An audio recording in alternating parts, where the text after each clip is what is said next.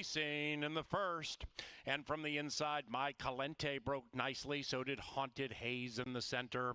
And Haunted Haze is in search of that early lead.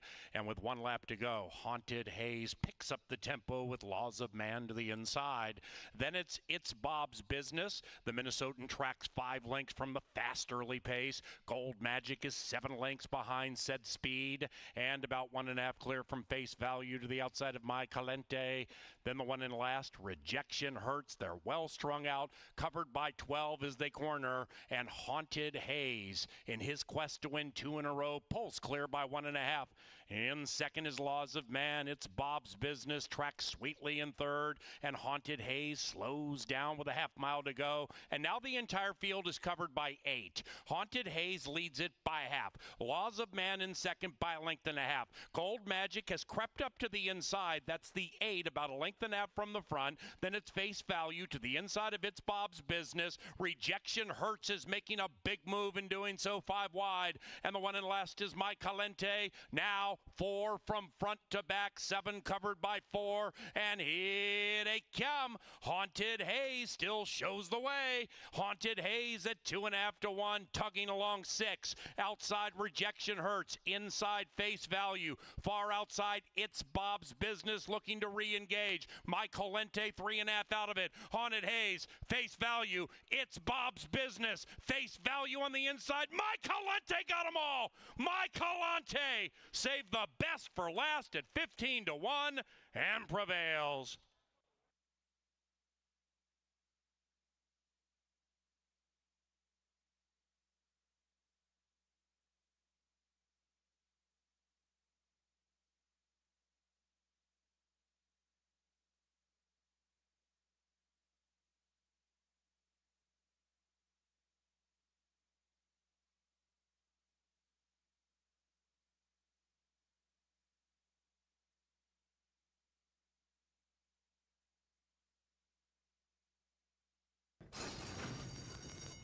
And they're racing. Per Tiger was off nicely, and from the outside, Petite Jean trying to come up big. Between them is Aunt Kendra. After that, Molly's Mia. The gray is Hazard to Your Health. Prominent fifth, 4 out of it, 2.5 clear from Last Beauty. Then it's a gap of about 4, maybe 5 to Island Jive, and Island Jive is racing to the inside of Mia's Angel, and they're about 12 lengths behind. Molly make that Petite Jean. Petite Jean by 4. Handheld. Petite Jean trying to bump that margin to 5. Aunt Kendra's next. Then we come to Per Tiger. Molly's Mia is working hard. 8 lengths out of it. Likewise for Hazard to Your Health and Last Beauty. And Last Beauty is 10 lengths behind First Horse. That is Petite Jean. Petite Jean at 4 to 5, living up to the hype with 2:50 to go. 7 lengths clear from Aunt Kendra. Per Tigers to the inside. Island Jive late. Likewise for Mia's Angel, but Petite Jean is gone. Petite Jean wins it. Mia's Angel flies on to get second, and Island Jive sneaks into third.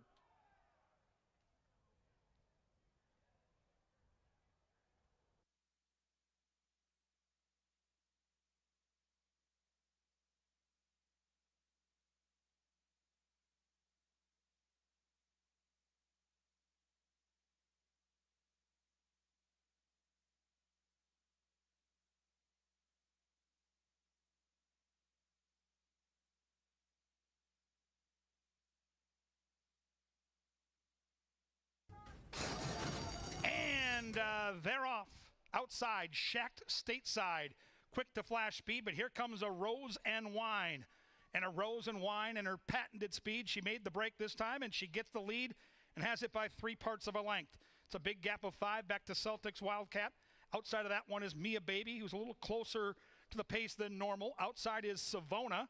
Gap of 2 to Cato's Lady. Then we come back to Invincible.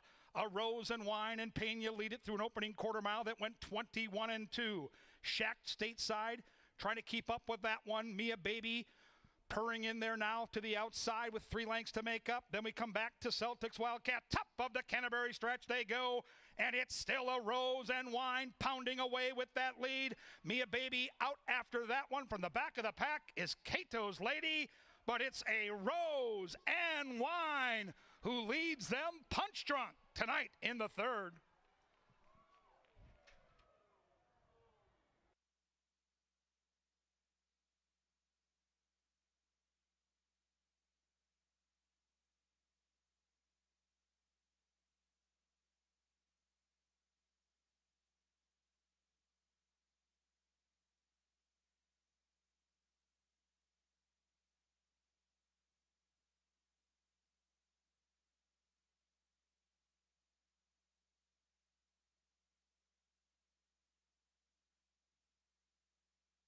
St. Elmo unseated jockey Luis Valenzuela shortly after the start. LAV, with the assistance of some starting gate crew members, has gotten up under his own power. And those of you with wagers on race 4, hold all tickets, specifically those with wagers on number 9. All righty, the others kick on, and on the lead, Il Capitano. That's the one to the outside of I Will Stand. Then we come to Out of the Dark, about 2 lengths from the lead, angling to the outside. 3.5 lengths behind that, Martini Blue to the inside of Handsome Harry. Then it's about 3-4 lengths back to Burning Leaves. And Burning Leaves is a country mile clear from Last Martini. That one's about 15 lengths from the lead. And the remaining cast heads into the far turn. And up top, Il Capitano continues to slug it out. I Will Stand the inside, Out of the Dark the outside. Martini Blue swirling behind said trio. Handsome Harry's looking handsome to the outside, 4 out of it. 3.5 clear from Burning Leaves. Then it's Last Martini, and they have a quarter of a mile to go. Out of the Dark and leading jockey Luis Fuente strike the front at 2.5 to 1. That's it for Il Capitano. Here comes Martini Blue to the outside. Martini Blue hooks up with Out of the Dark. Behind them, Handsome Harry and Burning Leaves. They have a football field to go. Martini Blue, a resurgent Out of the Dark and Burning Leaves very late. Out of the Dark, Burning Leaves, Out of the Dark, into the light of the winner's circle.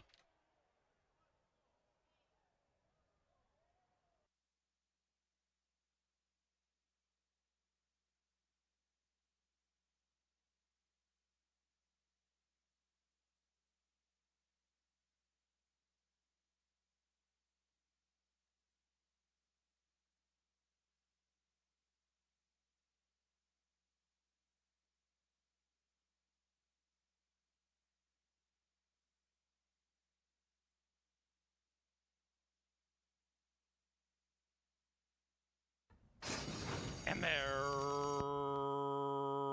racing. Midship Molly from the 11 spotted, 9 to 1, flashes good early speed. Baby Doll Peach is up and at him on the inside at 2 to 1, but it is Midship Molly to grab the lead around the first turn and open up by 1.5, and now she speeds up. Likewise for Baby Doll Peach to the outside. Then we come to Thunder Song trying to take third to the outside of Aunt Gwen's, and that one's about 5 lengths from the lead, but advancing to the outside of Too Hot to Stop. Then it's Grace Alace, 1.5 to the good of Raytastic. Inside, Red Sunshine. Between runners, Blazing Performer. And outside of that one is Carbonet. Then we come back about 2.5 lengths to Honey Crisp. And the one in last is Delta Knights. They're covered by 13 into the far turn. And we have a 2-headed pace battle. Midship Molly to the inside of Baby Doll Peach. Then we come to Aunt Gwen's in the catbird seat, if good enough, 2 lengths from the front, and those 3 are running away from the others. Too Hot to Stop senses the warning call and is 5 out of it on the move. Raytastic also is closing in, and then it's Blazing Performer, 10 lengths out of it. 3 of them pack up with 2:50 to go. Between them, Baby Doll Peach, Midship Molly, the inside, outside Aunt Gwen's, and Raytastic is finishing fast at 5 to 1 on the inside. Up goes Aunt Gwen's. Aunt Gwen's from Raytastic to the inside. Baby Doll Peach fights back. Ooh, tight photo. Baby Doll came back and won it.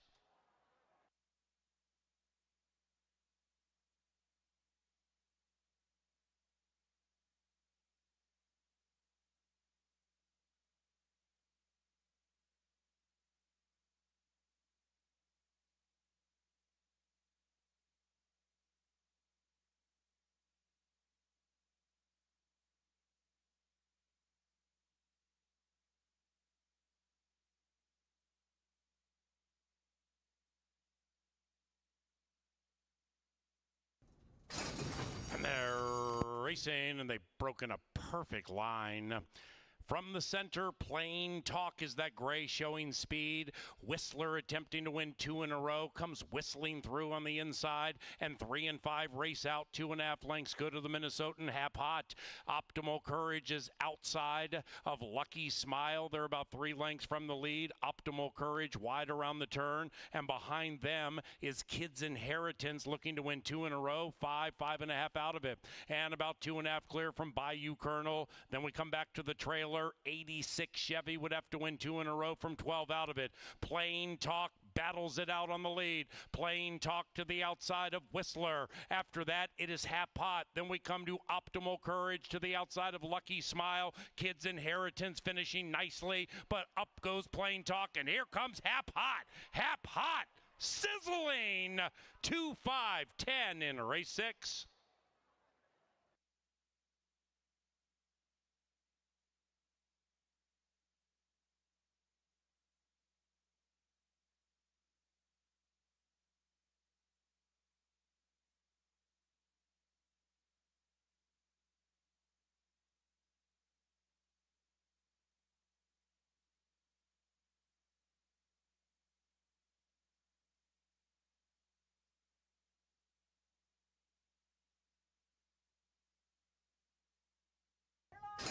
And they're racing. From the center, Take Charge. Lila tries to take charge, but Carson Bay outsprints them all, and Carson Bay grabs the lead to the inside of Gopher's Axe, and Kaya's Choice, this firster with really good early speed, comes scooting through the inside to grab the lead from Carson Bay. After that, Take Charge. Lila, 7 lengths out of it to the inside of AF Tough One, and Texas Lace, that debutante's advancing 8 lengths behind fellow debutante Kaya's Choice. Carson Bay still chill to the outside of Kaya's Choice, and Carson Bay grabs the lead. Miss Stilettos in the boss's colors about 4 lengths from the front, and 5 clear from Gopher's Axe, who goes on the retreat. Texas Lace, 8 out of it. After that, Take Charge, Lila, and AF Tough One, and they're chasing a tough one in the shape of Carson Bay, and Carson Bay has put their backs against the wall, and she is gone. Carson Bay, the People's Choice, lives up to the hype. For the Miners, Miss Stilettos, Gopher's Axe, it is 5-7-4.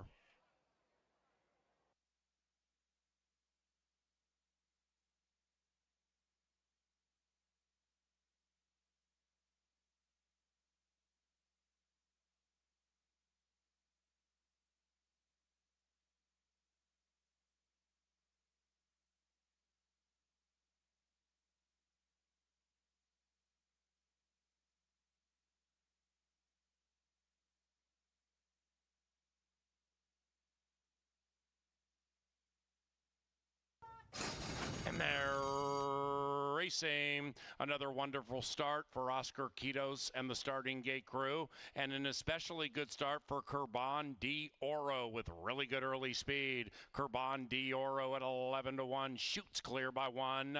Little Bit Tipsy is next to the inside, and that one has been overtaken by Gimme Mo Money, the favorites on the move. Franny is next, third, 2.5 lengths out of it. 5 to the good of Got to Try Mischief. That one's 7 lengths out of it, advancing a smidge. Drama Speaker is about 10, 11 lengths out of it, overtaken by My Girl Lily. And then we come to Queen of Spirits last, around about the quarter pole. Gimme Mo Money strides up trying to run away. Gimme Mo Money. Rodriguez working hard on this favorite. Kurban Dioro fighting back diligently to the inside. Outside of that, right behind them, a little bit tipsy, far outside is Franny. Gimme Mo Money. This favorite is languishing, and there goes Little Bit Tipsy at 4.5-1. Little Bit Tipsy with an intoxicatingly good move has left them punch drunk.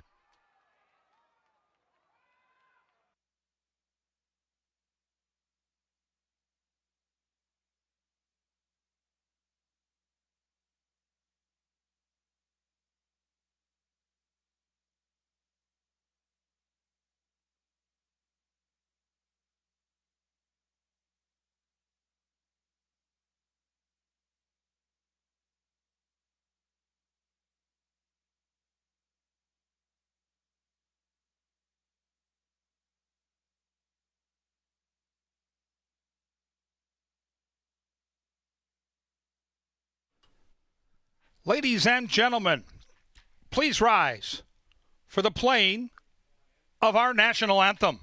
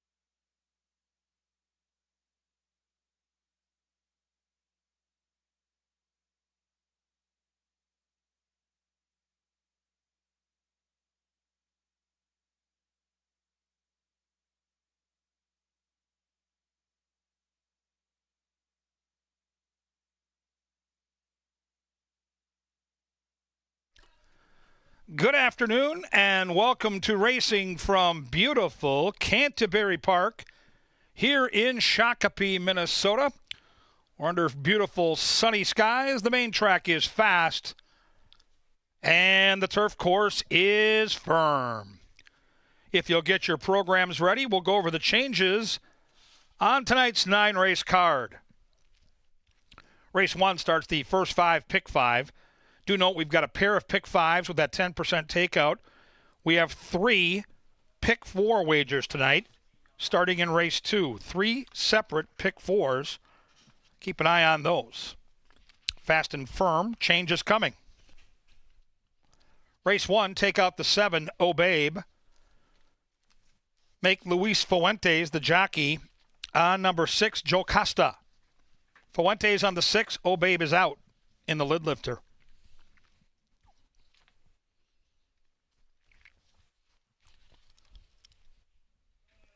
Race 2 is free and clear. There are no changes in today's second race.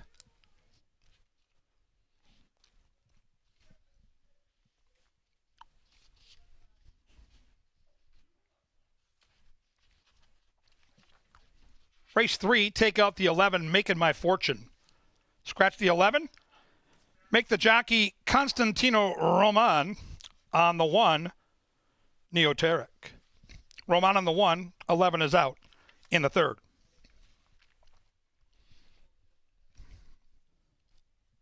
In race 4, jockey change on the 10. Make the jockey Luis Fuentes. Fuentes rides Big Hammer in the 4th. Workout noted there for the first. Horse 1.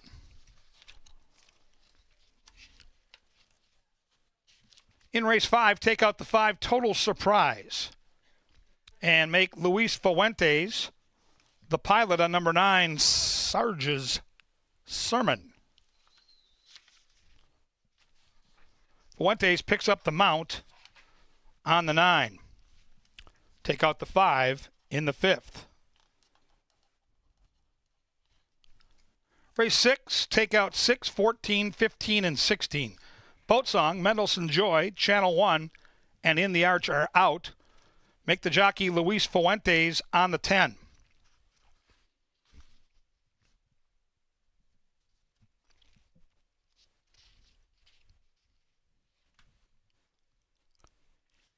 In race number 6, rider change on the 13. Make the jockey Serafin Carmona. Carmona picks up the mount on the 13 horse in race 6. Race 7, take out the 1, Infinity Factor. And on the 4 horse, make the jockey Eduardo Gallardo. Gallardo picks up the mount on the 4 are audible. Take out the 1 in race 7.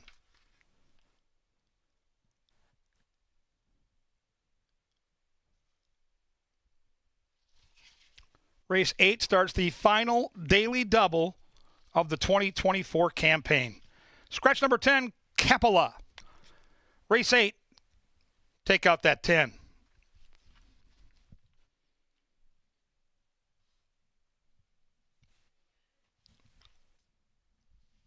Race 9 is the final race of the Canterbury Park season in 2024.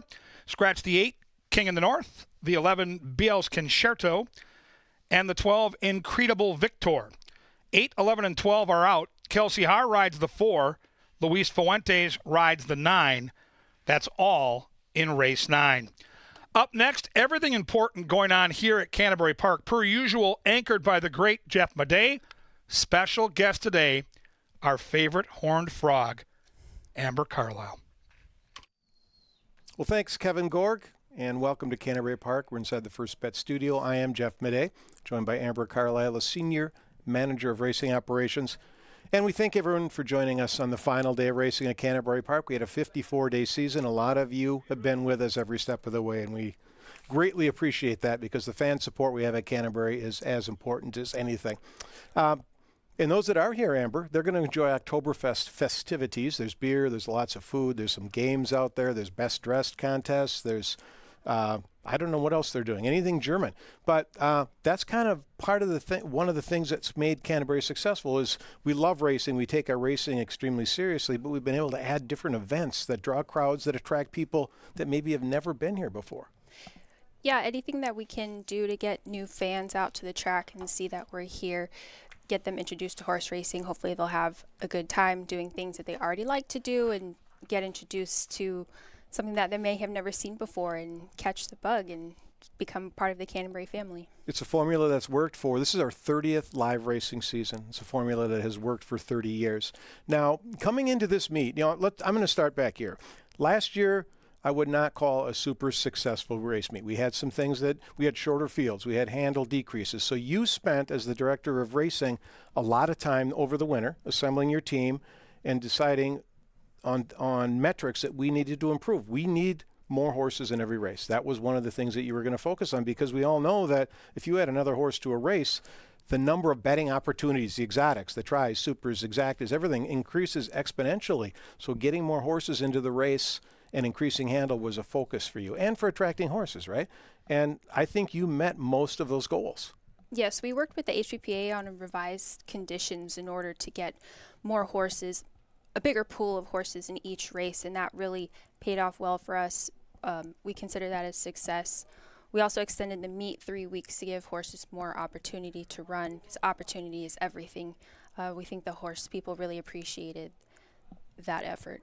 Yeah, it seems like it because they responded. People really came to race. You offered some starter incentives for trainers, which I think helps as well, help pay some of the bills. And just, it's so, I don't think people appreciate, because everyone says, well, God, there's only 7 horses, there's only X horses in the race. No matter what track you look at, I don't think fans appreciate how difficult it is to get horses. There's fewer and fewer horses every year, so you've got to try to set yourself apart. I think we've done that with the conditions.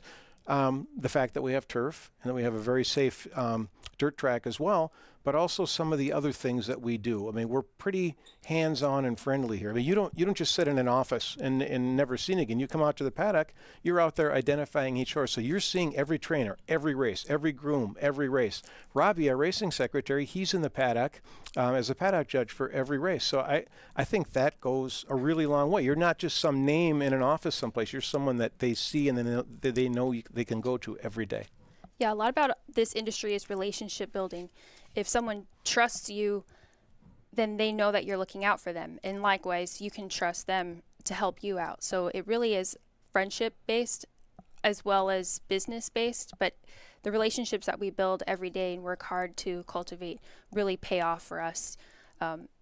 It's definitely a win-win situation when we have good relationships with our trainers and owners. I agree, and this has been just a really good community too. I think when people come here for the first time, it's a great community, both inside the fence and then outside the fence. The people of Shakopee really accept our racing community. But inside, too, there's so many things that happen with our benevolence programs, the chapel, the HBPA, the teaming up with the CAP agency, which is a local agency that helps people that might need something, with the food giveaways we do and the cookouts we do and the chapel services and just, the rides into town so people without vehicles can get in and do some shopping and come back. All those things make this a very, very friendly backside, and I think that's something that you're very involved in that we all need to be extremely proud of. I mentioned safety as well.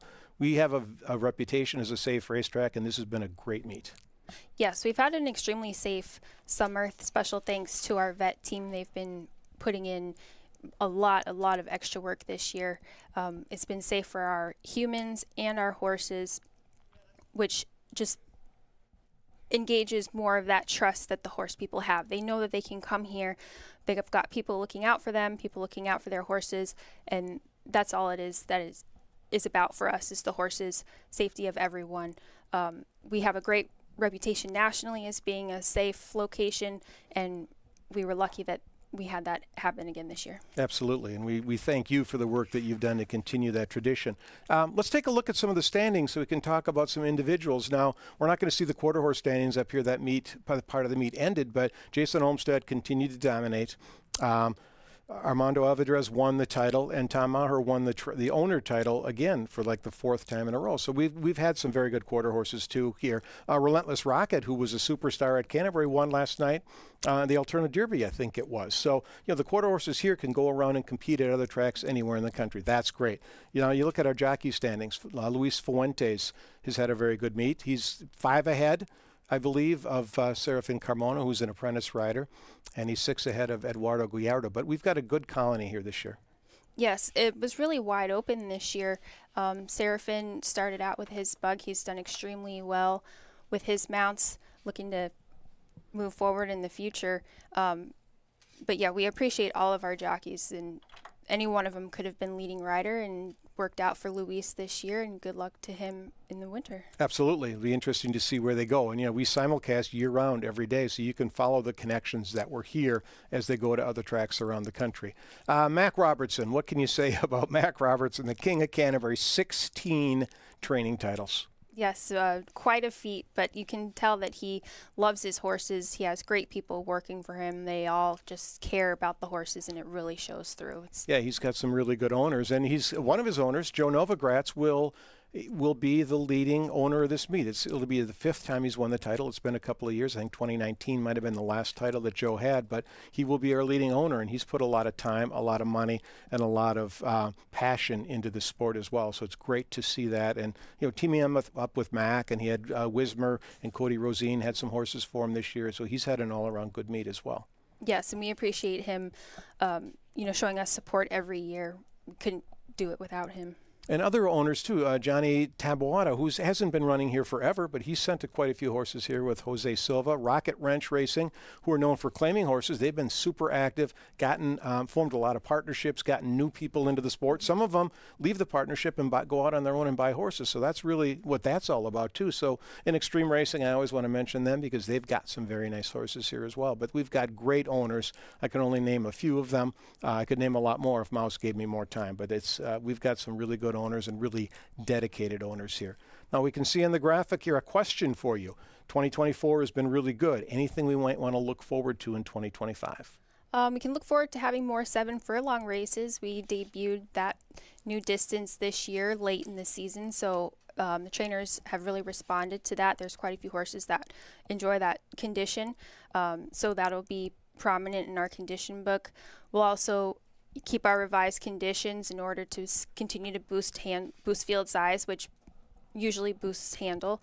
That was really successful for us this year, so I think we'll keep doing that. Good. I mean, a lot of good things, and I know you'll work hard again this winter, and hopefully we catch a break at the legislature as well and get some are given an opportunity to compete nationally. Mm-hmm. We can't let Brunel Roan retire without saying something. There he is. I just found out from Richard Grunder. Richard called me today when he's in the hospital. Great race caller, also a very good agent. Brunel, he first met Brunel in 1973. Richard was calling races in Canada at Marquis Downs, and Brunel was training there. 1973. First trainer to bring a horse onto the grounds at Canterbury in 85. He's run here every year. He says he's retiring. He'll still be in the game, but he's earned it. He has done it the hard way. Yeah, we couldn't be here without him. He's really dedicated to Canterbury. We appreciate everything that he's done for us. You know, he goes to other tracks, is a real advocate for us here, and we'll miss him as a trainer, but hopefully he'll still be a face around town. Absolutely. He says he'll still own horses. We'll still see him here. Hopefully he can be a mentor for others. He's been a great advocate for racing, a member of the Minnesota HPPA for years. So, Brunel, we wish you the best. But let's win a race today, too, while you're at it. The Pick 5, we've got 10% takeout. That's something that you've been an advocate for as well, something that we can use to kind of talk about Canterbury when we talk about betting, because betting's important. That's handle. That's kind of our calling card, that 10% takeout. I think it's been successful. I think the fans do as well. Mm-hmm. Giving more back to the fans when they win is important. You know, we just really appreciate all of our fans that can participate here at Canterbury and keep spreading the word. We have great fans, not just here but nationally too, and people come and visit us and they enjoy it. I think we put on, our TV department, our announcers, the STEAM team, we put on a really good show. A lot of passion, not just in front of the camera, but behind the camera and behind the scenes in the racing office as well. You've done a great job, Amber. It's been a privilege and a pleasure to work with you. And, you know, you're moving up. You're doing some things. You're making moves, as we like to say, and they've been things that have been beneficial to Canterbury. I've been here 30 years. So I do appreciate that. And how many, you know? Thank you. There we go. We did it. Now, we've got Paul Ellen is out of town. He's calling the Vikings game. They're in Green Bay. That means we've got 2/3 of the STEAM team. We've got Kevin Gorg. He'll call the races tonight. Angela Herman, you'll see her all afternoon into the evening. She'll be analyzing, giving you winners. Watch out. She's been on an awesome run, giving out double-digit winners every day. Learn more today at the races. It's coming up next. Brought to you by Touchdown Tile.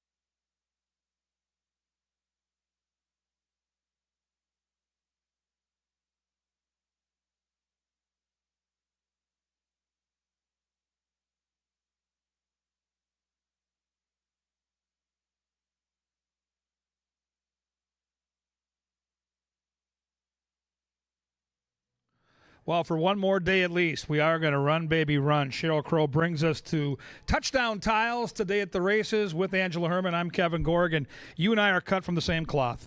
We've had a love affair with this racetrack our entire lives. For me, it's 40 years, going back to 1985 when I first came to, at the time, Canterbury Downs. These are awesome days because the card is great, the weather is perfect, but they're also sad days because I don't like when the racing season is over.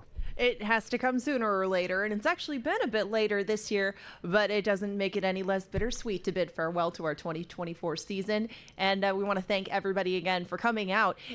You underscored how nice it is out. I think we're going to set like a record high in Minnesota. This is very unusual, and considering some of the weather around the rest of the country, don't be surprised if some of these pools get pretty big, because we have great races put together, minimal scratches outside of the also eligibles, and really a good variety of horses to lead us into our finale. Yeah, big fields, big betting opportunities. We have 3 different pick fours, front and back end per usual, with the first and final 5. And I just love the card. Like, I looked at this card, and, we've had some good ones all year. We've had some big prices. We just got to hear from Amber Carlisle. Her and her staff have put together an amazing 2024 here at Canterbury. But I would put this card up against just about any other card this year. If you look at the depth of fields, the lack of, 2 to 5 favorites that can't lose, which to me kind of ruin a card. And I don't see any of that on this 9-race dance card. Right. Usually we would look through the races and maybe say some sort of free space, a horse that sticks out really from the rest of his competition. Not the case in here. Even if you find a single, I'm not that confident in any one of them. It's one of those where if you are going to construct pick 5s, and they're 10% takeout pick 5s, give yourself a little extra time, maybe a little extra budget, because it should be worth the investment in either the first 5 or the final 5, which only have 1 crossover race today. Keep that in mind if you're playing the final 5, because we have 9 races today. We've normally had 8, so it starts in the 4th. Today it'll start in the 5th. Those are 2 10% takeout pick 5s, but you handle the duties for covering the first 5, which comes up in race number 1. Yeah, good start with the first 5. I couldn't find a single there. My single on the final 5, which I'm not going to give that ticket out, but I'm going to tell everybody it's my top pick and your top pick in the last race, who's got some speed, which we'll get to. And I think for all of you that have joined us all year long, yes, thank you for continuing to be such great fans. We've had huge crowds here all the way through this final week of racing. Great crowd, energetic crowd here on Thursday. I expect the same tonight, but the fun doesn't end here. Like, live racing will come back. It's going to be great when we get to spring next year, and we're talking Kentucky Derby, and Canterbury has that schedule looming. But we've got Santa Anita opening up this weekend. We've got Keeneland on the horizon. We've got the Breeders' Cup in early November, and our casino is open 365 days a year. This is the place you want to gamble. This is the place you want to be. It is run by a Minnesota family. It is all Minnesota employees. It's a hometown racetrack, and so make sure if you had a good time out here with the live racing, you come back and see us and spend some time in the casino or upstairs on the 3rd level at the Horsebook. But right now we got to make you some money today. So let's get to the card. Race 1.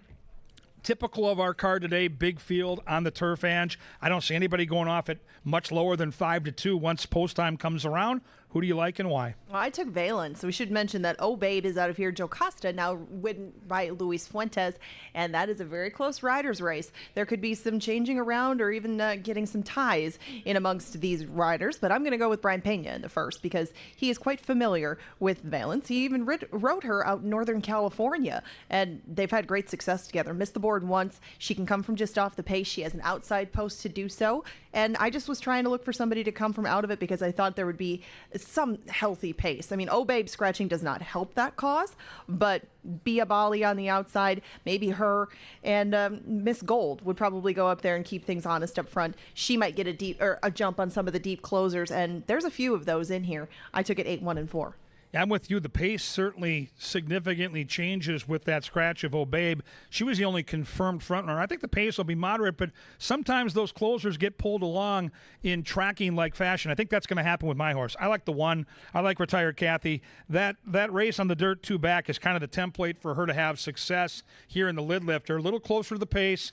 Hug that rail, and then when it's time to go, Chad Lindsay can press the button. She's talented. She's a 3-year-old. I think she's sitting on a win. I think Jocasta is absolutely the horse to beat. Should get a great trip up near that probably lukewarm pace. Jocasta's in good form off a win. You get Fuentes, who's hungry to win a title. And then, yeah, Valence is a horse that I cannot leave off the ticket. So I go 1, 6, and 8 to start that first 5, and those will likely be the 3 horses I focus in on my ticket. Race 2, we rotate to a fast main track, and we get a big field here of 9 horses, no scratches or jockey changes. And I found this race to be another one, like most of the races on the card, where the top 4 or 5 horses were easy to find.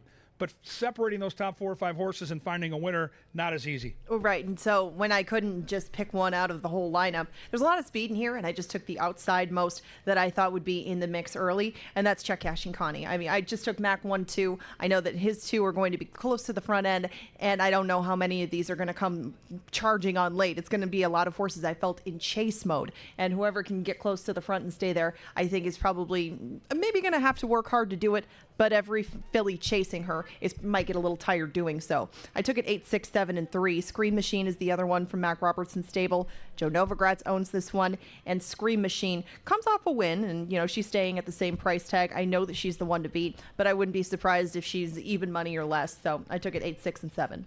Yeah, I was torn here. I looked at a bunch of different horses. In the end, I settled on Starlet Cole, the 7. The barn does exceptionally well when they go from a route back to a sprint, near 30%. That's a big number for a barn that wins around 10%, so that's triple what they normally do. I think Starlet Cole's going to get a great trip, sitting just behind Scream Machine. That horse isn't fully ready to go tonight at around 4 or 5 to 1. I think this 7 ball can go right on by. I'll take it 7, 6, and 3, but I'll have to go deep if I'm going to play a pick 5 that includes race number 2. Back to the turf for the 3rd. Big night tonight as we celebrate the great career of Hall of Fame trainer Bernell Roan. He's got a couple of really live chances to win.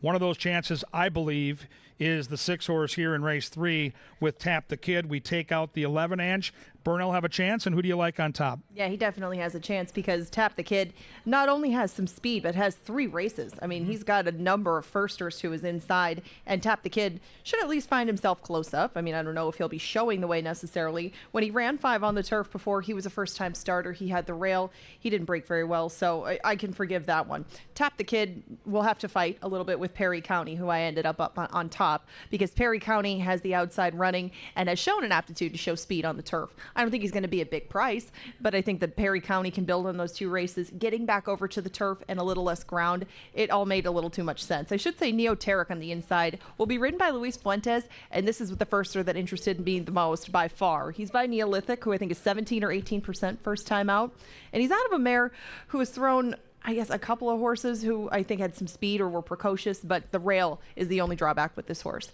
I think that he was entered a different day with a stablemate of his. They scratched him, put him in this spot, and he's shown enough speed in the morning. He's been keeping up with a barn who's put out excellent numbers with their 2-year-olds all season long. I took it 10, 1, and 9. See, I was torn between a first-time starter and Perry County. Perry County's the easy way out. That's the way I went. Outside, early speed, horse is going to be in the mix. If you're picking for a percentage, that's where you're going to go. If you're betting and looking for a long shot, and Johnny the Mouse Mickelson is here with me, and that makes me happy because Kelsey Harsmount here, the 2 Secret Legend for Bobby Klein, is super interesting to me. This is a 2-year-old son of Matole who's all about sprinting. We've got some turf blood in there, 14% for Matole, turf sprinting. And we got some really nice workouts, including a workout in the last week that was quite eye-catching. The reports are this horse can run. So Track Phantom has the horse on top. Dave Valento, one of the best national handicappers I've ever seen.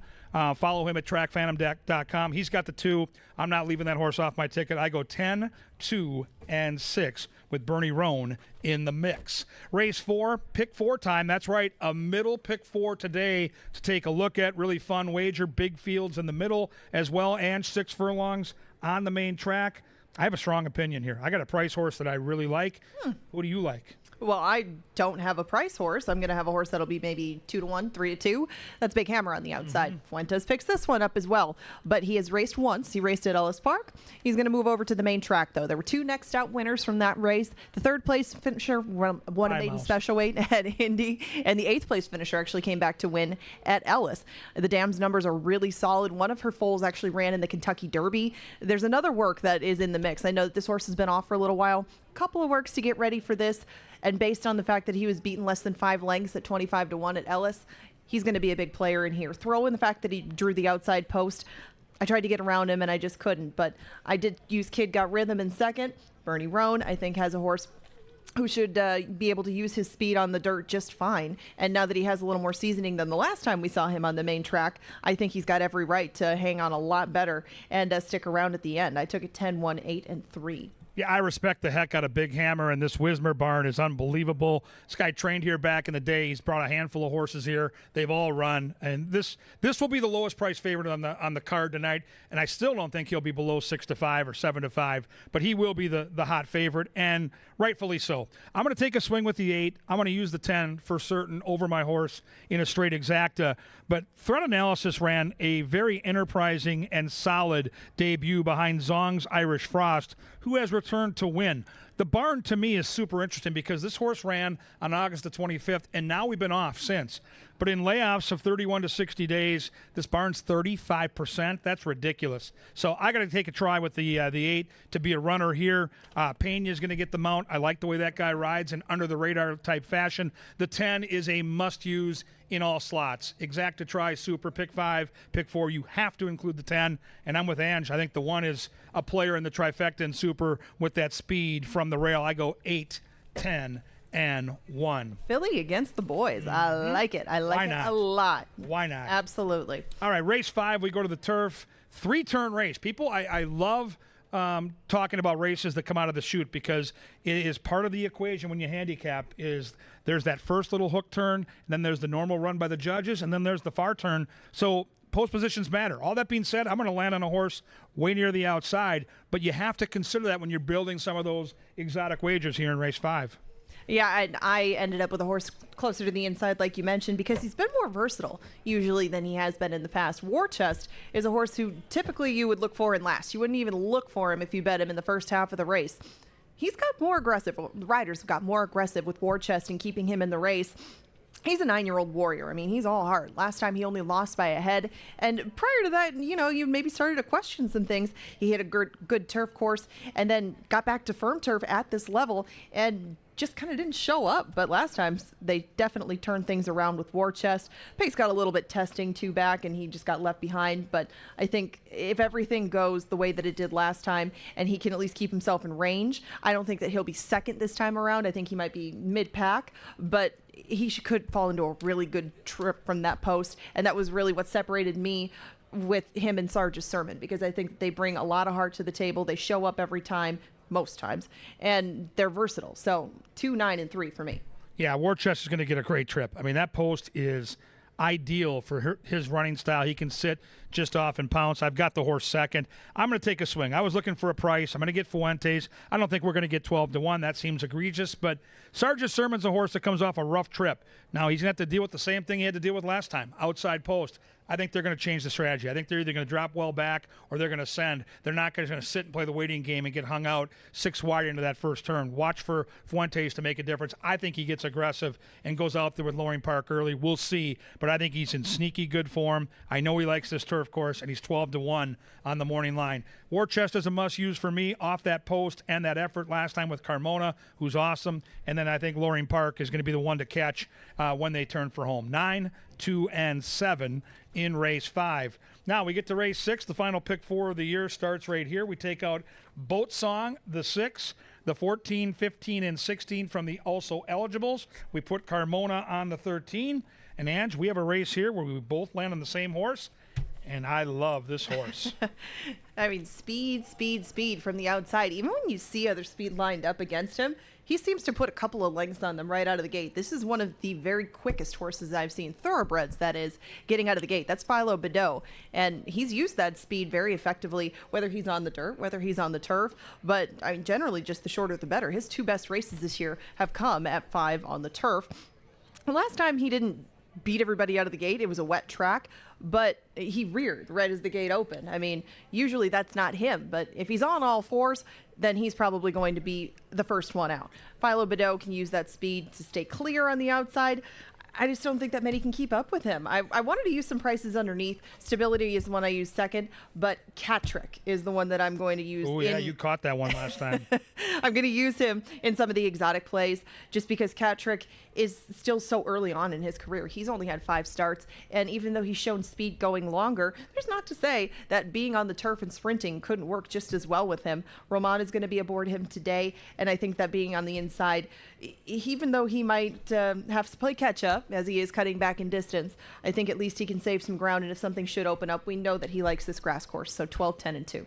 if the one horse wasn't entered or scratched, if Bodenheimer wasn't running, I would be unloading my wallet on Philo Badeau. The presence of Bodenheimer has me a little bit scared on Philo Badeau because as fast as he is, if Bodenheimer runs his race, he's going to be right there with him. I'm going to promise you that, and they're both going to be vulnerable turning for home. So just keep that in mind. If you like Bodenheimer, I know a couple of our very well-respected handicappers in the press box, including Jay Litzer from the Minnesota Tribune, has this horse on top. I don't know what to do with Bodenheimer. I do know Philo Badeau will be out there, though. He's consistent, and I think he's good enough to win the race. If he falters, watch out for the 8. Future Perfect. Mac and Morales look super sneaky at that number. I go 12, 8, and 1 in race 6. 7th race is our stakes race of the night. 6 furlong handicap race. We take out the 1. We put Gallardo on the 4. And we get, with the scratch, 10 2-year-olds, boys and girls battling. This is a fun one. Yeah, this is a fun one. A horse you might have heard of a couple of years ago named Two Phils came through this path. And now we're going to see what 2-year-old comes out of here and goes on down the road, hopefully to bigger and better things too. Indy Freedom is the one that I believe we both landed on. Indy Freedom has only run once, but I'll talk a little bit more about Indy Freedom in the angle a little bit later. There's some numbers to throw at him, but Roman has been on board a lot of Tim Padilla's 2-year-olds this year. And there's a very talented one to his inside named R&R Artable. He chose to go on Indy Freedom, and Indy Freedom just debuted at the end of the summer. I mean, he's a foal to a horse named Freedom to Speed, a really good 2-year-old. That's an Iowa bred, but a very, very classy one. And again, he said 7 2-year-olds start 14 times this meet. Roman's been on 11 of them, and he's won with a few first-time starters. I like the outside draw for him. I hope that Don't Fly Standby is going to take a decent amount of money, and he should, given the first 2 races that he's turned in.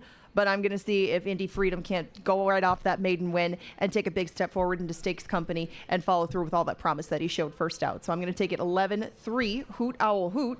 Minnesota bred. Going to take one of the locals to get in the mix because he was very impressive at first, asking to not a huge figure or number to come out of that race, but I think that Hoot Owl Hoot obviously still has more to offer. I mean, he was pretty much under wraps by the end of that, and I am going to use Don't Fly Standby in third.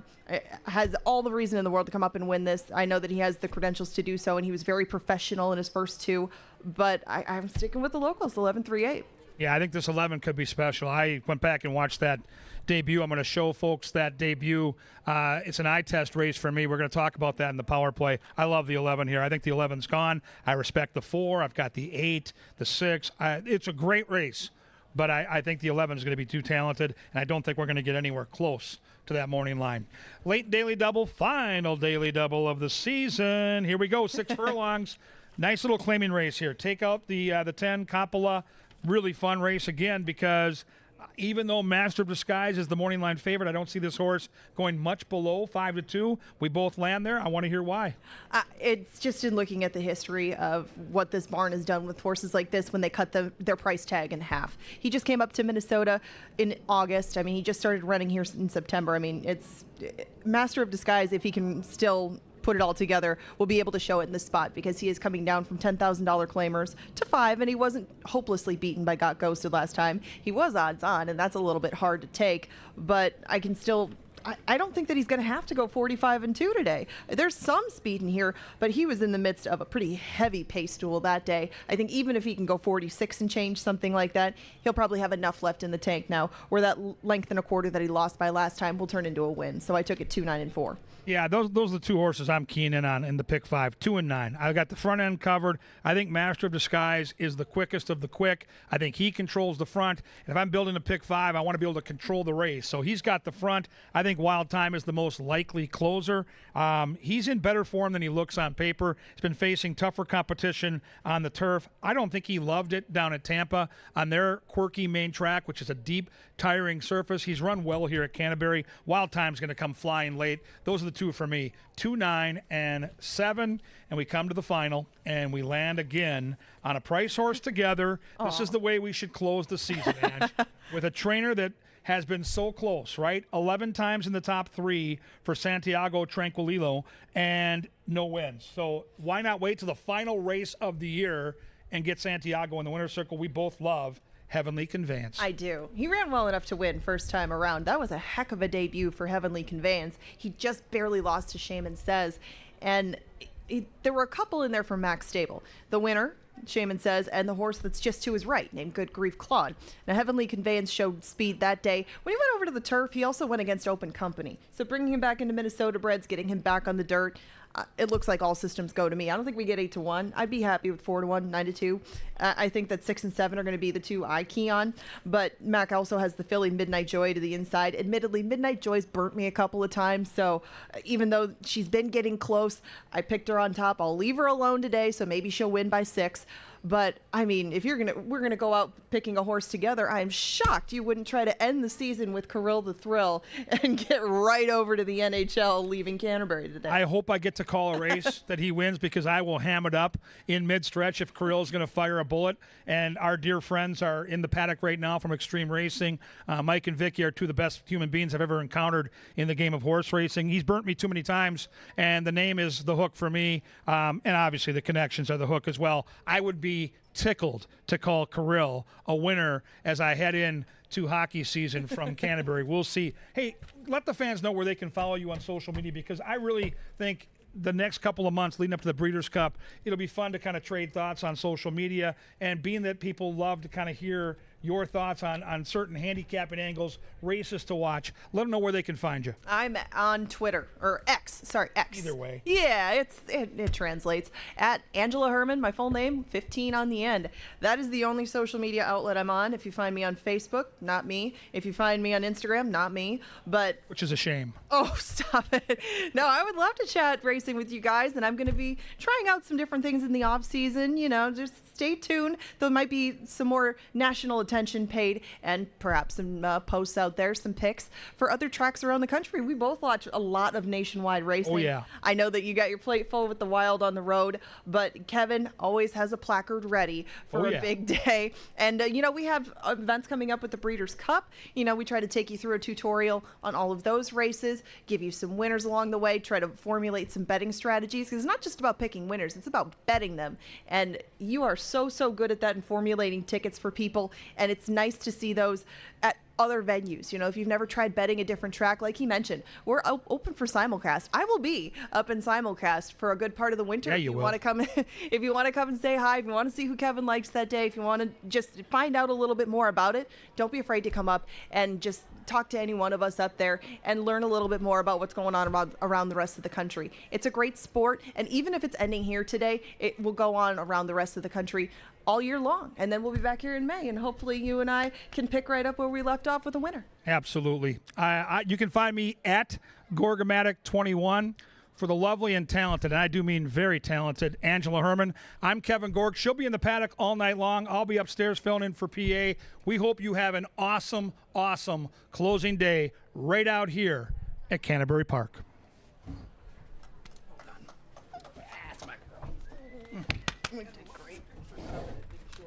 Which race number?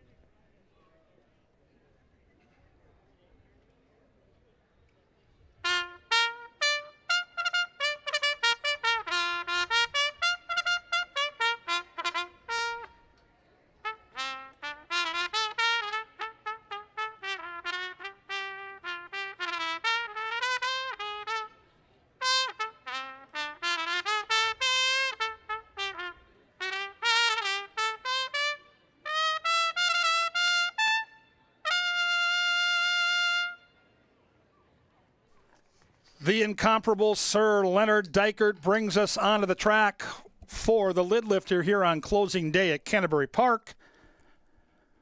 Race number 1 on a firm turf course. Win, play, show, exacta, trifecta, superfecta, daily double, pick 3. And the featured bet, the 10% takeout, 50 cent. First 5, pick 5. Pick 5 time here at Canterbury. At the gate, ready to rock and roll, 6 minutes.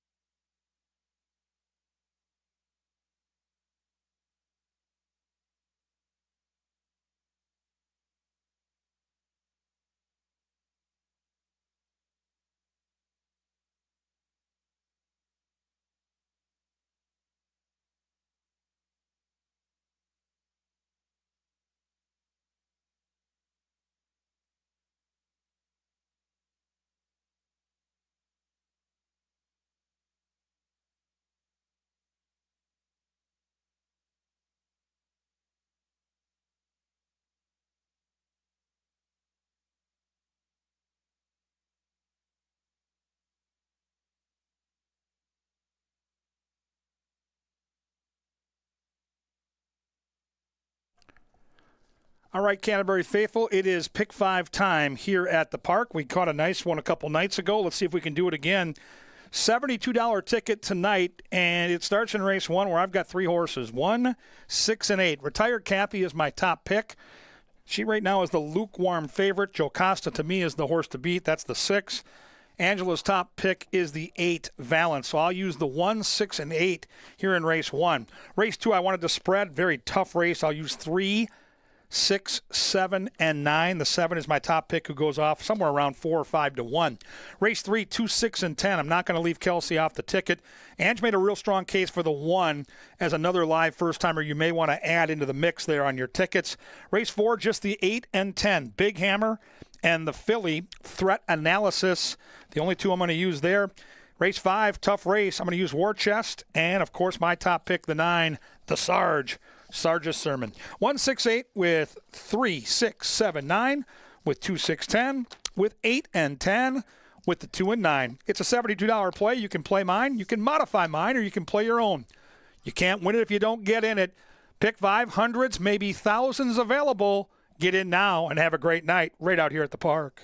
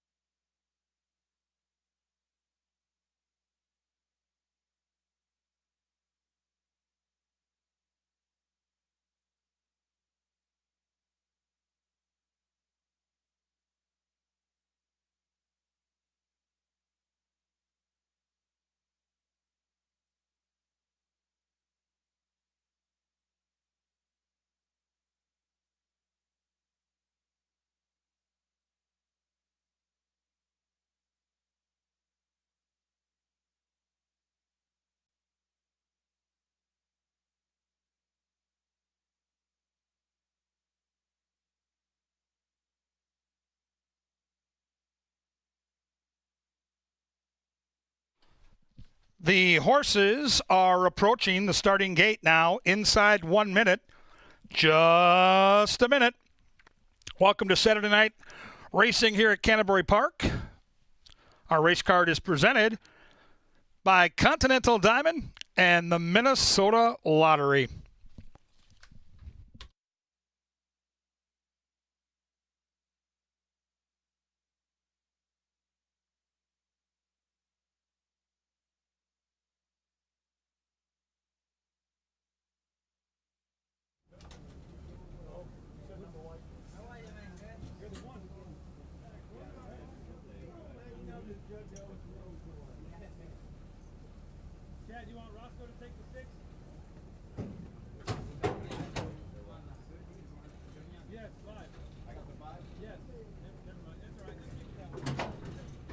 And the horses have reached the starting gate. It is now post time. Post time for a Saturday night in Shakopee.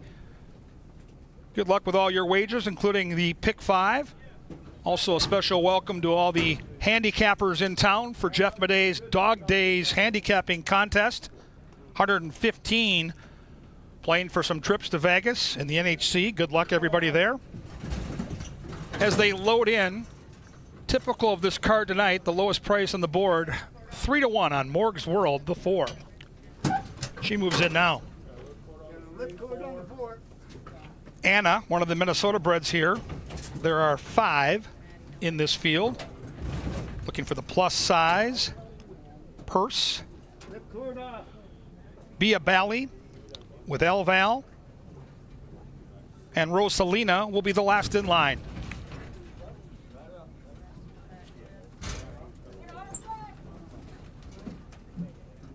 Moving in now.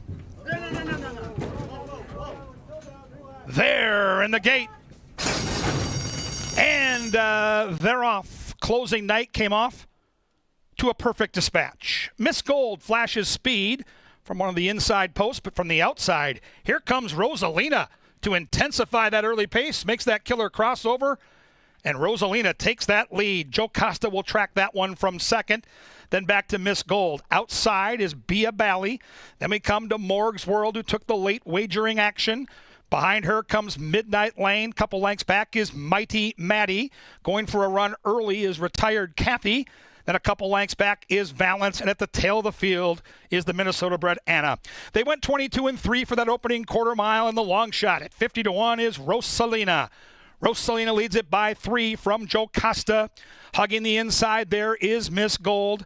Midnight Lane's got 4 to make up. Bia Bally is right there in that early clump of horses along with Morg's World. Retired Kathy has moved off the rail for some running room. Lindsay has her poised to pounce from 5 lengths behind those leaders, and the complexion changes. There goes Joe Costa, and there goes Midnight Lane, and they cut together. Rosalina could not keep up.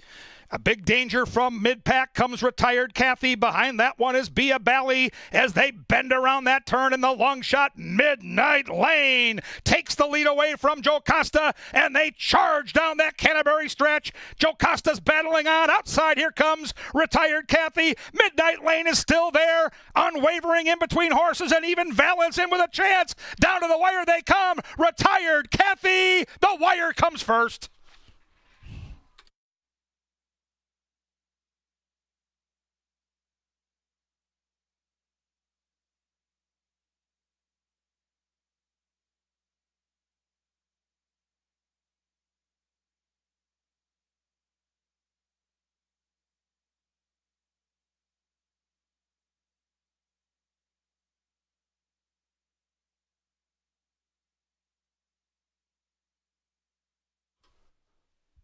A spine tingler to start the Saturday. 4 horses within a length there at the wire. That finishing time was 1:35.07. Photo sign up on the board. Photo.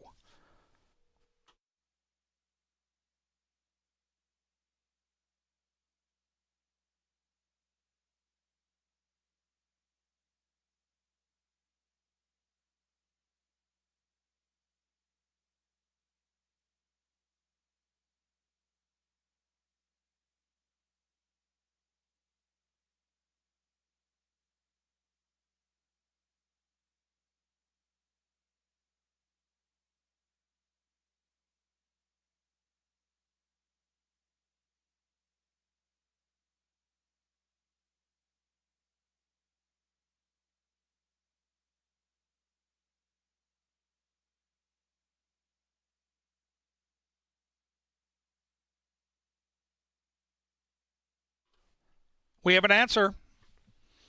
Photo sign is down. The winner of race number 1 is number 1, Retired Kathy, off as second choice and 5-2. Valance runs a valiant second. Jocasta settled for third. Midnight Lane completes the superfecta. 1-8, 6-9, soon to be official.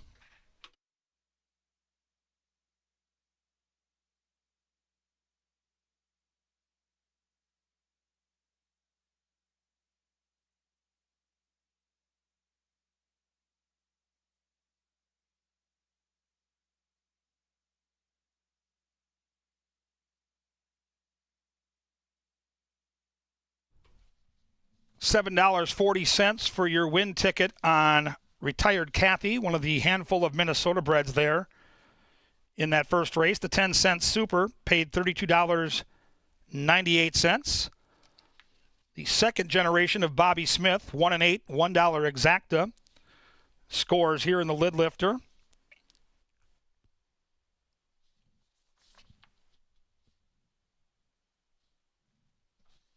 That exacta paid $16.50. That trifecta, $32.55.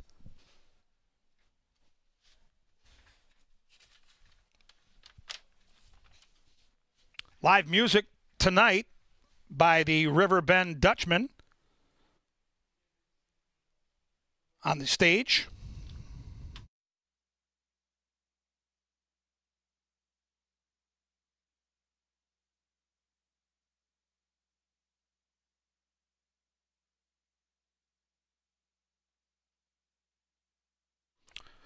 Uncle Chunk, I was misinformed. Uncle Chunk playing on the stage here on the grandstand side. Enjoy the Chunksters. All kinds of good fun to be had as we get set to celebrate the winner here of race number 1 on closing day. She's the one, Retired Kathy. She's a 3-year-old bay filly by Firing Line out of Shaw.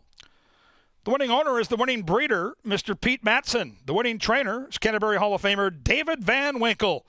And his go-to guy in the saddle with the win in race 1, Chad Lindsay. Congratulations to the victorious connections of Retired Kathy.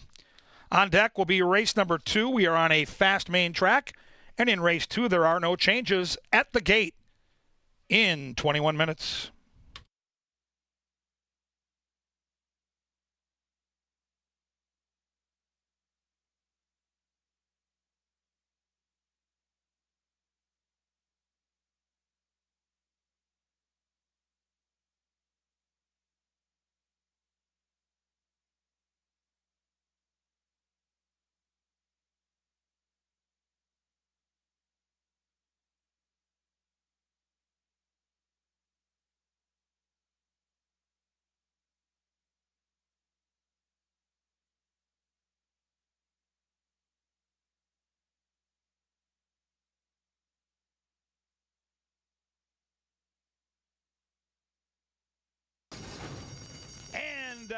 They're off.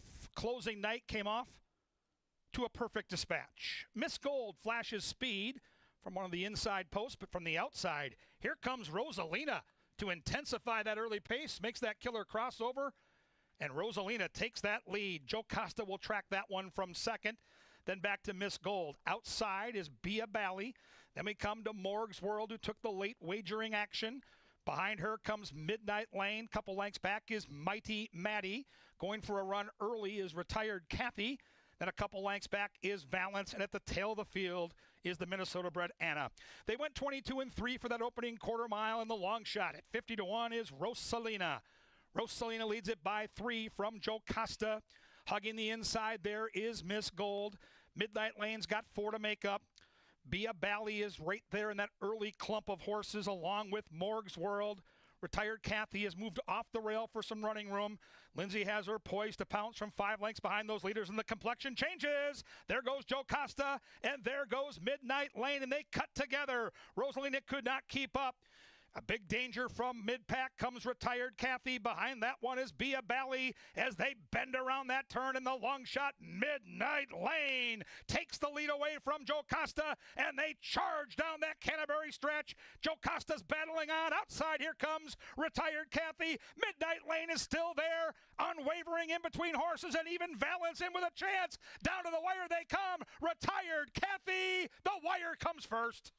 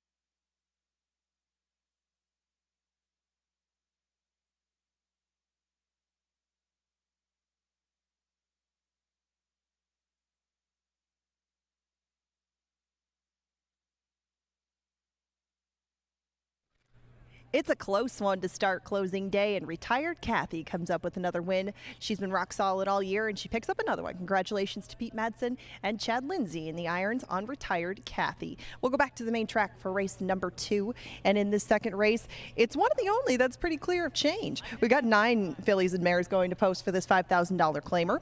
We'll start on the inside with Mizzen Millions. Mizzen Millions is coming off a pair of third-place finishes, but she was going longer in both of those. In fact, last time she was one of the first entrants to go in our 7 furlong shoot, and Mizzen Millions came up third that day behind Childproof. She does have a touch of speed to her, and just given the fact that she drew the rails, she might have to use that, but there is plenty of pace to her outside, too. Luis Fuentes might have some decisions to make early on her, but the price should be right, and Mizzen Millions on that cutback should have a little gas in the tank down the stretch, and right now she is 11-1. You do get some big prices on the inside, including Kiba Lucky Day. She gets a little more ground to work with. Not sure that's going to be advantageous, but she's handled this main track just fine in the past. Even though she doesn't have a win over it yet, Kiba Lucky Day usually makes a good account of herself for at least a good part of the race. Luis Valenzuela is going to be in the irons today, and Kiba Lucky Day is another one that you could probably use at least underneath if you like playing tries and supers, because she usually fills out at least one of those spots. Hasn't quite hit pay dirt this year, but again, a hard trier at a big price. Pageant Perfect, right to her outside, did just win a couple of starts ago. She stays in the same relative category, and she came up with a solid third last time.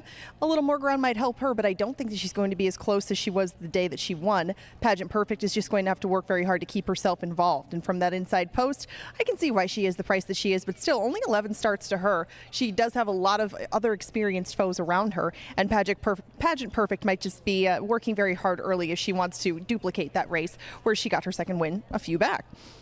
Fat and Furious should be coming from pretty far off the pace. She's tried that 7 furlong distance a couple of times on our track, and she's come up with her best performances doing that. Now she has to cut back a furlong, and that has not been as kind to her in the past. You can see that 5.5 furlong race between them. Fat and Furious just takes a little while to get going, and usually a little bit more ground does seem to suit her. But Fat and Furious is still another good price. You get 8-1 on her, now 9-1 she just clicked up, but not quite the same as Pat's Gal. And Pat's Gal is one who's done her best work going wire to wire. Don't see that happening today, but she sometimes has gone a little bit longer too, like she did 2 back. If you throw that one out of the mix, it's a very usable set of races, and usually when she is here at Canterbury, she seems to be at her best, and Pat's Gal is another appealing, I think, horse to use at least in superfectas and trifectas, but Scream Machine is going to be one that a lot of people use in the win column or on top of all of their plays, because Scream Machine is looking to win 2 in a row. She was in for a tag for the first time last time around, and that seemed to work out very well. What I mean by that is she made a drop in class from allowance foes down to this level. She won by a couple of lengths, lived up to the hype because she took a lot of late money, and just in looking at Scream Machine in front of me, doesn't look like it took a thing out of her. She looks very good bouncing around on her toes down here in the walking ring. Just behind her, Starlet Cole. This is Kevin's pick in our second race. She needs to turn things around, but she's coming off the turf course. She's getting back to the place where we last saw her run very well. She was only a length behind Fire and Spice the last time she tried sprinting on the dirt, and maybe with those 2 route races behind her, she has a bit more endurance to keep going down the stretch. Check Cash and Connie is my choice in here. Betty Jo Williams will be aboard her for her return to the races. It's been quite a while since we've seen Check Cash and Connie. She comes back with stablemate Scream Machine. I use these 2 on top because I thought that they wouldn't be as close as they were on the board initially, but there's some good works for this one leading into this next start. And Run Bambi Run is on the outside. Run Bambi Run hasn't won on our main track yet. She did win on the turf 2 back, but she did that wire to wire. It seems to be her preferred way to go, and only going 6 as opposed to those 2 turns may not lend itself to that tactic. 8 minutes until race number 2. They're headed out to the track for this 6 furlong event. Lots and lots of wagering to go with it. Pick 4s, pick 3s, doubles, exactas tries, 10-cent supers. A full field. You got 9 of them headed out to the track, and they'll take off in 8 minutes. Good luck in the second.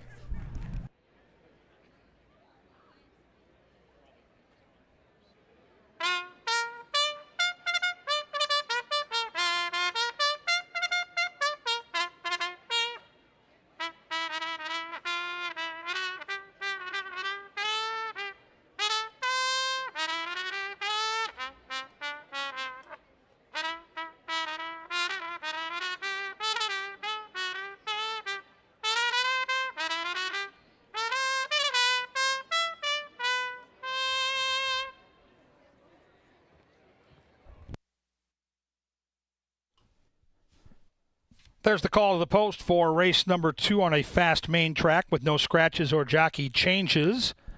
Win, play, show, exacta, trifecta, superfecta, daily double, pick 3 and the early pick 4 with races 2, 3, 4, and 5. Special welcome to some of our groups here at Canterbury, including the group from Milestone, TNC Smith Wedding Party, the Dog Days of Summer Handicapping Contest participants, the Winona State University Alumni Gathering, Charlie Sookup's 40th birthday, happy birthday, Charlie, and Brian's Derby Crew. Welcome to Canterbury. Looking forward to a great night of racing, and race 2 will commence in 6.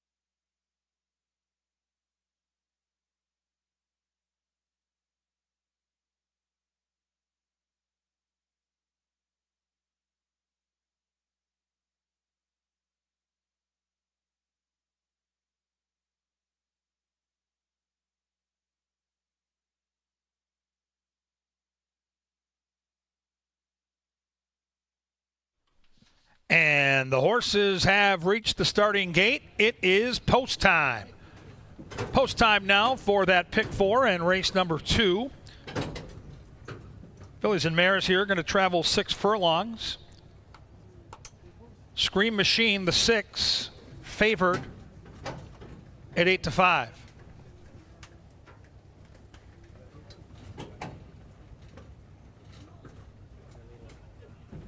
Moving in line now. Next is Pageant Perfect with Barejas. Here comes Fat and Furious with the gold cap. Check Cash and Connie, the 8, second last in the gate, the lone Minnesota bred here. And Run Bambi Run will be the last in line.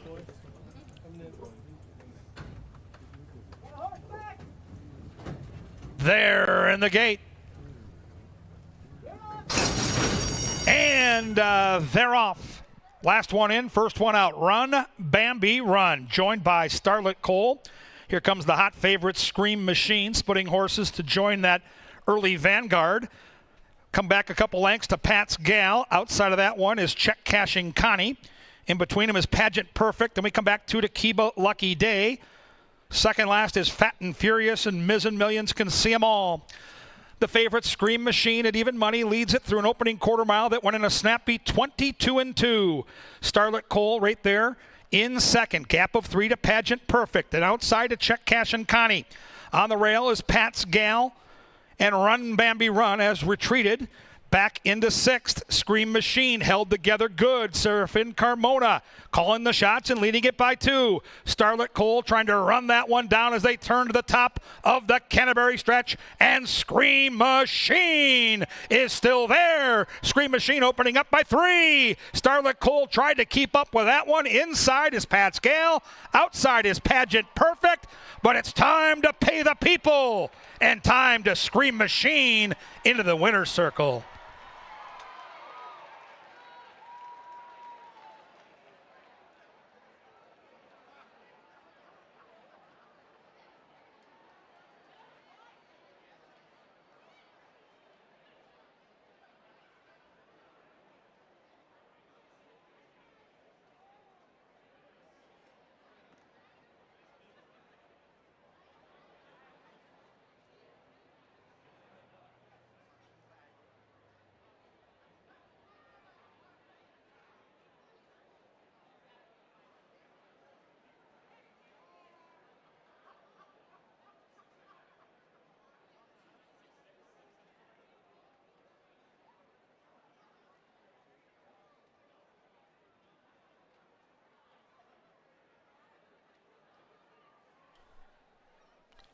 $112.59 up on that board.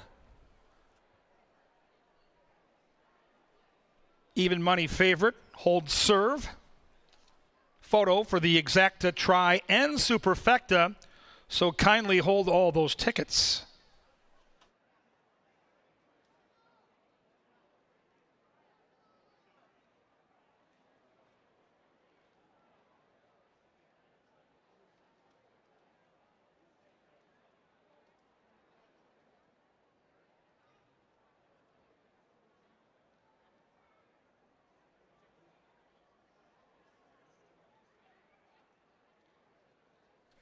Photo sign is down.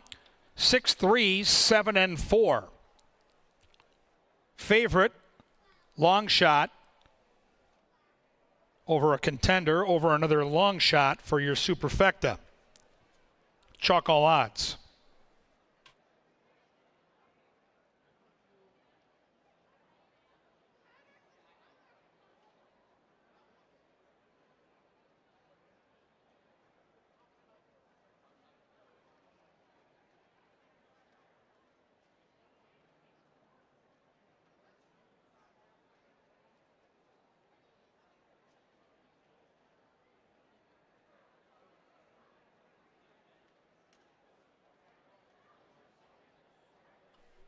Race number 2 is official and cashable. $4 for your win ticket on Scream Machine. That 10-cent super, $31.20. The 1-6 double, $20.20. The Kirk Loudermilk 6-3 exacta for $1, $14.30. That trifecta paid $26.40.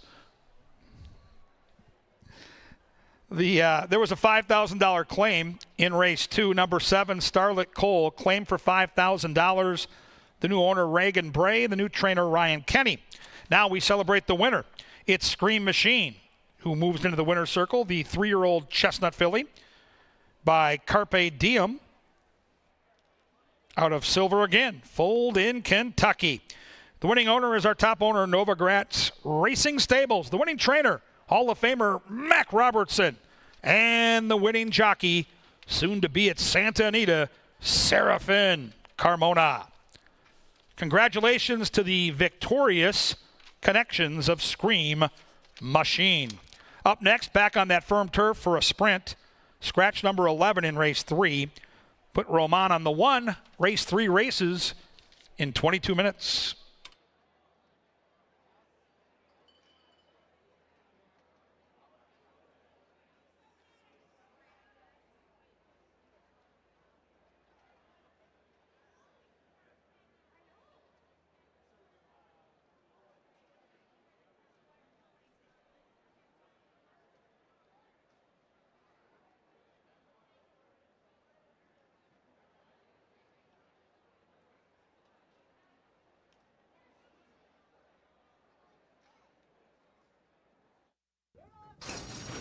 And they're off. Last one in, first one out. Run, Bambi, run. Joined by Starlet Cole. Here comes the hot favorite, Scream Machine, splitting horses to join that early vanguard. Come back a couple lengths to Pat's Gal. Outside of that one is Check Cashing Connie. In between them is Pageant Perfect. Then we come back to Kiba Lucky Day. Second last is Fat and Furious, and Mizzen Millions Can See 'Em All. The favorite, Scream Machine. Millions Can See 'Em All. The favorite, Scream Machine, at even money, leads it through an opening quarter mile that went in a snappy 22-2. Starlet Cole right there in second. Gap of 3 to Pageant Perfect. And outside to Check Cash and Connie. On the rail is Pat's Gal. And Run Bambi Run has retreated back into sixth. Scream Machine held together good. Serafin Carmona calling the shots and leading it by 2. Starlet Cole trying to run that one down as they turn to the top of the Canterbury stretch. And Scream Machine is still there. Scream Machine opening up by 3. Starlet Cole tried to keep up with that one. Inside is Pat's Gale. Outside is Pageant Perfect. But it's time to pay the people. And time to Scream Machine into the winner's circle.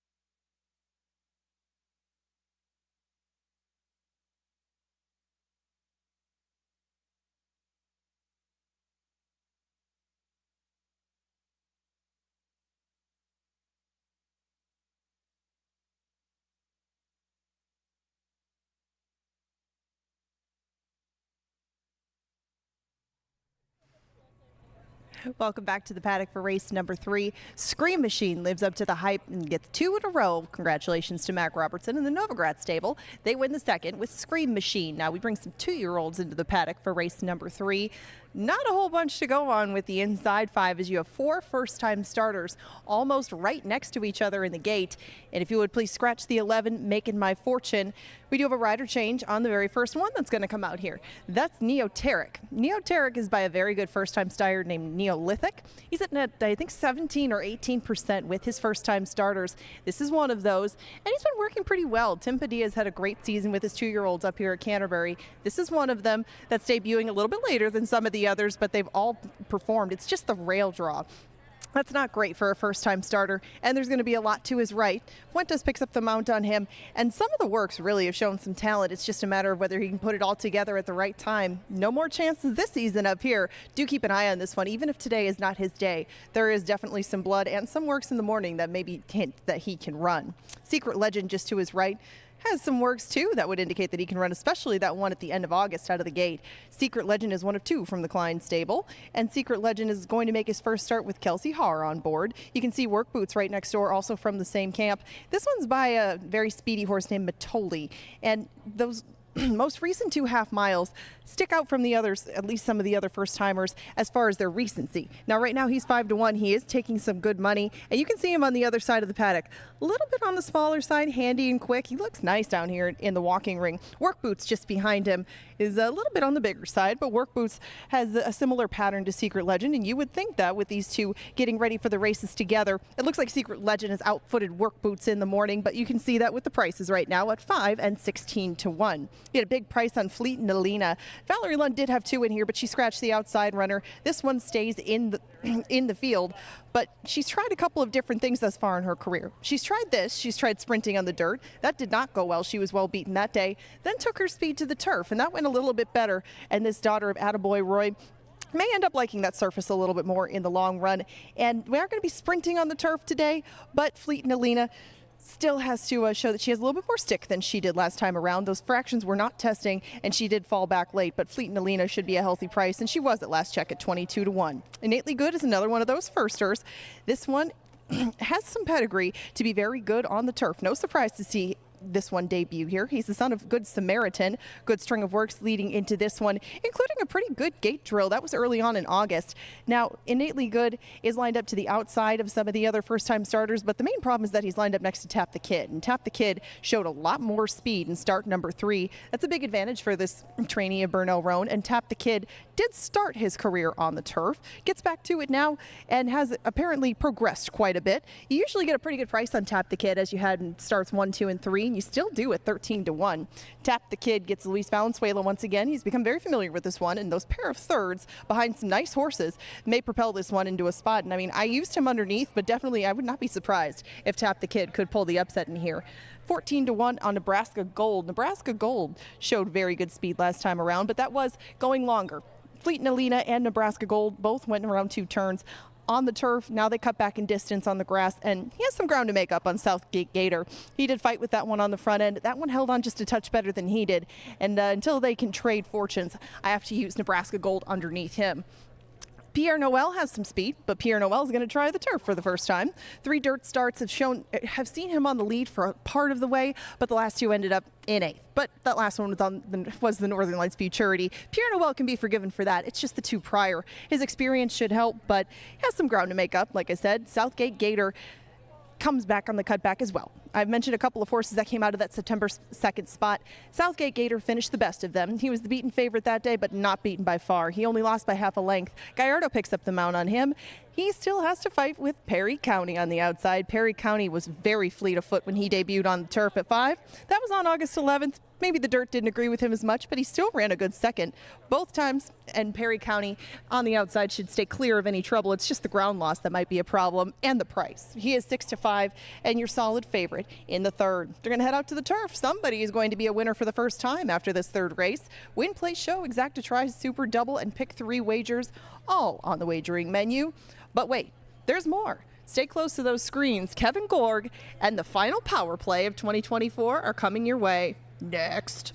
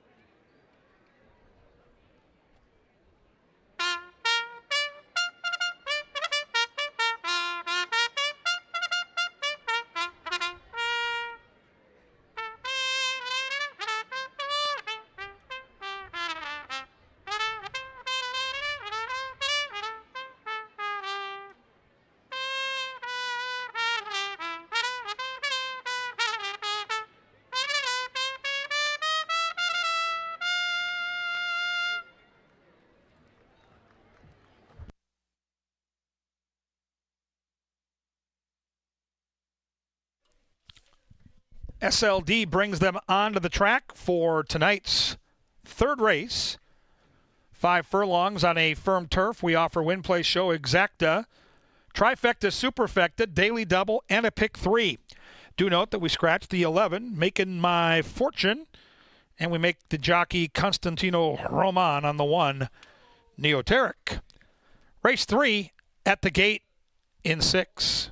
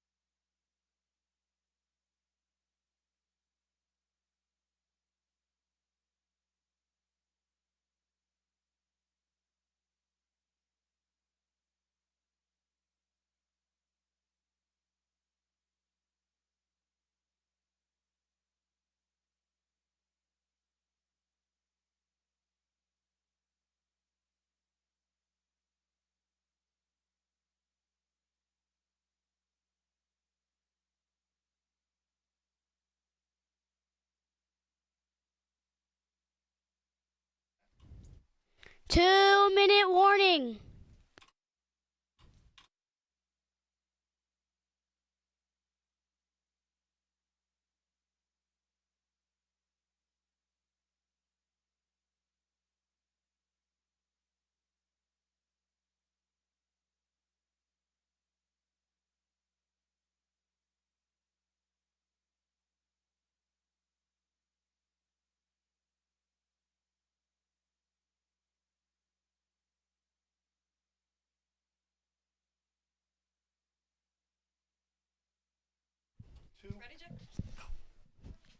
Almost there. Don't get shut out.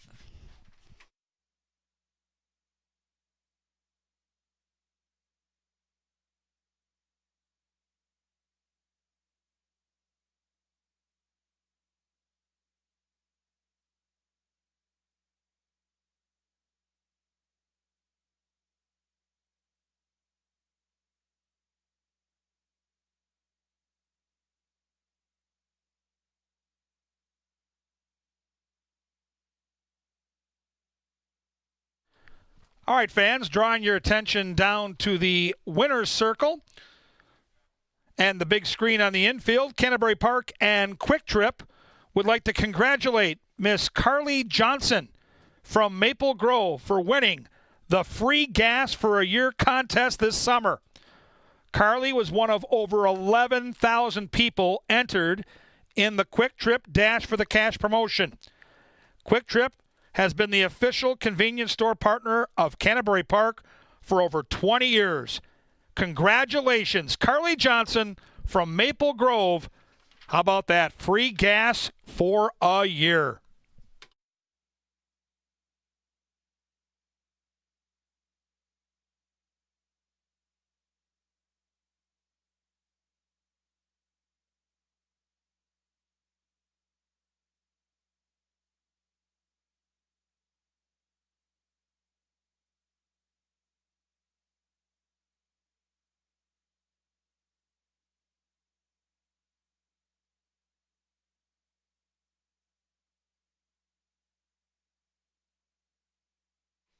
They're approaching the gate.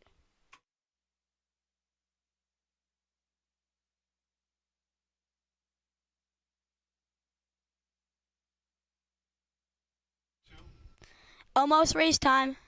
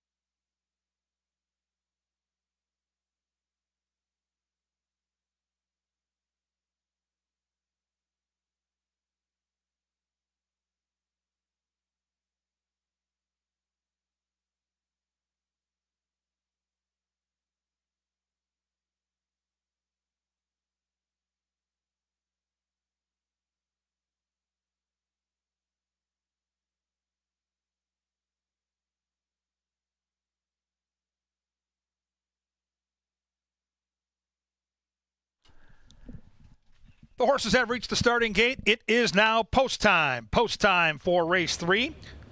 2-year-olds here. 10 in the gate, 9 boys, and the 4, Fleet Nalina. She's a 2-year-old filly taking on the fellas here today. And currently she's 25-1. The hot favorite is Perry County, with Carmona looking to go back-to-back. He rides at 7-5. The rest all 9-2 or greater in their odds. 9 races tonight, including a stakes event later on the card. We got movement here. These are the babies. They get a little rambunctious. That's Valenzuela, who's off the 6. Our gate crew here at Canterbury, as good as it gets in the country at helping assist these horses into position and making sure everybody's safe. Right now, we've got a little consternation in the middle to outside part.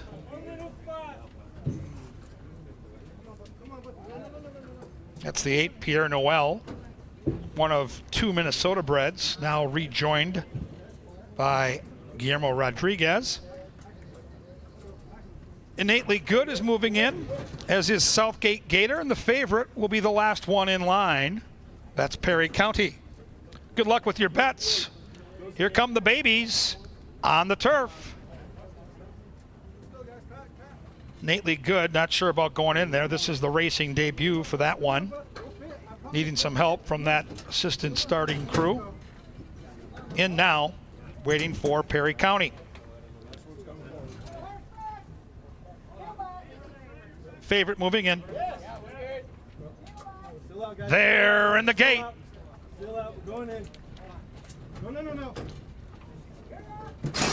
And they're off. Little stumble on the outside for the favorite, Perry County. And now just inside of that one comes Pierre Noel.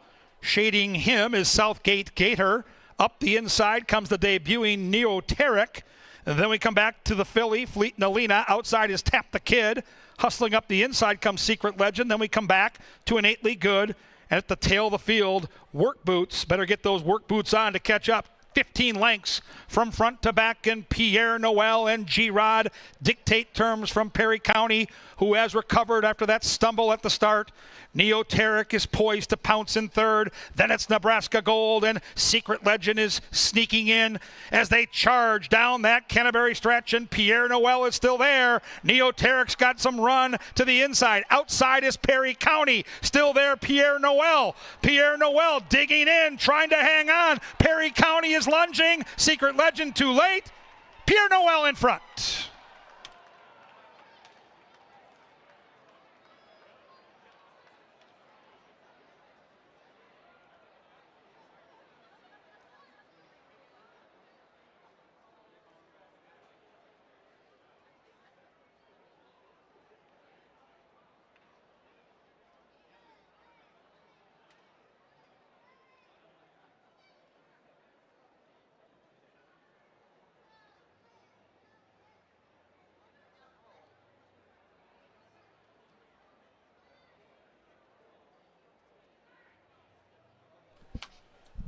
$58.24. We get our first upset on the closing day card as a 6-1 storms home in front here. One of two Minnesota breds racing for the plus size part of the purse. Pierre Noel, the unofficial winner, with a photo on the board for the Exacta Tri and Superfecta. Hold them all.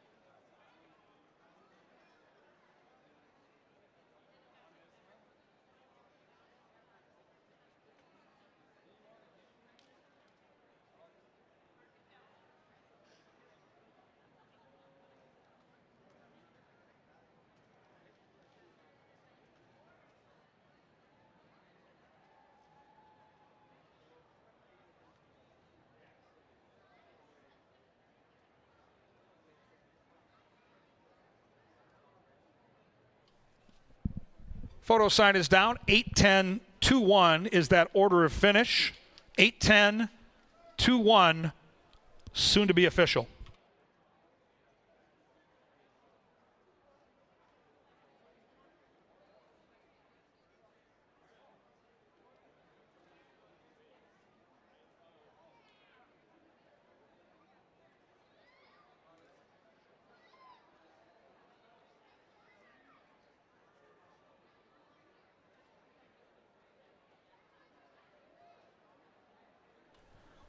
A juicy $14.40 for your win ticket on Pierre Noel, who was last seen on Festival of Champions night, August 31st, facing stakes foes. Back in against maidens, making that turf debut with some very good bloodlines. And he gets the job done tonight. That double for $2 paid $82.80. The pick three, $139.80 for $1. Exacta 8 and 10, $18.30 with the favorite second. 50-cent try paid $48.20. 10-cent super, $49.49.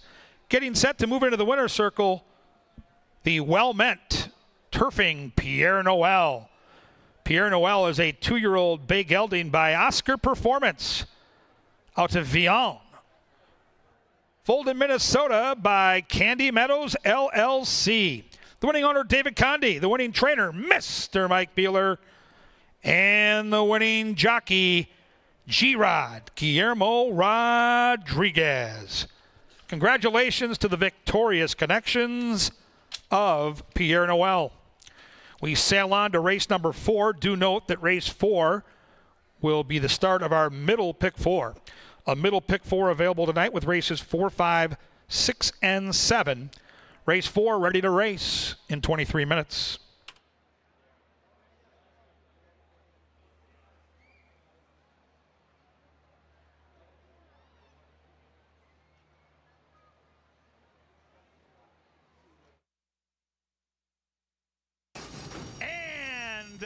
They're off. Little stumble on the outside for the favorite, Perry County, and now just inside of that one comes Pierre Noel. Shading him is Southgate Gator. Up the inside comes the debuting Neoteric. And then we come back to the filly, Fleet Nalina. Outside is Tap the Kid. Hustling up the inside comes Secret Legend. Then we come back to Innately Good. And at the tail of the field, Work Boots. Better get those work boots on to catch up. 15 lengths from front to back, and Pierre Noel and G-Rod dictate terms from Perry County, who has recovered after that stumble at the start. Neoteric is poised to pounce in third. Then it's Nebraska Gold, and Secret Legend is sneaking in as they charge down that Canterbury stretch, and Pierre Noel is still there. Neoteric's got some run to the inside. Outside is Perry County. Still there, Pierre Noel. Pierre Noel digging in, trying to hang on. Perry County is lunging. Secret Legend too late. Pierre Noel in front.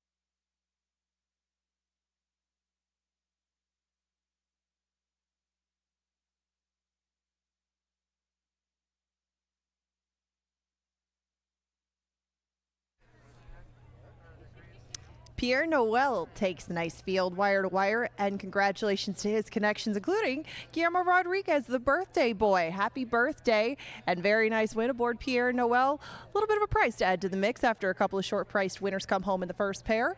Let's go to the fourth. We got more maidens. This one is on the main track. 6 furlongs is the distance, and if you would please change the rider on number 10, Big Hammer, to Luis Fuentes. Let's go to the other end of the gate first, though. Kid Got Rhythm is my second choice in here, and a very speedy one at that. He ran really well last time behind Bavaria Road. That was on the turf. That was going 5, but Kid Got Rhythm took them a good part of the way that day. Bavaria Road's a really nice Novogratz trainee, and Kid Got Rhythm has taken big steps forward each time that he's come to the track. And we can see all the way back to Turfway Park earlier in the year, he's always been good with his early speed. The inside post won't bother him, I think, as much as it would bother some other horses, as he has gotten a little bit better at getting out of the gate. Just see how he handles this dirt surface, as he has been on the turf lately. But Kid Got Rhythm, and that speed should be able to at least stay in the race for a good part of it. He took them almost all the way last time, but the same could be said for Baby Nova. This one has a lot of speed too. He's on a class uptick though. He is coming up from maiden 75s to these maiden special weights, but he's got a few third place finishes in tow. Those were against that company. You can see when Baby Nova comes around, he's a cute little thing, but Baby Nova and Kelsey Haar are going to team up for the first time. Baby Nova is gotten a little bit better as well. Kind of the same with Kid Got Rhythm on the inside, building on those 4 starts that he's had this year. He got a little bit of a late start to his 4-year-old campaign, but Baby Nova should be among the pace as well. You would think the same with El Encanto, but hard to tell, because El Encanto last time around made his first start as the 3-year-old, and Luis Fuentes and he quickly parted ways. El Encanto had shown speed prior to that, though. He did that at Remington Park for the most part, because he debuted up here on the turf, and he broke a little bit slow that day. El Encanto has had that habit at times, but he has shown some good works in the morning too, and you can see a little bit of money going this way. I would expect that 10-1 to come down, but El Encanto has taken some money at times in the past when he's been on the grass. We'll see how much he takes now that he's back on the dirt.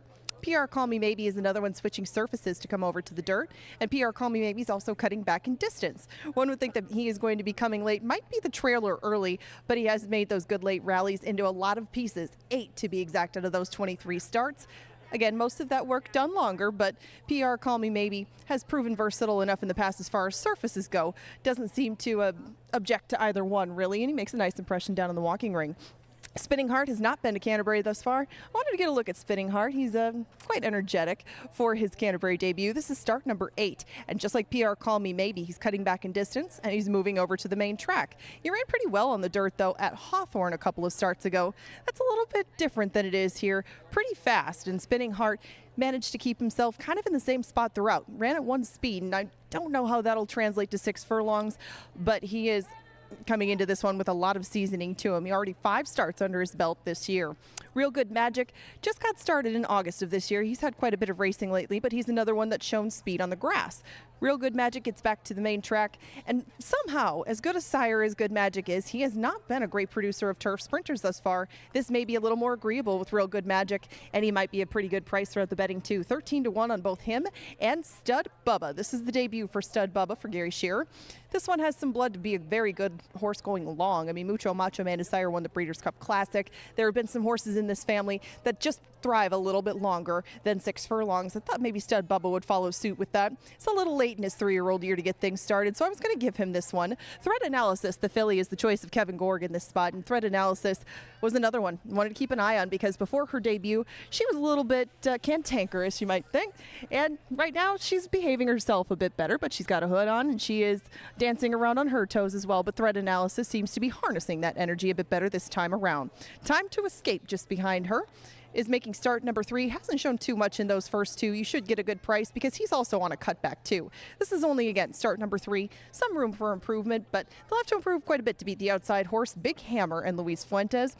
This is a very classy family. A couple of next out winners from his debut race. That was at Ellis Park, and that too, like a lot of these, was on turf, but it was sprinting. He's your 8-5 favorite at the moment. He is the one that probably they'll have to run down. I would guess he would show more speed than he did at first asking, because he just didn't get out of the gate that day. But some of the works would indicate that he's got a lot more to offer in that department, and the outside post might help him show that today. We'll find out in 8 minutes. Somebody is not going to be a maiden anymore after the 4th, and a lot of money going towards the outside running Big Hammer. This is a middle pick 4. We don't usually have this one, but we do today. Dollar pick 3s, doubles, exactas tries, and 10-cent supers, also available for your wagering pleasure. The 4th race field heads out to the track right now. Lynn Dykert, play him a ditty.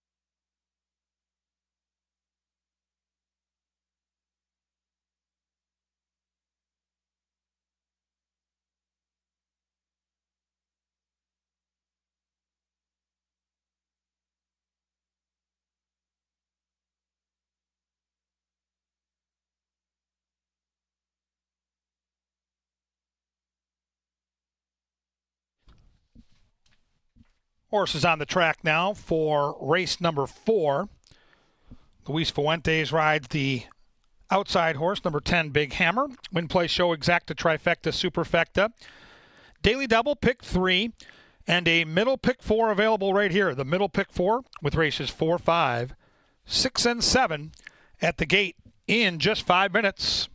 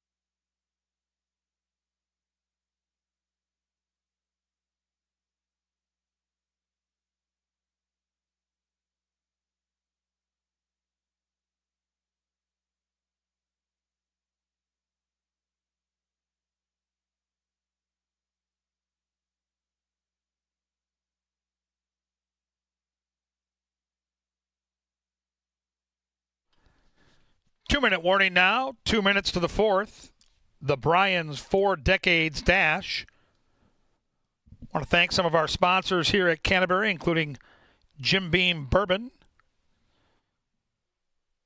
Also Busch Light, another proud sponsor of racing here at Canterbury. Tri-State Bobcat, Choice Electric, Atomic Data, and of course our good friends just down the road at Culver's here in Shakopee. Another fantastic season of racing here. We couldn't do it without all the great companies that support our racing here in Minnesota. Inside 2 minutes now, they approach the gate. Pick 4 time, middle pick 4. Don't get shut out.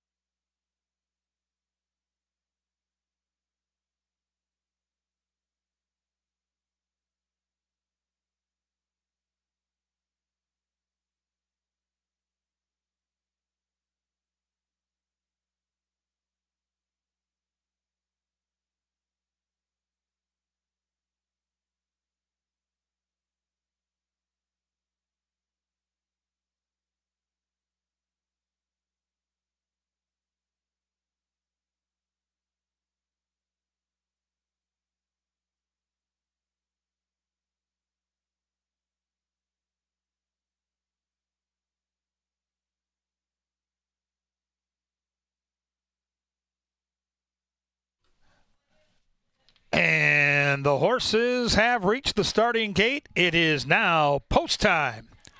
Post time here for the fourth. An attractive $29,000 maiden special weight contest. Hot favorite is Big Hammer. 7-5 in from Ellis Park. Top jockey Luis Fuentes well on his way to a riding title. He rides the Hammer. Couple of grays, Baby Nova the 2. Time to Escape the 9. Next in line is the filly taking on the boys, the rambunctious Threat Analysis.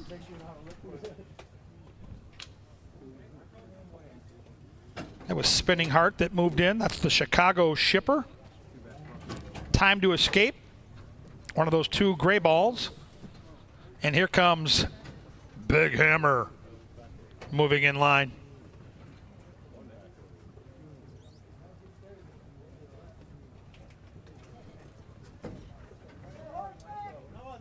Moving in. They're in the gate.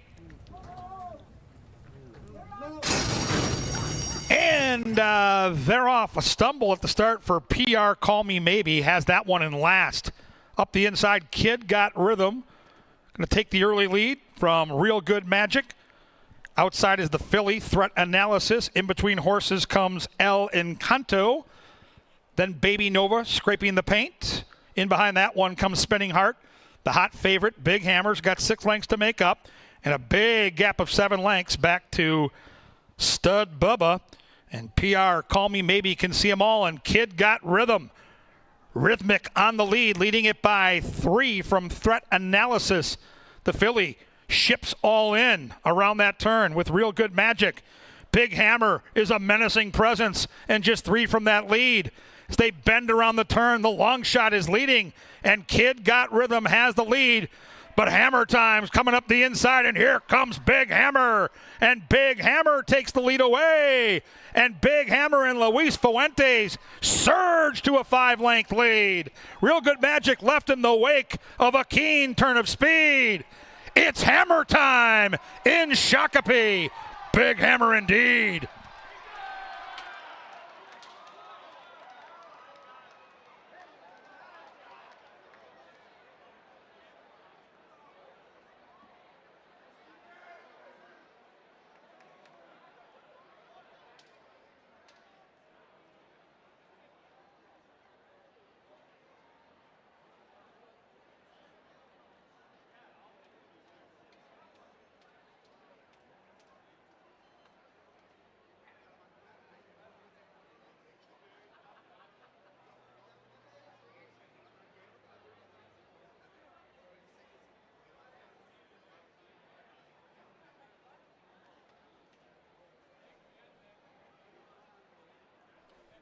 Super impressive victory for the Ellis Park Invader. Big Hammer stops the clocks in a snappy 111.88,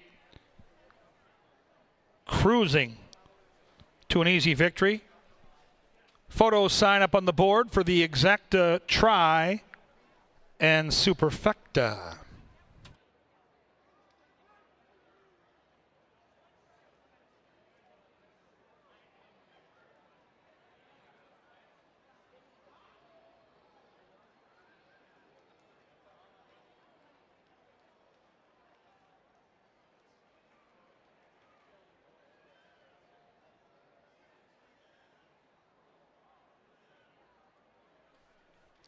We have a result in the exotics. The race finishes 10. Big Hammer on top. 5, Spinning Heart second favorite. Then 6, Real Good Magic. And 4, after that tardy beginning, PR Call Me Maybe. 10, 5, 6, and 4, soon to be official.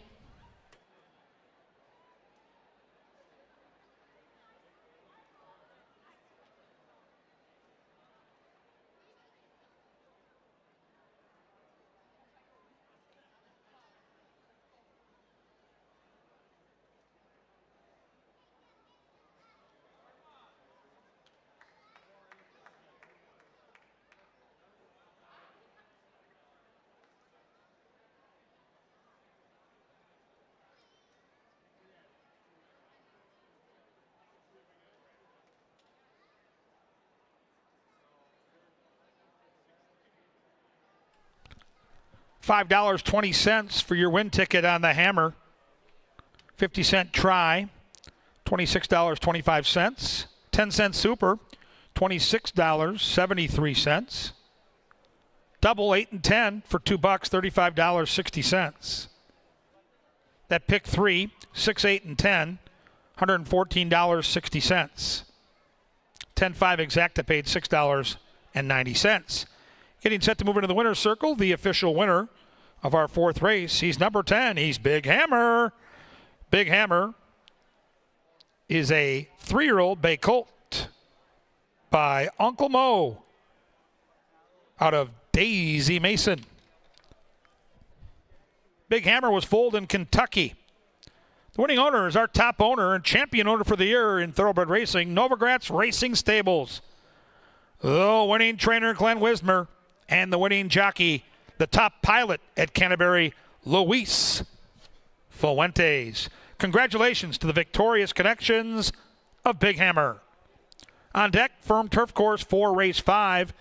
It starts the final 5, the last pick 5 of the season. Take out the 5, total surprise. Race 5 on the turf with that final 5 available. Ready to go in 23 minutes.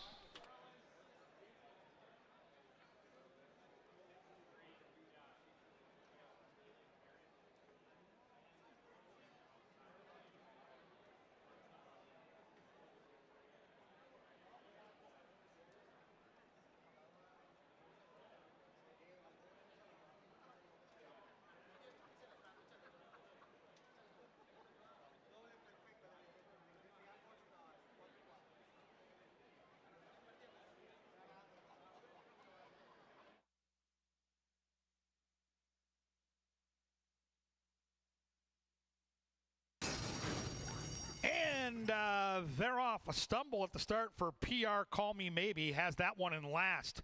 Up the inside, Kid Got Rhythm. Going to take the early lead from Real Good Magic. Outside is the filly, Threat Analysis. In between horses comes El Encanto. Then Baby Nova scraping the paint. In behind that one comes Spinning Heart.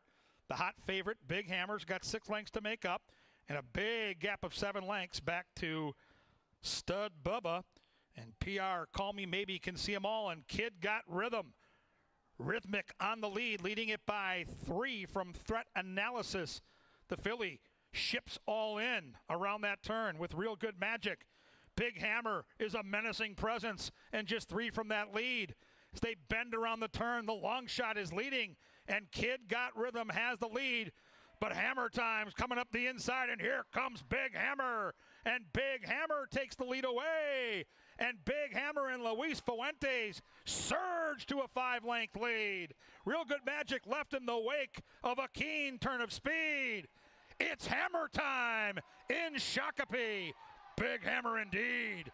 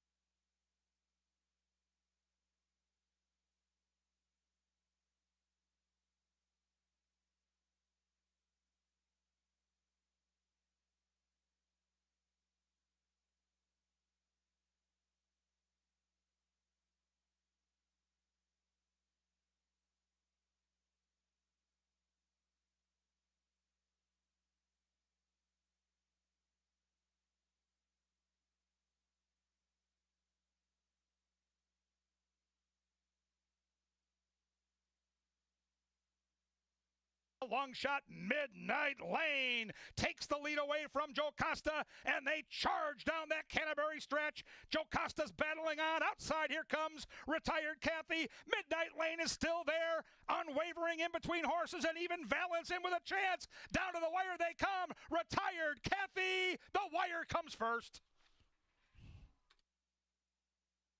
That one down as they turn to the top of the Canterbury stretch, and Scream Machine is still there. Scream Machine opening up by 3. Starlet Cole tried to keep up with that one. Inside is Pat Scale, outside is Pageant Perfect, but it's time to pay the people and time to Scream Machine into the winner's circle.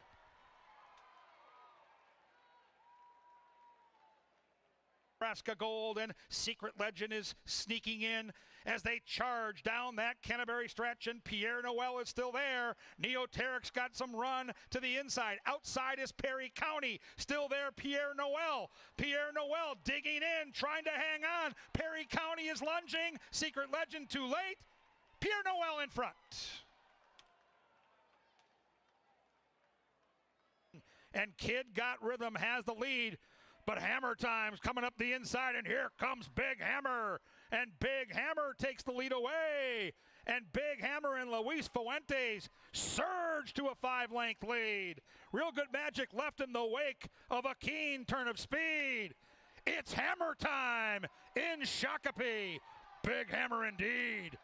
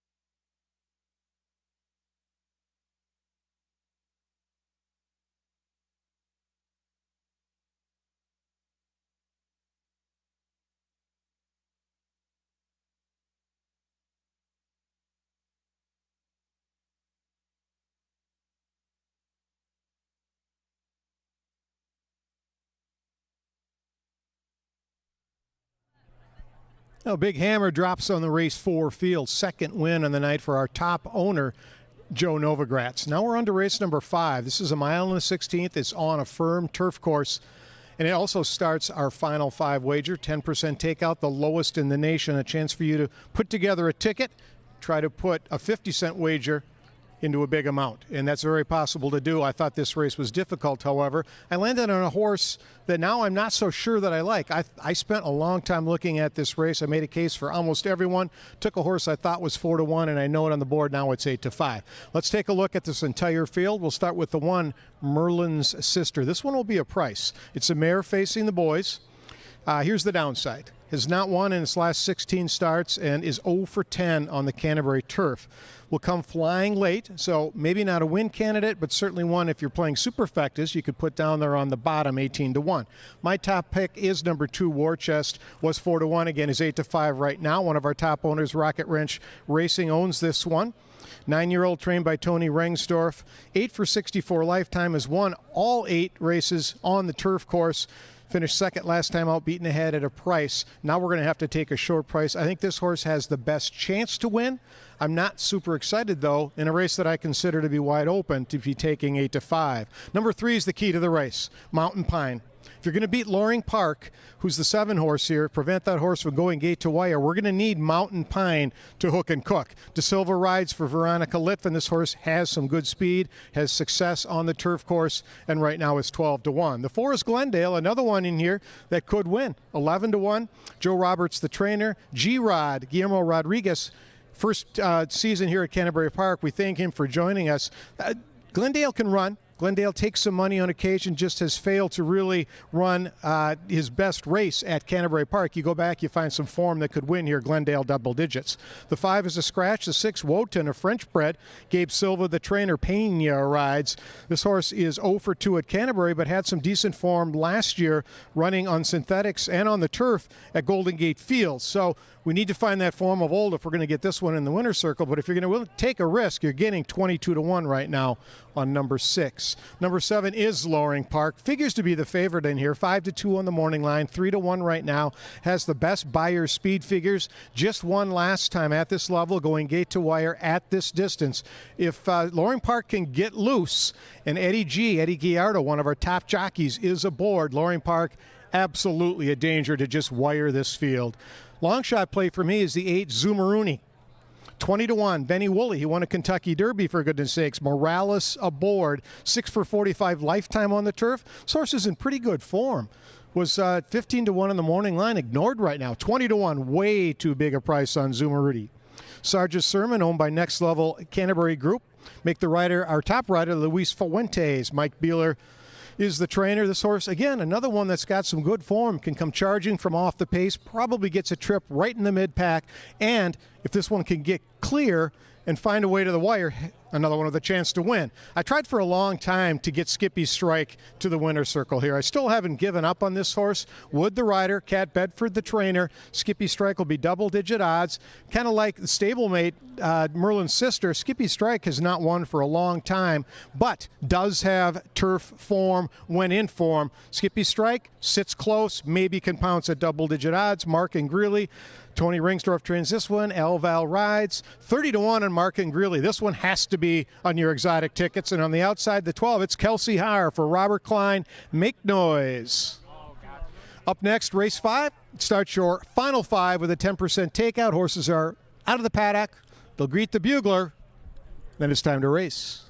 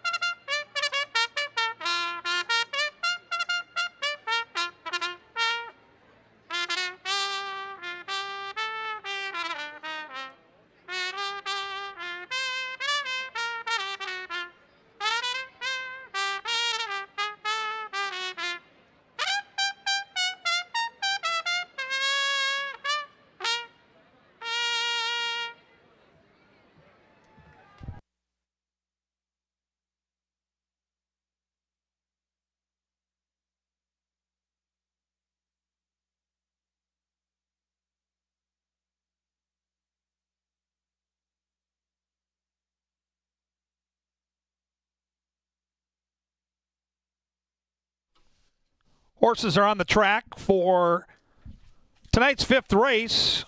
5th race starts that final 5, pick 5. Win, play, show, exacta trifecta, super, double, and a pick 3 available. Pick 5 and turf racing headed your way next. Race time is 7 minutes.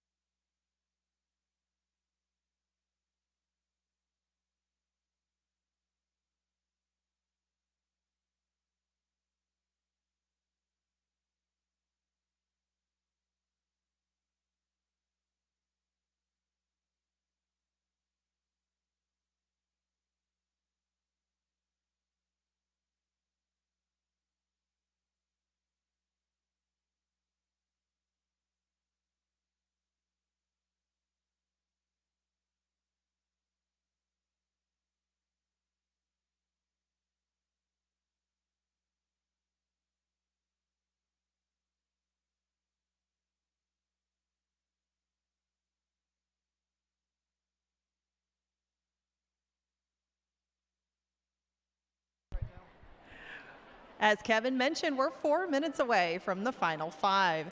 That's a ticket I put together on screen. You can copy that one, cut and paste as you wish, but let's go through it real quick. I've got 2, 3, and 9 in here. War Chest was my top pick, but 2 to 1 is not quite as appealing on the 11 to 1 on Mountain Pine or 5 to 1 on Sarge's Sermon. Mountain Pine made a really good impression as he just came by me now, warming up on track. You should find him close to the front end with the others trailing, but I thought the three of them could get me through to the 6th. I took Catrick Stability and Philo Badeau. Philo Badeau was my top choice in there, very fleet of foot.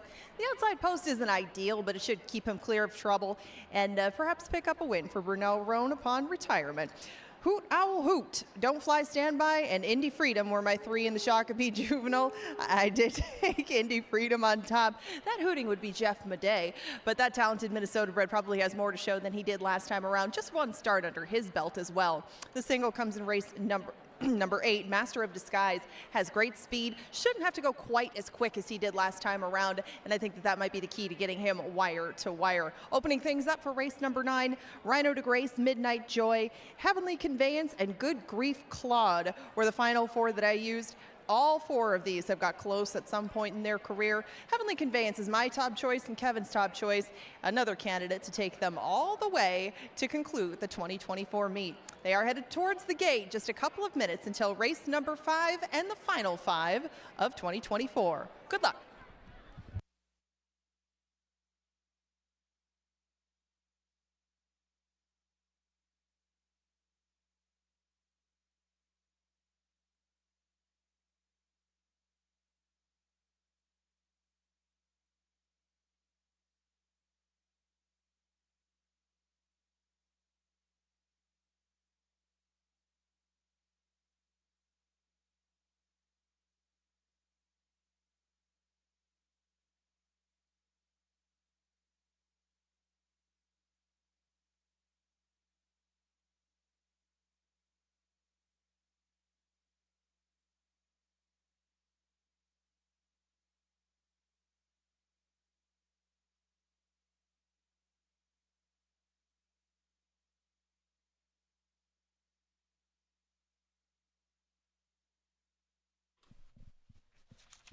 Two-minute warning now. Just inside 2 minutes to that final 5, pick 5. Big fields and a stakes race. The bill of fare here with this final 5 at the gate in just over a minute.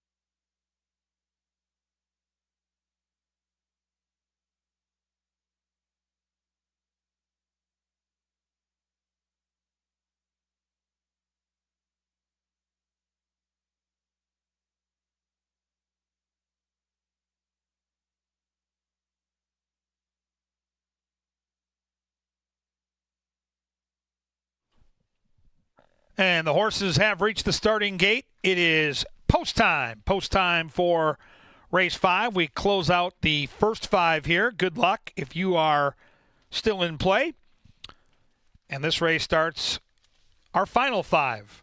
Huge success this year with these pick 5s, the 10% takeout, lowest in the industry. We have a mare in here taking on the boys. Her name is Merlin's Sister.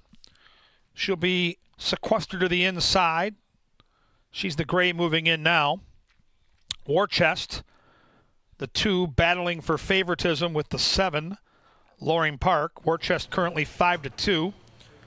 Mountain Pine, the speedball, has moved in, along with Loring Park and Zuma Rudy. 11 here. Going a mile and a 16th out of the turf chute. Challenging race to start that final 5. Good luck with everything. Beautiful Saturday night here in Shakopee. Almost set for a race. A couple more left to load, including Mark and Greeley with Elval. And the big bunny rabbit is Make Noise and Kelsey. They'll be the last in line. Moving in now.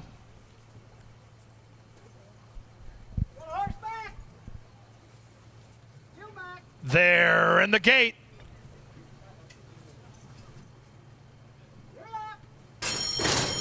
And they're off. Field came off to a nice dispatch with Glendale popping out of that gate, taking a quick lead. Just outside of that one is Wodeton. Here comes Loring Park, along with Sarge's Sermon and Skippy Strike, a part of that early vanguard. We come back to the inside. Glendale now off the pace, along with Mountain Pine. Kelsey's got that big bunny, Make Noise, in between horses. Then it's Mark and Greeley. Warchest was in some traffic there. Warchest had to put on the brakes. Gap of 3 back to Zuma Rudy. And the mare, Merlin's Sister, can see all those boys. Opening quarter went 24 flat. And a pace duel ensues with outside. Taking the lead now is Skippy Strike. Skippy Strike leads it by a measured length from Loring Park. Sarge's Sermon content to track those under a nice pull from Fuentes. Then it's Wodeton, who's down inside with Mountain Pine, a gap of 3 back to Glendale. Then it's Make Noise. Outside of that one, going for a run is Zuma Rudy. Inside is Warchest. Behind those is Mark and Greeley through a half mile that went 48-2. And Loring Park, the People's Choice, takes the lead back and leads it by a half. But Skippy Strike won't go away. In behind horses is Mountain Pine. Outside is Sarge's Sermon. Wodeton catches the eye, and behind that one is Glendale dressed up with nowhere to go. And here comes Loring Park. Loring Park, the Minnesota bred, scoots away by 3.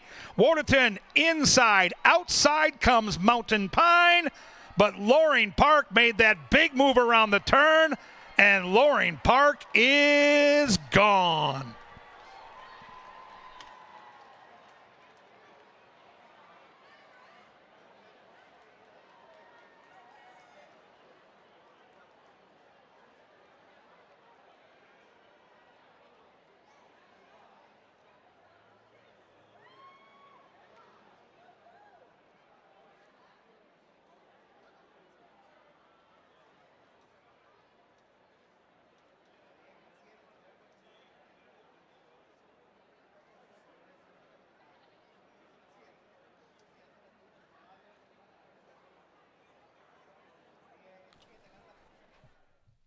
(7-4-3-6).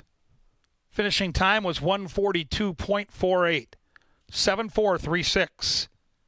Still unofficial, so hold them all.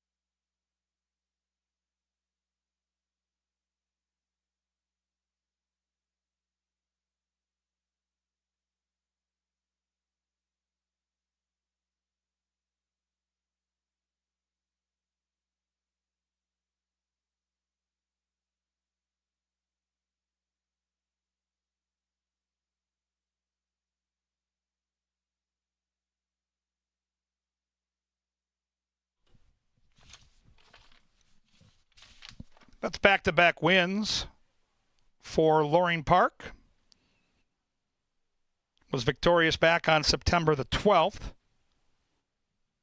Same pilot, Eddie G. Comes right back, beats this big field handily tonight. The pick 5 starts with the People's Choice winning at 8-5.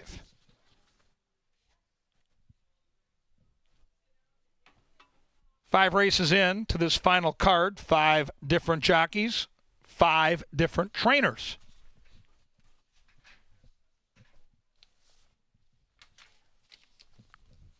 And race 5 is official. $5.20 for your win ticket on Loring Park. Trifecta paid $32.25. 10-cent super, $48.59. Double, 10 and 7 for $2 paid $19. Pick 3 paid $79.20. Pick 4 paid $182.05. Pick 5 paid $527.90. That UC Saros 7-4 exacta paid $11.50.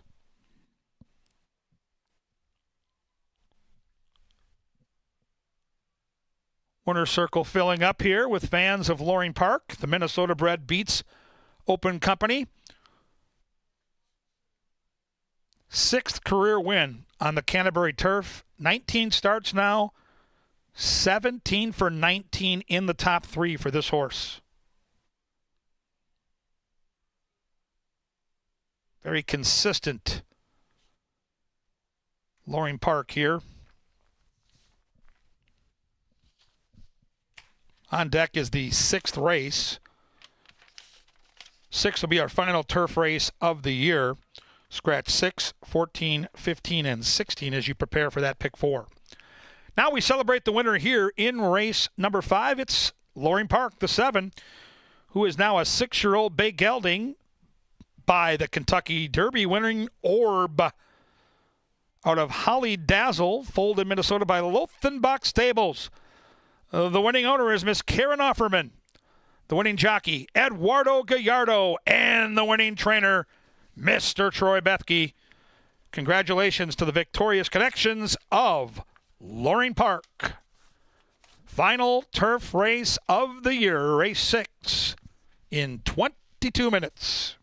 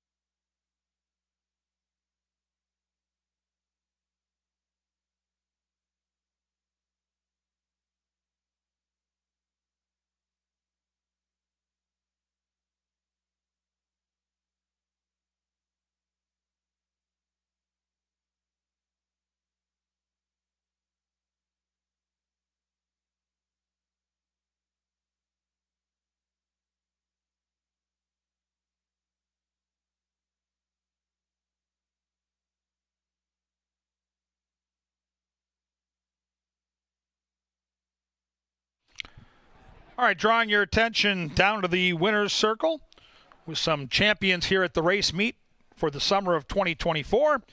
Here's one of our analysts, Angela Herman. Thank you, Kevin. I am with Luis Fuentes, our champion jockey for the 2024 season. I started out the season getting to talk to you about what you thought your summer was going to be like, and here you are at the top of the ranks. How's it turned out for you? How do you feel? I'm just grateful. I mean, it's a very exciting day. I mean, we worked hard every day for this. First of all, I want to thank God. I mean, without him, any of this wouldn't be possible. I want to thank my agent, Scott Stevens. I want to thank, all the trainers and owners that supported me. It wasn't easy because I didn't win one race for the top 3 trainers the whole meet. So, we were picking and choosing, the small barns helped us out a lot. And I feel great. It was a great accomplishment, and we fought till the end. You should be so proud of yourself for what you just said. I mean, any race, any time, you were a threat in the saddle. If you got your fans out here wanting to watch you and where you go next, where can they follow you? I'm going to go back home to New Mexico for a little bit, Zia Park. It's a short meet, and then don't know exactly what's going to happen after that, but just taking it day by day. I want to also just give a little quick shout out that this isn't just for me, it's for my family, for my brother Ruben that, he's not riding anymore, but, I know he always rides with me. Good friend back home, Jory Scriver, she's not riding anymore, but, I always have them with me, and they always ride with me. That's joy multiplied with the family. Thank you for your time. Thank you for a wonderful season. Congratulations. A round of applause for our champion jockey, Luis Fuentes. Well done. Thank you very much, Angela. Thank you guys, everybody. Yeah, one of the winners that he did ride today was Big Hammer, and that brings us to our leading owner of the meet, Novogratz Racing Stables. Come on over here to accept the honor of leading owner for the meet. Come on over. Get a quick word with you guys. Hello, how are you doing? You're the leading owner for the meet, and I mean, you've had horses come from all over the country and win races here so impressively. Another one today. If anybody watching around the country or anyone here wants to know the thrill of owning a racehorse and winning races at Canterbury, what would you tell them? Well, whether you've been at Canterbury or any other place in the country, winning anywhere is a special thing, but it's even more important when you can win in your home territory. Canterbury's awesome. And you've had a few trainers with horses in your name, but Mac Robertson has been synonymous with Novogratz Racing Stables here as well over the years. He's not here tonight, but what would you like to say to Mac wherever he is watching? Well, I would like to thank him because I've been with him for 15 years and we've been through a lot. And, in fact, 3 weeks ago, we were pretty well at the bottom of the chain in terms of wins. And he won 2 the other night, and I was surprised. And we kept, Glenn Wismer and Cody brought a couple of horses in as well, and it got us to where we are today. It was very fortunate to have them. But I would really like to thank Canterbury from the bottom, from the ground crew all the way up, from like all the back people, the back stage, that grooms for the horses and stuff. I mean, without them, without all them, that support, we wouldn't be where we are today. Well, big congratulations to you. You couldn't do this without each other. Cody, Glenn, Mac, the whole team behind Novogratz Racing Stables. Congratulations to all of you on a wonderful meet. We hope to see a lot more of this in the future. Very good. Thank you and appreciate it. Thank you. That's our leading owner, Novogratz Racing Stable.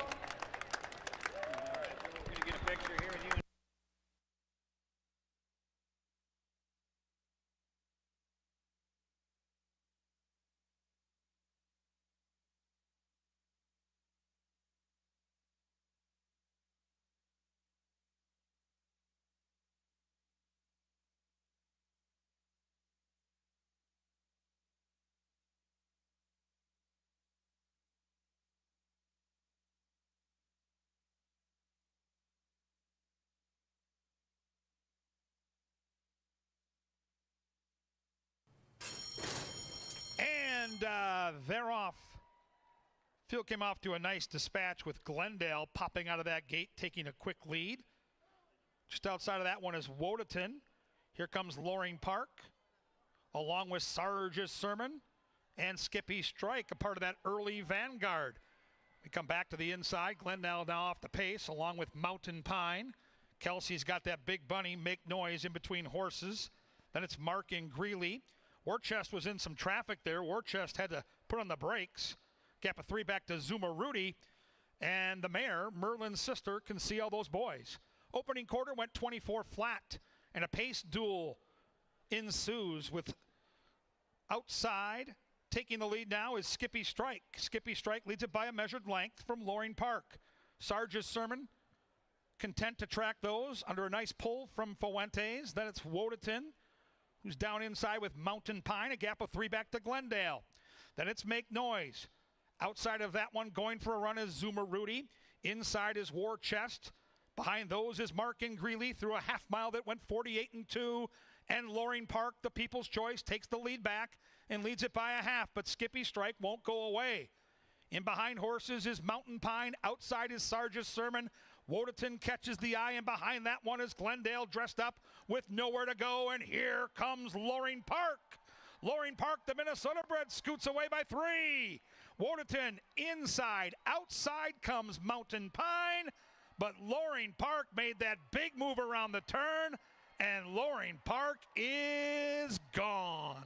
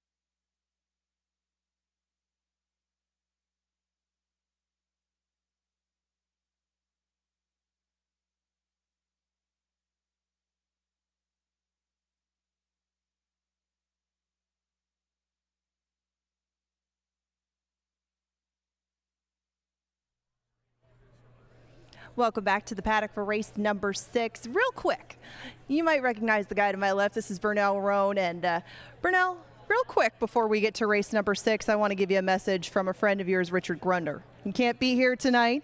He is wishing you all the best. You've been friends since 1973 when Richard was calling his first race at Saskatoon. You were stabled there, and as a jocks agent, he won several titles, and you were a part of every one of them. He looks forward to spending a lot of time with you on the bass boat or in the ocean in Florida, and he wanted to give his congratulations along with all the rest of us on retirement. Bernie, well done and congratulations. Thank you, and thank you, Richard. All right, I'll let you get back to the 12. Just wanted to give that message to you from Richard, and we'll go on to race number 6.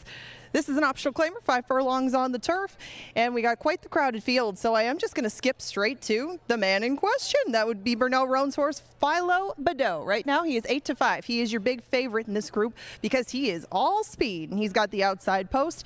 He's used his speed very effectively in the past, right up until last time where he reared at the start of that race. He was third behind Whistler. Whistler's a nice horse, and Philo Badeau, even though he was a little tardy out of the gate that day when he reared, was still up on the pace.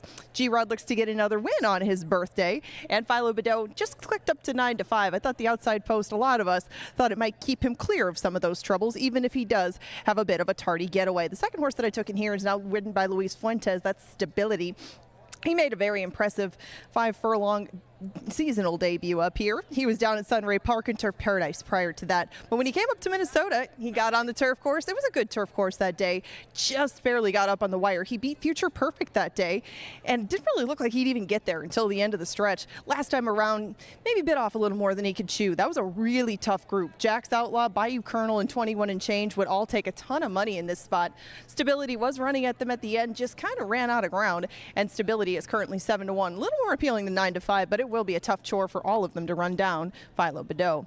The one that's going by me right now is Cat Trick, and Cat Trick is a horse that I like on the cutback. He's just recently broken his maiden, just recently broke his maiden earlier in the year, but took his second condition last time around in wire-to-wire fashion. One would think that that might lend itself to him liking sprinting on the turf, even though he'll be coming from off the pace. He has speed to keep himself in touch. He did get a little touch warm down here. He is very excited to go back to the races, but it's only start number 6 for him. Maybe he's still figuring things out as far as a crowd.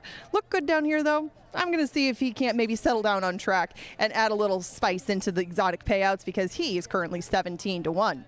That's my top 3. We got 8 minutes to post. A crowded group goes out to sprint on the turf. You have pick 4, pick 3, double, exacta try, and 10-cent super wagers to pick from. And they head out to the track now for race number 6.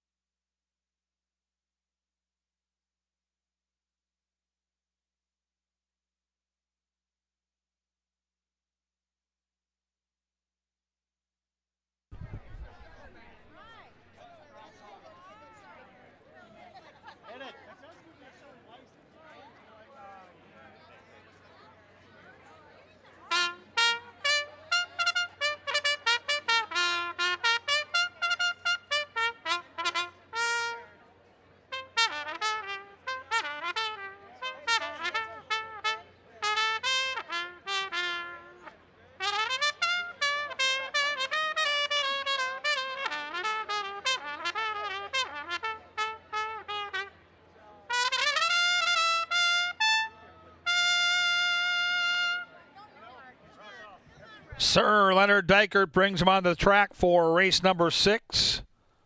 5 furlongs on a firm turf course, win, play, show, exacta, trifecta, superfecta, daily double, pick 3, and the late pick 4 with races 6, 7, 8, and 9. Scratch the 6, the 14, 15, and 16. Put Luis Fuentes on the 10, Stability. Put Serafin Carmona on the 13, Blue Skies and Angels. And stand by for a special presentation to honor the great Burnell Roan in the winner's circle after the post parade.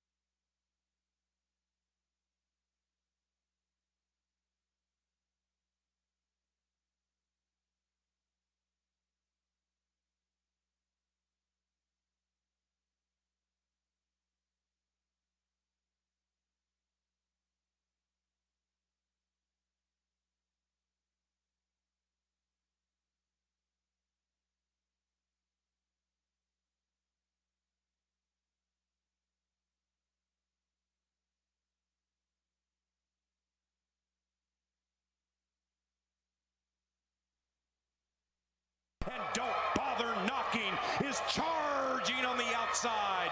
Don't Bother Knocking is going to win the John Bullet, and he's going to win it well, running away by a length and a half. It is Don't Bother Knocking beating Gin and Sin, and a photo for the shout. And they head for home. This should be a nice stretch battle. On the outside, now playing. Visander trying to bully his way through. Winter Trick plugging along on the inside. Then it's King of Nights. And from the back of the pack, Big Sand. It is now playing, trying to defend his championship, and he did it. Now playing the Turf Championship winner. He goes back to back, and he upsets the field. Bourbon County from Hold for More. Bourbon County slowly edging clear, and Bourbon County has left them punch drunk 2 consecutive years as the 10,000 Lake Stakes champion.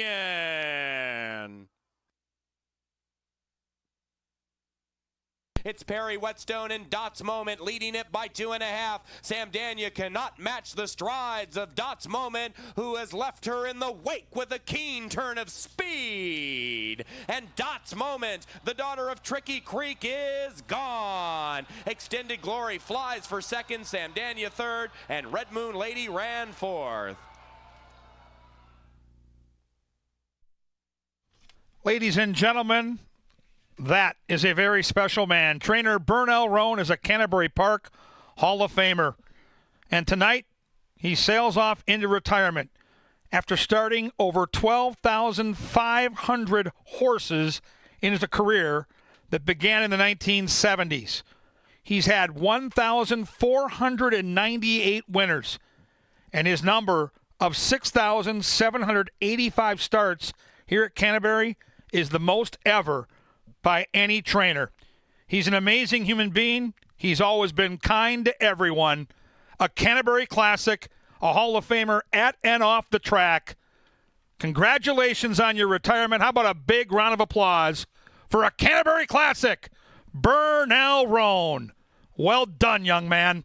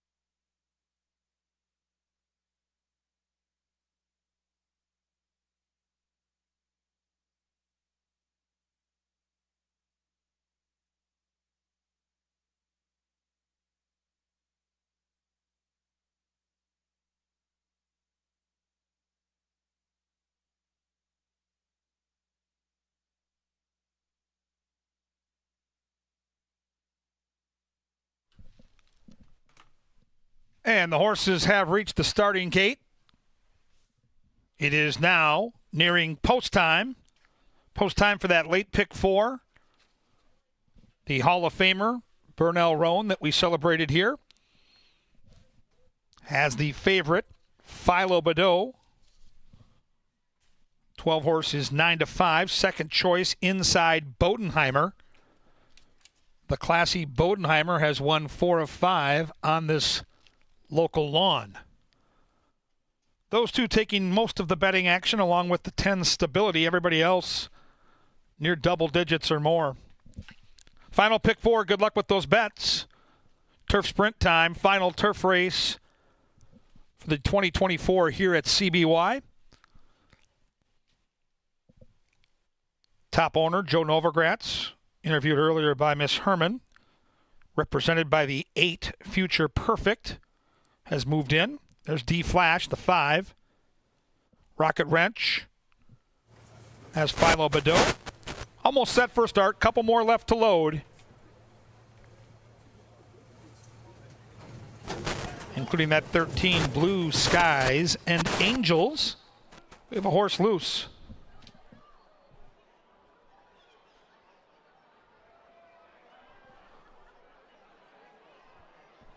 There'll be a delay here. Stand by.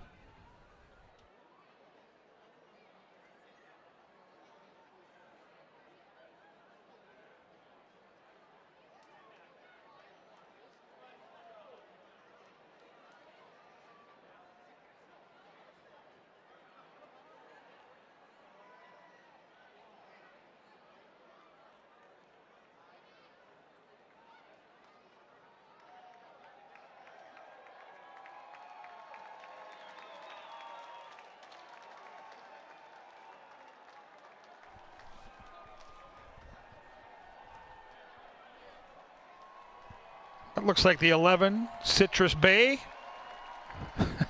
with the crowd cheering on. Likely going to be a scratch here, so get ready to make some adjustments.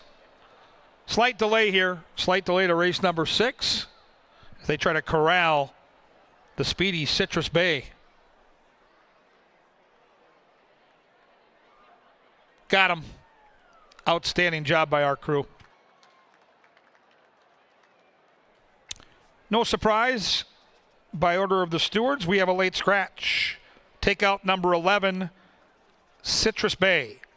The 11, a late scratch here in the 6th.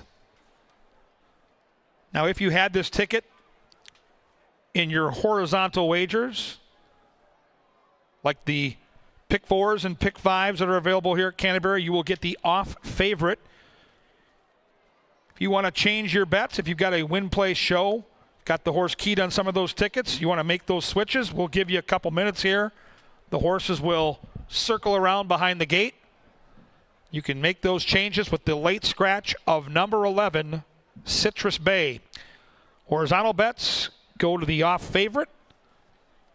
Refunds available on all our bets, like the win, place, and show. Head to the window now, make some adjustments. You've got time. Race and betting will be ready to go in about 2 minutes.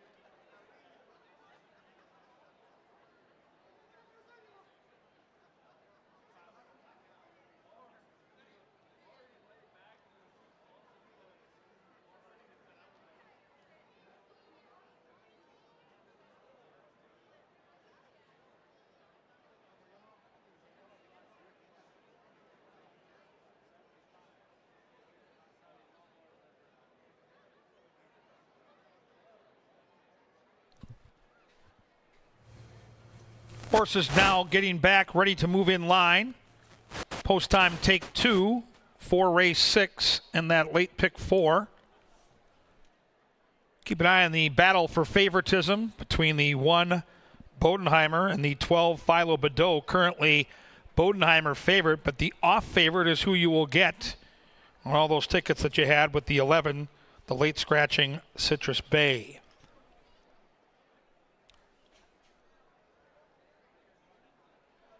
Couple Minnesota breds moving in, including Cat Trick, the 2, and St. Charles, the 4.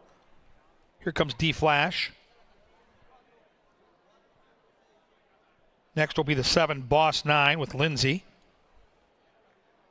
Philo Badeau has moved in. Just waiting on Blue Skies and Angels, and we're ready for a race. Good luck, everybody. Final turf event of 2024. They're in the gate. And they're off. Stability popped out nicely, but per usual, there goes Philo Badeau. And Philo Badeau quickly joined by Bodenheimer, along with St. Charles. Stability content to track those from 4th. And we come back to Future Perfect. A gap of 3 back to D Flash and Boss 9. Behind them is Cat Trick, Kontiki, and Top of My Game at the tail of the field. 21-3 for Philo Badeau. And Philo Badeau leads it from St. Charles, who's a length back. Bodenheimer regressing back to 3rd, then Stability, top of the stretch. Here they come, trying to win one more for Bernie on his retirement night. Philo Badeau trying to go all the way, leads by 4. Bodenheimer there. Future Perfect is there, but this one's for Burnell Roan. Philo Badeau all the way.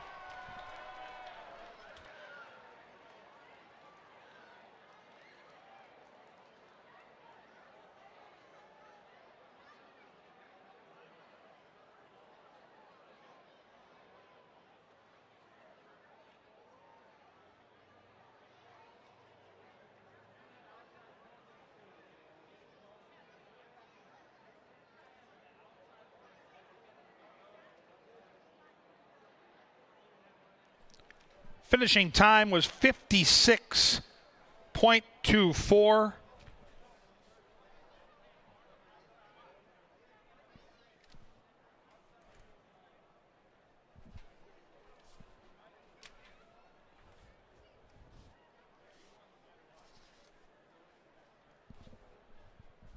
On the board, 12-1, first and second. Philo Badeau goes as the second wagering choice. Bodenheimer was favored. Got a photo for the Try and Super. Hold them all.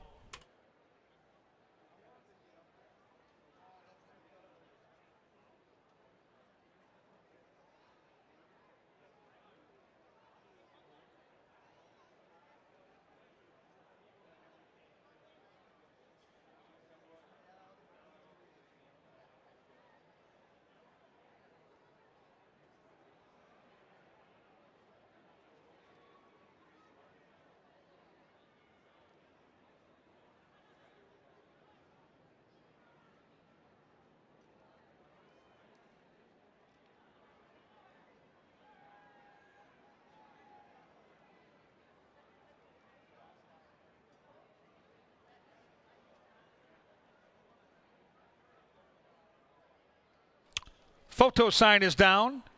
Order of finish now 12, 1, 8, 10. 12, 1, 8, and 10. And the Hall of Famer sails off to the sunset in style here tonight. Second win on the card for Guillermo Rodriguez. It is his birthday. So a very serendipitous result here in the 6th. Fast main track for the remainder of the card. Stakes race on deck. Race 7 is the $40,000 Shakopee Juvenile Overnight Handicap. Scratch that 1 in the 7th. Gallardo rides the 4, and that race will kick off our final pick 3 of the year.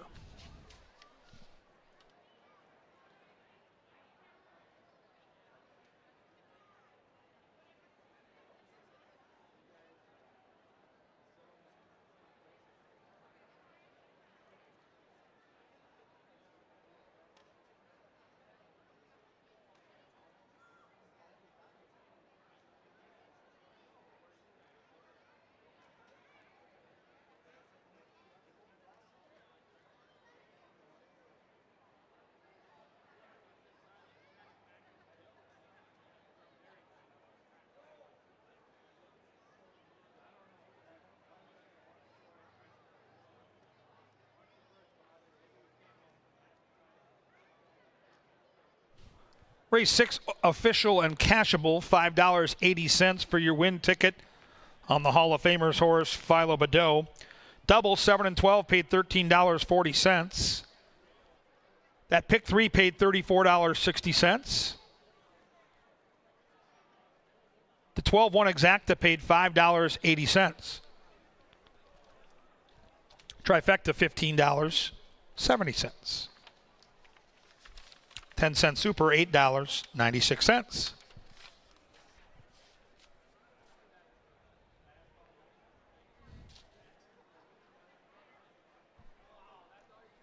Birthday boy getting a leg up. We are soon to celebrate in a crowded winner's circle. Yet another win for Burnell Roan on this special night. Philo Badeau getting set to join that crowded circle is a 5-year-old dark bay or brown gelding by Mishawish out of Bernard's Lapin Fold in Kentucky. The winning owners are Rocket Wrench Racing LLC. The winning rider with a double, the birthday boy, Guillermo Rodriguez. And the winning trainer one more time, Canterbury Classic, Burnell Roan. Congratulations to Bernie and the connections of Philo Badeau.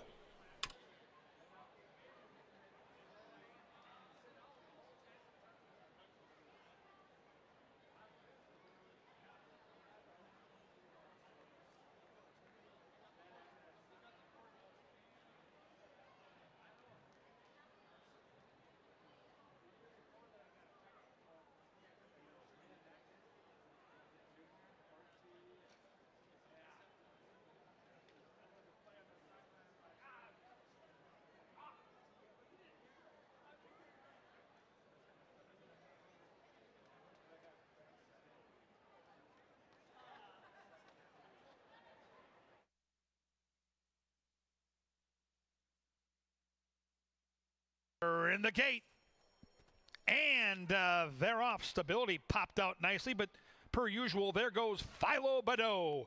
And Philo Badeau quickly joined by Bodenheimer, along with St. Charles. Stability content to track those from fourth. Then we come back to Future Perfect. A gap of 3 back to D Flash and Boss 9. Behind them is Cat Trick, Kontiki, and Top of My Game at the tail of the field. 21 and 3 for Philo Badeau. And Philo Badeau leads it from St. Charles, who's a length back. Bodenheimer regressing back to third. Then Stability, top of the stretch. Here they come, trying to win one more for Bernie on his retirement night. Philo Badeau trying to go all the way, leads by 4.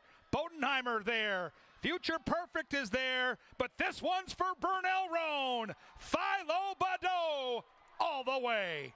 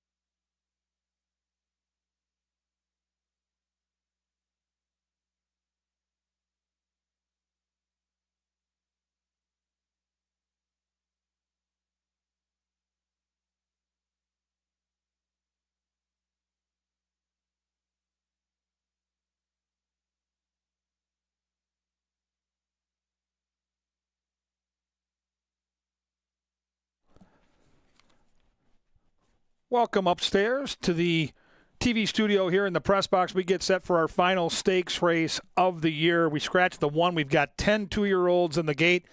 2 fillies, the 2 Flatter Me Baby and the 9 Casually Classy. This is the $40,000 Shakopee Juvenile, won a couple summers ago by a horse named 2 Fills, who would go on later that next year to run second in the Kentucky Derby. Future stars, talented horses here in the Midwest. Fun race to handicap. To do it, we head down to the paddock to Miss Angela Herman.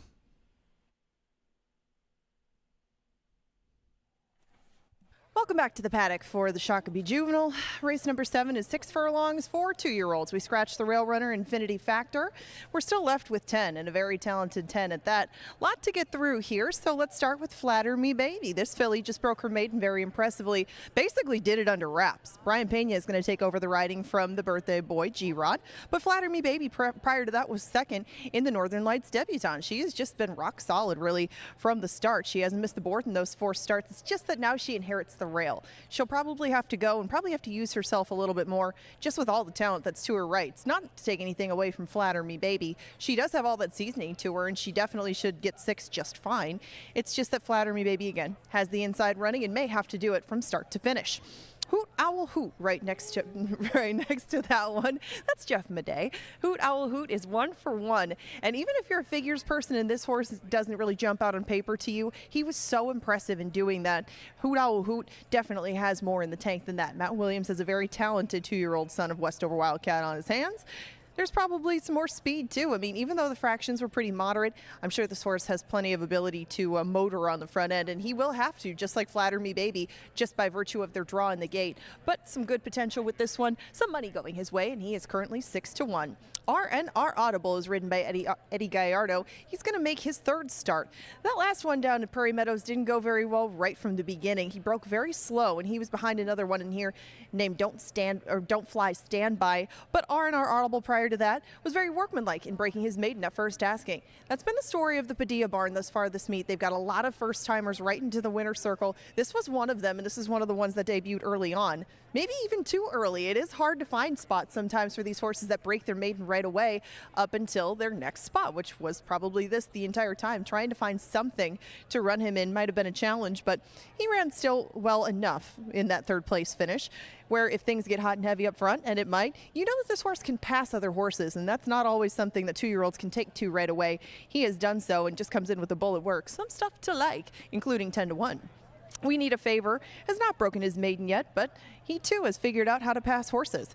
He did so on the turf first time around, but last time was really the one that you'd want to gauge it on. He ran behind the scratched Infinity Factor, but We Need a Favor was pretty impressive in coming up the rail. Had to stop and wait for room, but then kept right on going. We Need a Favor can build on that, can at least get a piece of this by passing some horses, and I think that both the 4 and the 5 have the same advantage to them in that there's plenty of speed for them to run down, and Abel Seaman probably would like to see the same sort of thing develop up front. A couple of stakes races highlight this one's 4 races. He lost the first one in the Iowa Stallion Futurity, but came home with a rush in the Northern Lights Futurity, drawing off by almost a couple, and that was also his first start in blinkers. I'm surprised that he's the price that he is on the board. Yes, he does face open company, but he really seemed to turn a corner in those last couple, and with some of the speed signed on in here, it would seem that Abel Seaman would have the setup that he got last time. They went pretty quick up front, and I wouldn't expect the fractions to be too much different today. That will help Waka Waka, I'm sure, as well. Waka Waka took 2 starts to break his maiden, but boy, was he impressive second time around. He blew that field away from off the pace. He beat I'll Make Bank and It's Miles, but he has faced off against some other ones in here. Abel Seaman and Begging for Trouble have both beaten this one in the past. However, Waka Waka has seemed to develop a lot in the recent months. August was much better than July for this colt, and right now, this gelding, and now he is 10-1 on the board, just a tick up from his morning line. 5-2 is the price on Don't Fly Stand By. This one is the Invader from Prairie Meadows. He was really impressive in those first 2 starts, considering that he didn't always have the most racing room. And I think in both starts, now correct me if I'm wrong, he didn't have a whip. And Fausto da Silva is going to be on board this Kevin Eckleberry trainee. He did that all underhand urging. This horse kind of seems to understand his job very well. He can go up there and push the issue on the front end. He can pass horses from off the pace. You can see him on the other side of the paddock prancing around. Looks really good, and he is taking money. He is 5-2 at the moment. Don't Fly Stand By. Casually Classy, one of the fillies in here, just broke her maiden on our main track. She headed the runner-up coming for home. That was Gimme Mo Money, who's made some good work this year. She kind of just ground away at the end of it. She was bumping the margin up little by little, and Gimme Mo Money kept coming back at her, but she held her safely at bay. Casually Classy is one who has taken to things right from the start, and she should be a good price. Right now, she's nearly 20-1 on the board. Begging for Trouble is not. He's taking some money.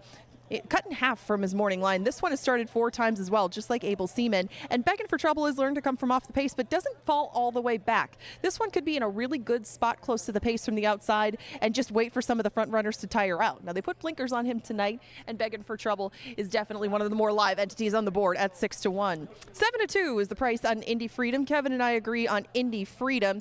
He is 1-for-1 at this point, and boy, what a 1-for-1 that was. Very, very impressive at first asking. Constantino Roman has ridden a lot of the horses for the Tim Padilla stable, 11 of the 14 races for his 2-year-olds. This is where he lands. The outside post only helps matters along. There's a couple of good works to get ready for this.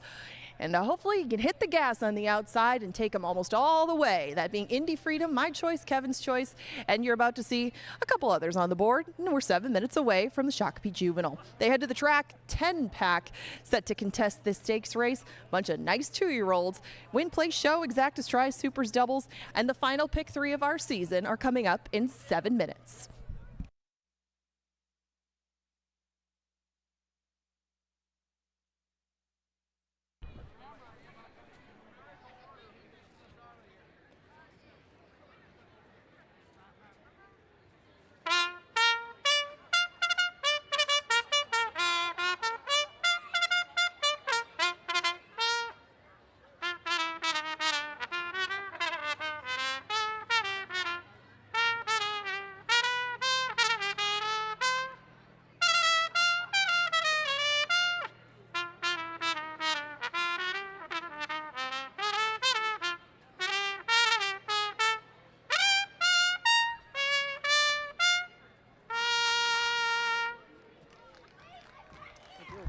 There's the call to the post for our final stakes race of the year, the $40,000 Shakopee Juvenile Overnight Handicap. Number 2 is Flatter Me Baby, trained by Troy Befke, ridden tonight by Brian Pena. Number 3 is Hoot Owl Hoot, ridden by our top jockey, Luis Fuentes, and trained by Matt Williams. The 4 is RNR Audible, ridden by Eduardo Gallardo and trained by Tim Padilla. The 5 is We Need a Favor, ridden tonight by Miss Kelsey Haar. The trainer, Bobby Klein. Number 6 is Able Seaman, ridden tonight by Guillermo Rodriguez and trained by Mike Beeler. The 7 is Waka Waka, ridden tonight by Chad Lindsay. The trainer of Waka Waka is Hall of Famer here at Canterbury, David Van Winkle. Number 8 is Don't Fly, Stand By, ridden by Fausto da Silva and trained by Kevin Eckelberry. Number 9 is Casually Classy, ridden by Serafin Carmona and trained by Veronica Litvin. Number 10 is Begging for Trouble, ridden tonight by Luis Valenzuela and trained by Tony Rengsdorf. And rounding out the field is number 11, Indy Freedom, ridden tonight by Constantino Roman and trained by Tim Padilla. That's the 10 of them lining up for the $40,000 Shakopee Juvenile.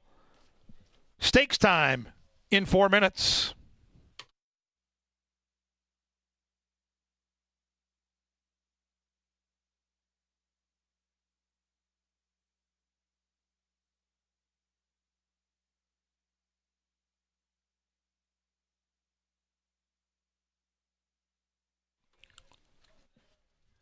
Fans, tonight, Canterbury Park concludes its 30th season of live racing. A constant over 3 decades has been the guidance of track president, Mr. Randy Sampson.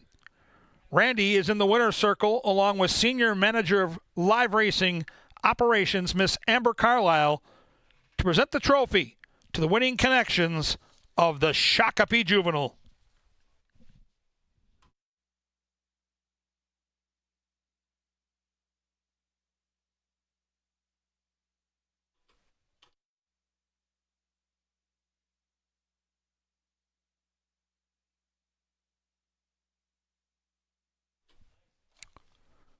Also drawing your attention to that same winner's circle for the Minnesota Lottery Play of the Day. Each of our contestants has been assigned a horse in this big stakes race. You see the placards down there with our fans in the winner's circle. Whichever horse wins, that contestant will get $50 in lottery scratch tickets. The top 3 finishers all get a swag bag of lottery goodies. Thank you again to the Minnesota Lottery for their great support of racing here at Canterbury Park. 3 minutes.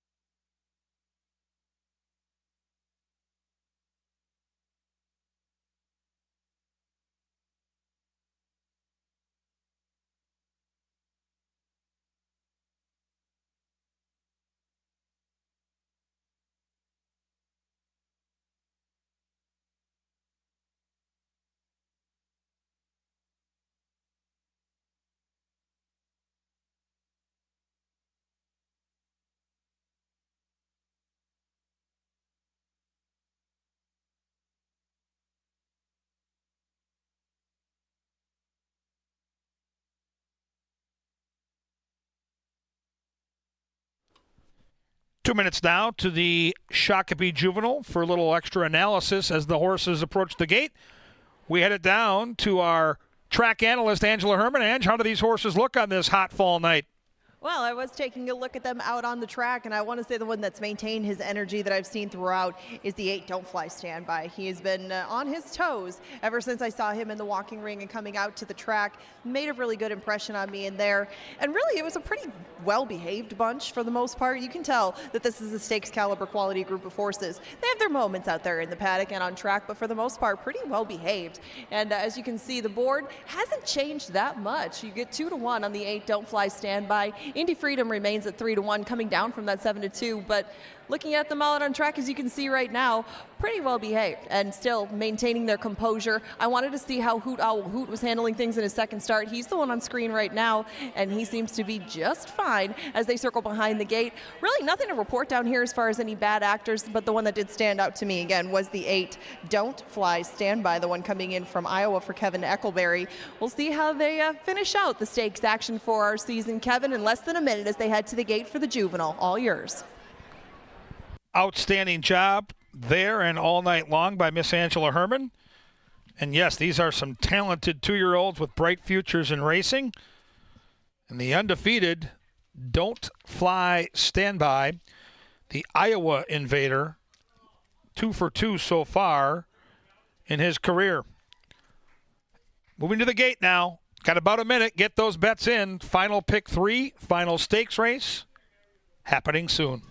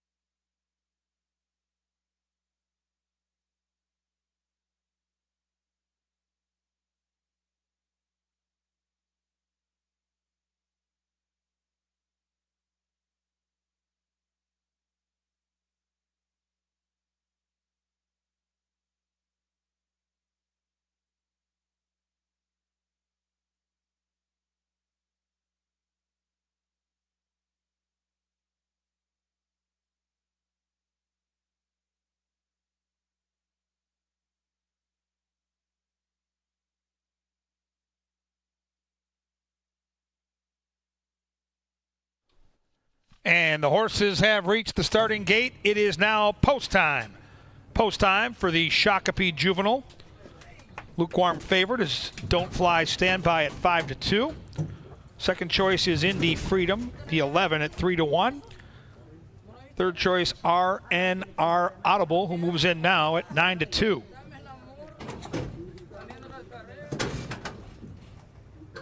Very professional group of 2-year-olds here assembling. 2 fillies, 8 boys, 40 large on the line. Here comes Begging for Trouble. Abel Seaman, the Northern Lights Futurity champion in that blue jacket, moving in. Waiting on the speedy Indy Freedom. And we'll be ready for a stakes race.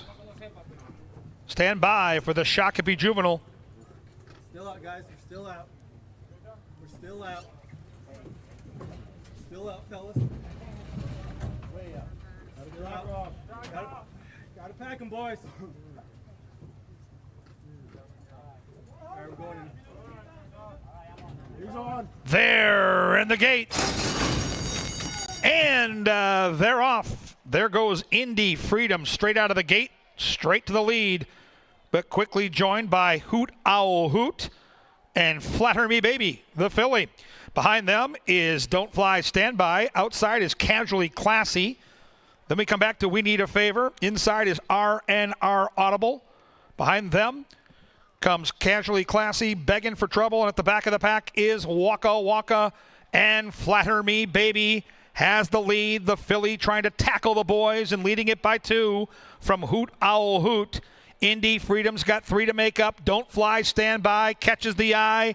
The Prairie Meadows Invader is all dressed up and looking for a place to go. Now splitting those horses. Flatter Me Baby leads. But here comes Don't Fly Standby. And Don't Fly Standby, the undefeated Iowa Invader, now takes the lead away and opens up a 2-length lead. RNR Audible to the inside. Behind that one is Waka Waka. Far outside comes Abel Seaman. And here comes Abel Seaman trying to run them all down. Don't Fly Standby finding more. Don't Fly Standby, RNR Audible, and Abel Seaman. But it's Don't Fly Standby to win the Shakopee Juvenile.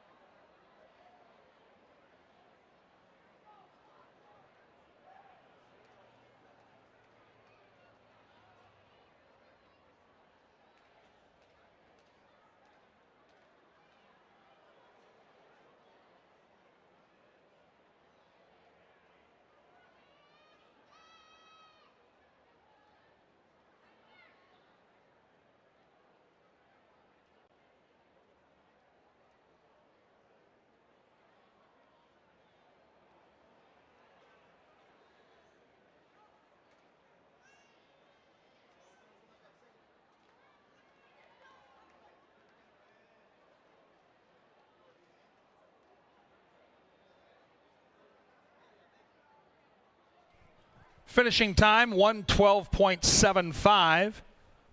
Don't Fly Standby, posted as your unofficial winner. Photo sign up on the board for the exotics. Hold those tickets.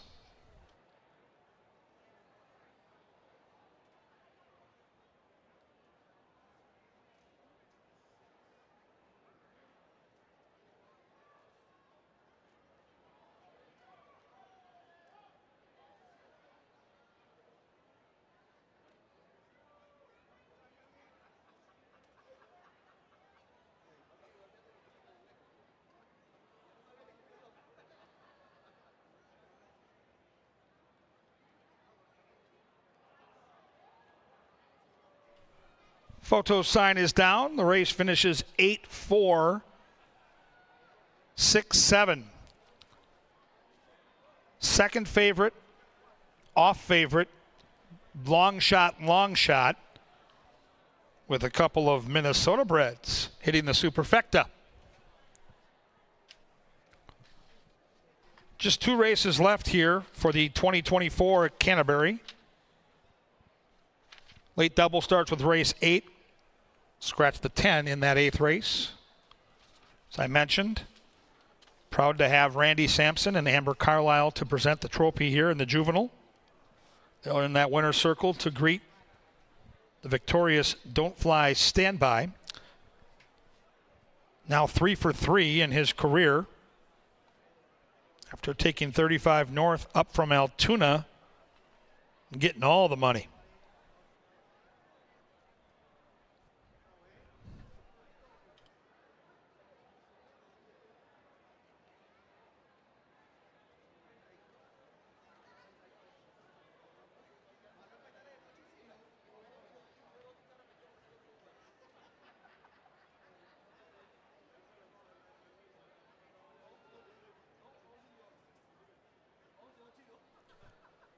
Getting set to move into the winner's circle, the official winner of the Shakopee Juvenile, it's Don't Fly Standby. Don't Fly Standby is a 2-year-old bay colt by Upstart out of Miss Emiliana. The winning owners are Wall Street Racing Stables. The winning trainer is Mr. Kevin Eccleberry. And the winning trainer, or jockey, is Fausto da Silva. Congratulations to the victorious connections of Don't Fly Standby.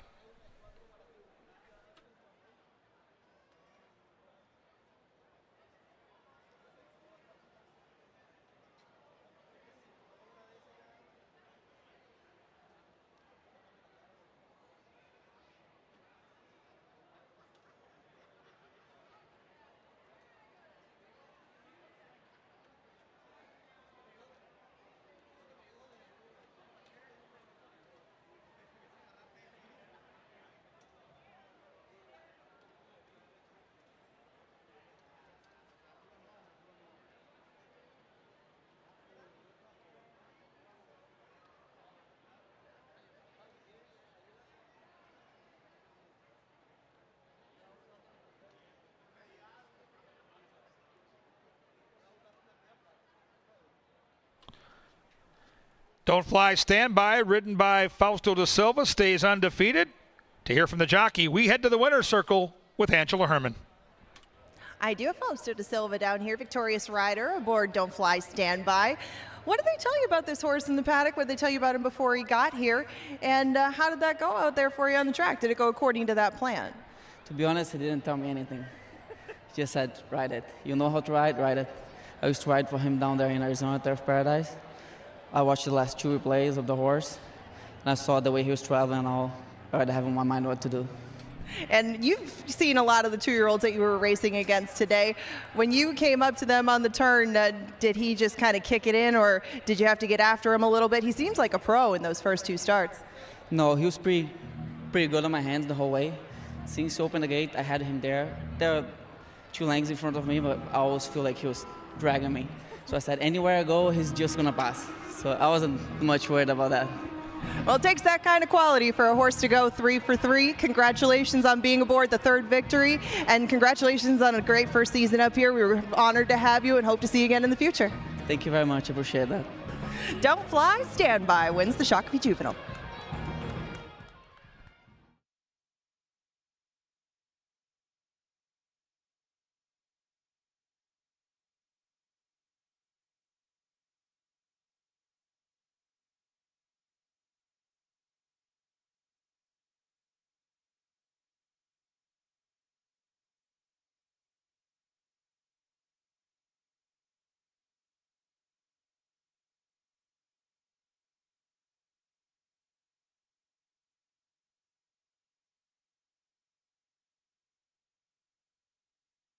Gate, and they're off. There goes Indy Freedom straight out of the gate, straight to the lead, but quickly joined by Hoot Owl Hoot and Flatter Me Baby, the filly. Behind them is Don't Fly Standby. Outside is Casually Classy. Then we come back to We Need a Favor. Inside is RNR Audible. Behind them comes Casually Classy, Begging for Trouble, and at the back of the pack is Waka Waka and Flatter Me Baby. has the lead. The filly trying to tackle the boys and leading it by 2 from Hoot Owl Hoot. Indy Freedom's got 3 to make up. Don't Fly, Stand By, catches the eye. The Prairie Meadows Invader is all dressed up and looking for a place to go. Now splitting those horses. Flatter Me Baby leads. But here comes Don't Fly, Stand By. And Don't Fly, Stand By, the undefeated Iowa Invader, now takes the lead away and opens up a 2-length lead. RNR Audible to the inside. Behind that one is Waka Waka. Far outside comes Abel Seaman. And here comes Abel Seaman trying to run them all down. Don't Fly, Stand By, finding more. Don't Fly, Stand By, RNR Audible, and Abel Seaman. But it's Don't Fly, Stand By to win the Shakopee Juvenile.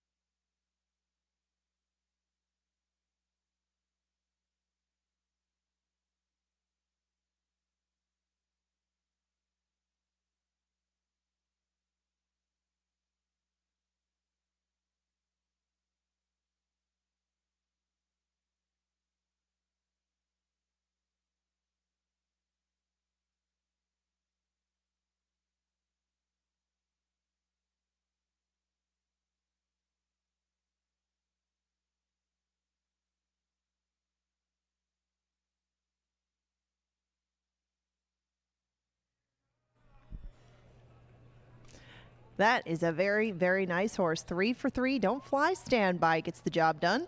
We go on to race number 8, the final double of the season's here. It starts with a 6 furlong race. We scratch the 10 Kapala out of here. We still have 10 going to post. Let's start with Mystifier. Mystifier has been going much longer lately, and he's mostly been on the turf. This has been a good, consistent performer from off the pace for the Cody Rosine barn. Eddie Gallardo rode him to his most recent win, but that was at the beginning of the year. That was the beginning of his year, that is. Mystifier cutting back in distance has not done this exact thing on our main track. He does have a couple of second-place finishes on our main track, but I didn't see as much speed in here as Mystifier probably would like in order to run them all down. However, Mystifier has worked well enough on our dirt in the past. Kind of a mixed bag because he can adapt to different pace scenarios. It's just on the cutback where you'd think that maybe he'd fall further behind than he'd like to be early on. Master of Disguise is my pick in here. A lot of people's picks. I'm sure, yeah, he's 8 to 5. But Master of Disguise is cutting his price tag in half today. That's been a very good move for his barn. Kind of all or nothing. They either win making this move or the horse will be around the back at the end of things. But he did lose at odds on last time, but didn't lose by much. He only lost by a length and a half that day. And Master of Disguise was making his first start in Minnesota. He had just shipped up from Louisiana. That's a lot for a horse to take on. Maybe he's more settled in now, and now down at this level, he can stretch that speed all the way instead of almost all the way at a short number. The 3 Midnight Royal might be a little bit further back. I don't think he'll be as far back as Mystifier, but Midnight Royal is another one that's cutting back in distance. The last time that we saw him going 6th, he ran a pretty even race, and sometimes that's been his thing, running at one pace, but he can keep going and going and going. Now, Midnight Royal almost took a field all the way. He was fighting up front last time on the pace, but that was on the main track, and that was at this level. And Midnight Royal did get beat by a horse named El Tomate, and El Tomate does have some back class to him. Even though he's a $5,000 type now, it still was a good battle, and Midnight Royal did his best to hang on for second. He should be a much better price than Master of Disguise, and he shouldn't be too far behind him in the early going, I wouldn't think. Without Equal gets blinkers, and that'll be an interesting note for him. Valerie Lund did have a few entered in this spot, and Without Equal is one of them. I tried him a couple of starts ago, and he really didn't pick up his feet much going a mile. They cut him back last time again to 6 furlongs, and if he can return to that August race where he ran 6, that was a very nice late close. He kind of came from out of nowhere and nearly ran down Laws of Man. He was coming very well at the end of that. But Without Equal since that time has put together 2 fifth-place finishes, and they've been rather non-threatening fifth-place finishes. However, he's another one that does get a price tag chop. He's coming down to this $5,000 level from $10,000 claimers. All of those changes might put him in a winning mood. And hey, if you're willing to try it, 21 to 1, the price is definitely right. Preparedness should be coming from off the pace too, another cutback horse. But the last time that he was going 6, he was doing so against these $5,000 types, and he was 41 to 1. He just didn't come on at the end of things, and he just seems a touch better when he's involved in the pace. I couldn't see that happening against this particular bunch, but hey, maybe Preparedness, after getting in quite a few starts already in this campaign, can pull off another win, and that's what he did on July 3rd in just a bit off the pace fashion, but he was going a mile that day. We'll find out how close he can stay because that seems to be what he likes to do. Red's Mr. Z also broke his maiden earlier in the year, but it was against Minnesota breds going a mile. You see a lot of horses that did a little bit better at a mile earlier in their season. Maybe it's just becoming a little longer one, so they cut him back in distance and see if he can close in late. He has put in a couple of a couple of pieces on our main track, but would need to frankly take a little bit of a step forward to be much of a factor in here. Does get class relief, and that should definitely help the cause of Red's Mr. Z. Sharma just broke his maiden last time, and boy, did he do so impressively. He drew away from a field going 7 furlongs, and in fact, we'll see a couple of those come up in our last race tonight. He did so after tossing Seraphin Carmona. Even though he did that on September 7th, he still won the race. He went around with the field and went with the winner D-Flash all the way down the stretch. It seems the light bulb has come on, at least from the winning end of things. We'll see if he can handle his first assignment against winners. It's a pretty manageable assignment, I would think. They don't bump him up in class. They don't put him up against allowance horses. They're giving him every chance to get his second win, and his second win in a row, for that matter, off of his maiden score. El's classy dude.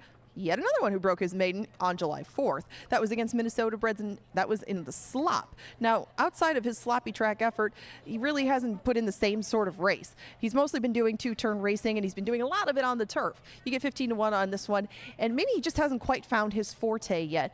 Maybe they were hoping for a bit of rain, but they're not going to get that, nor the pace that I think that this one would want to come closing in once again late. Wild Time had quite the winter down at Tampa, didn't he? Lots of pieces for this one. Lots of seconds, lots of thirds. And he picked back up with that note when he came back to his home state of Minnesota, but he was on the grass while doing so. He almost got to Kurt's Choice and my partner Glenn, who both came back to win their next starts, but Wild Time has not duplicated that effort since then. He has been against tougher horses, though. $15,000 types, allowance types. He is coming at the end of those, but perhaps this is just where he belongs at this point in his career, and they're going to take him back to the main track and go back to square one with Wild Time. He's 5-1. He makes some sense from off the pace. Just needs to get past that one last horse because there are 9 second and third place finishes to go with that maiden win. Justin Aztec on the outside is another of the Lund trainees. He comes in on a discount as well. He ran behind Happy Hour Bobby last time on the turf. We haven't seen him sprinting on the dirt since he was doing it against allowance types. This is a whole different beast. You get a good price on him. The outside post doesn't do him many favors, but if he can stay close, there doesn't appear to be an overwhelming amount of front runners in this particular group. Race 8's field head out to the track. You have 7 minutes to bet on this one. It's the final double of our season. Exactus tries and supers come along with that daily double opportunity. It's another full group, 10 of them headed out to the track. There is the grid of selections, and we have 7 minutes to bet it. One more coming your way on this closing night of 2024.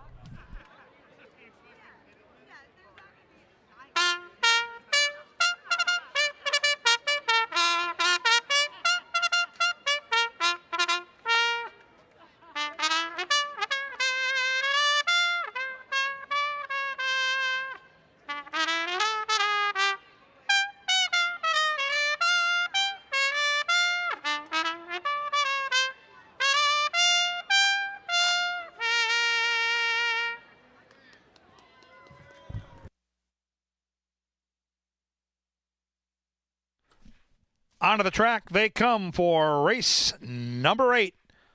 Scratch that 10 horse. Couple up. Race 8 offers win, play, show, exacta, trifecta, superfecta, and the final daily double of the 2024 season here at Canterbury at the gate in 6 minutes.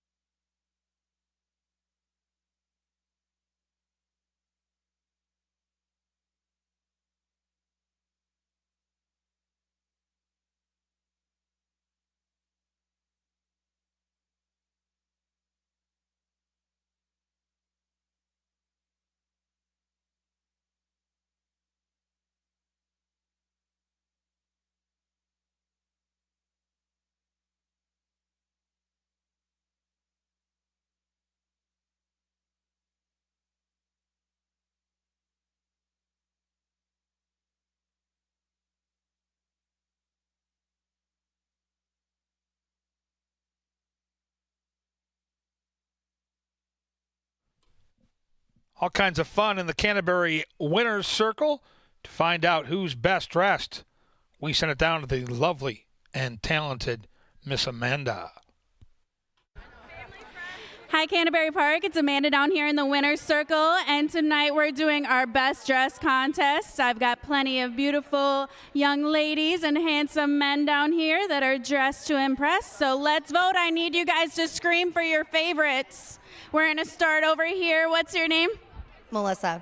Who thinks Melissa is the best dressed? All right, guys, I'm going to need some more noise. We gotta decide who's best. What's your name?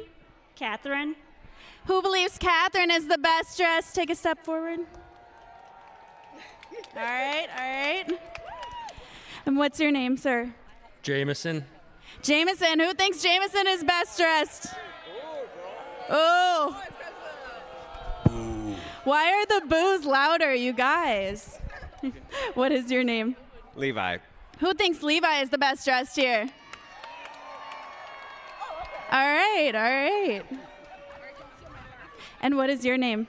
Hi, I'm Sam. And who believes Sam is the best dressed?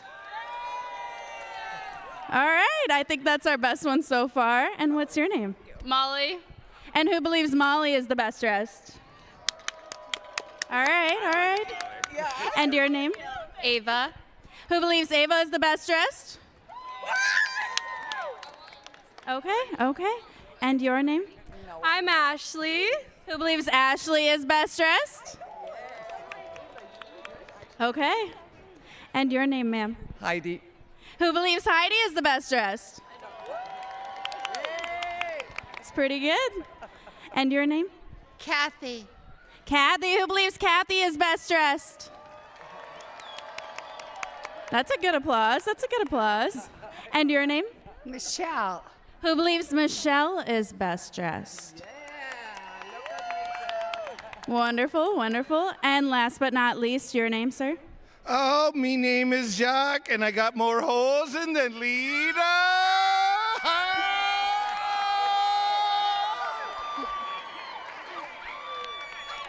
All right.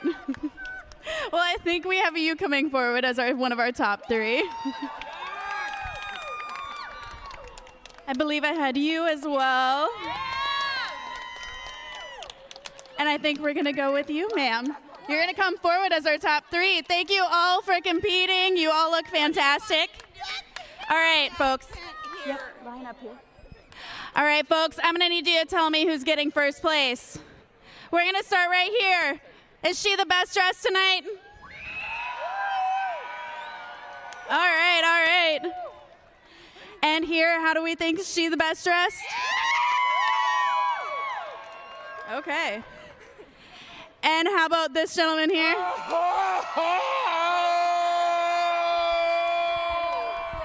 right, guys, I think we have our winners. Congratulations.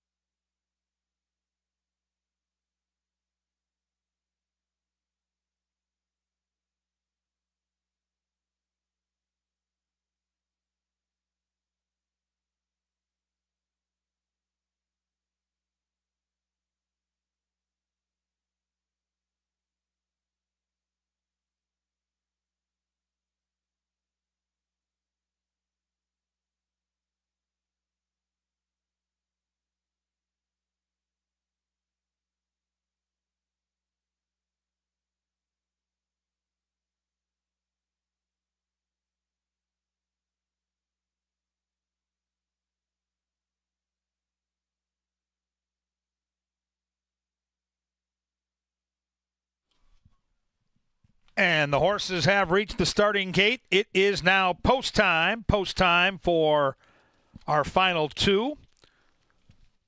Master of Disguise, the 2-horse, currently 3-2 and favored. Mystifier and Wild Time, the 1-9, dueling for second choice honors. Late daily double here on closing night at Canterbury. There's that favorite, Master of Disguise in the white jacket. Here comes Midnight Royale. Lime colors. LL's Classy Dude. One of 4 Minnesota breds in the gate here. Without Equal. Lund colors. Here comes Preparedness with Kelsey. Justin Azteca, the last in line. Good luck, everybody. There in the gate. And they're off. Field came off to an even dispatch. Outside, Justin Azteca's flashing speed. So is the favorite Master of Disguise. In between horses is Preparedness. And those 3 speed off to lead by 5. Wild Time content to lay back off that pace. Mystifier closer than expected. He's within 7. And in between horses now, gap of 3 back to Midnight Royale. Master of Disguise has lassoed the lead from Justin Azteca. Sharma D is right there with those front markers. Then we come back to Mystify, who's got 8 lengths to make up. There is Preparedness, 10 from those front markers. Wild Time is trying to unwind. Still nothing from Midnight Royal and Without Equal. And Master of Disguise is held together nicely by Luis Fuentes. Hasn't yet asked a question and is opening up by 2. Sharma D looking to start a win streak, trying to chase that one down as they charge down that Canterbury stretch. And Master of Disguise is loose on the lead. From the back comes Wild Time. Sharma D ran big, but nobody, and I mean nobody, was beating Master of Disguise.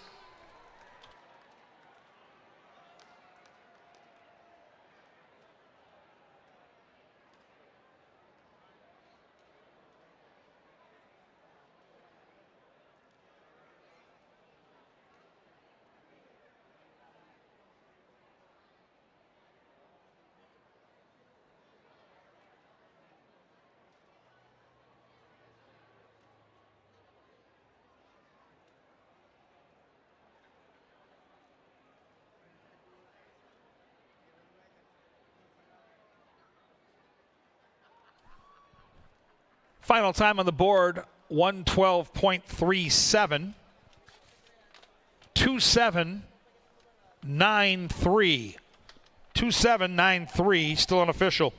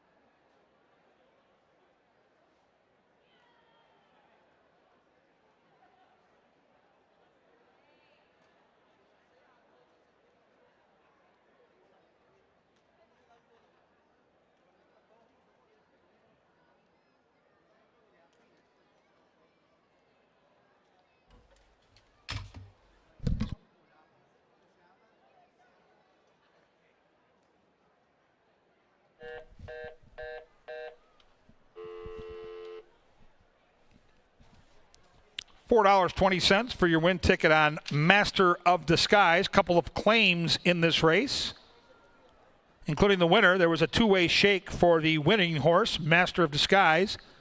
$5,000 claim. New owners are Eric Henson and Todd Wizenette. The new trainer is Edgar Espinoza on Master of Disguise. Also the 7-horse Sharma D, claimed by Rushton Racing, LLC. And the new trainer is Stetson Rushton. Master of Disguise takes the class drop after shipping in from Evangeline and running third back on September the 12th. Dips in class, top jockey astride, and crushes here in race 8. Into the winner's circle we go. There is Master of Disguise, who is a 3-year-old dark bay or brown gelding by Mastery out of Cinda, Bolden, Kentucky. The winning owner is Chris Dugan. The winning trainer, Matt Williams. And the winning jockey with a riding double tonight, Luis Fuentes. We've come to the final race of the 2024 season at Canterbury. Race 9, scratch 8, 11, and 12 at the gate in 21 minutes.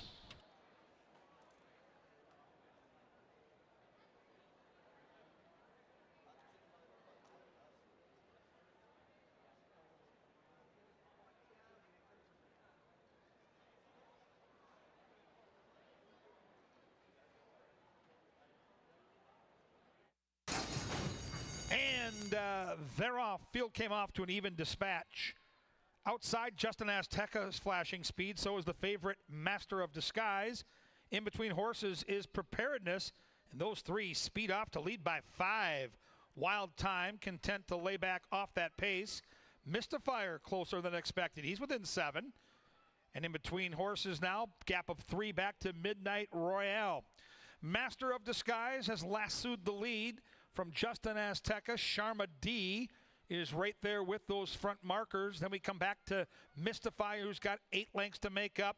There is Preparedness, 10 from those front markers. Wild Time is trying to unwind. Still nothing from Midnight Royal and Without Equal. And Master of Disguise is held together nicely by Luis Fuentes. Hasn't yet asked the question and is opening up by 2. Sharma D looking to start a win streak, trying to chase that one down as they charge down that Canterbury stretch.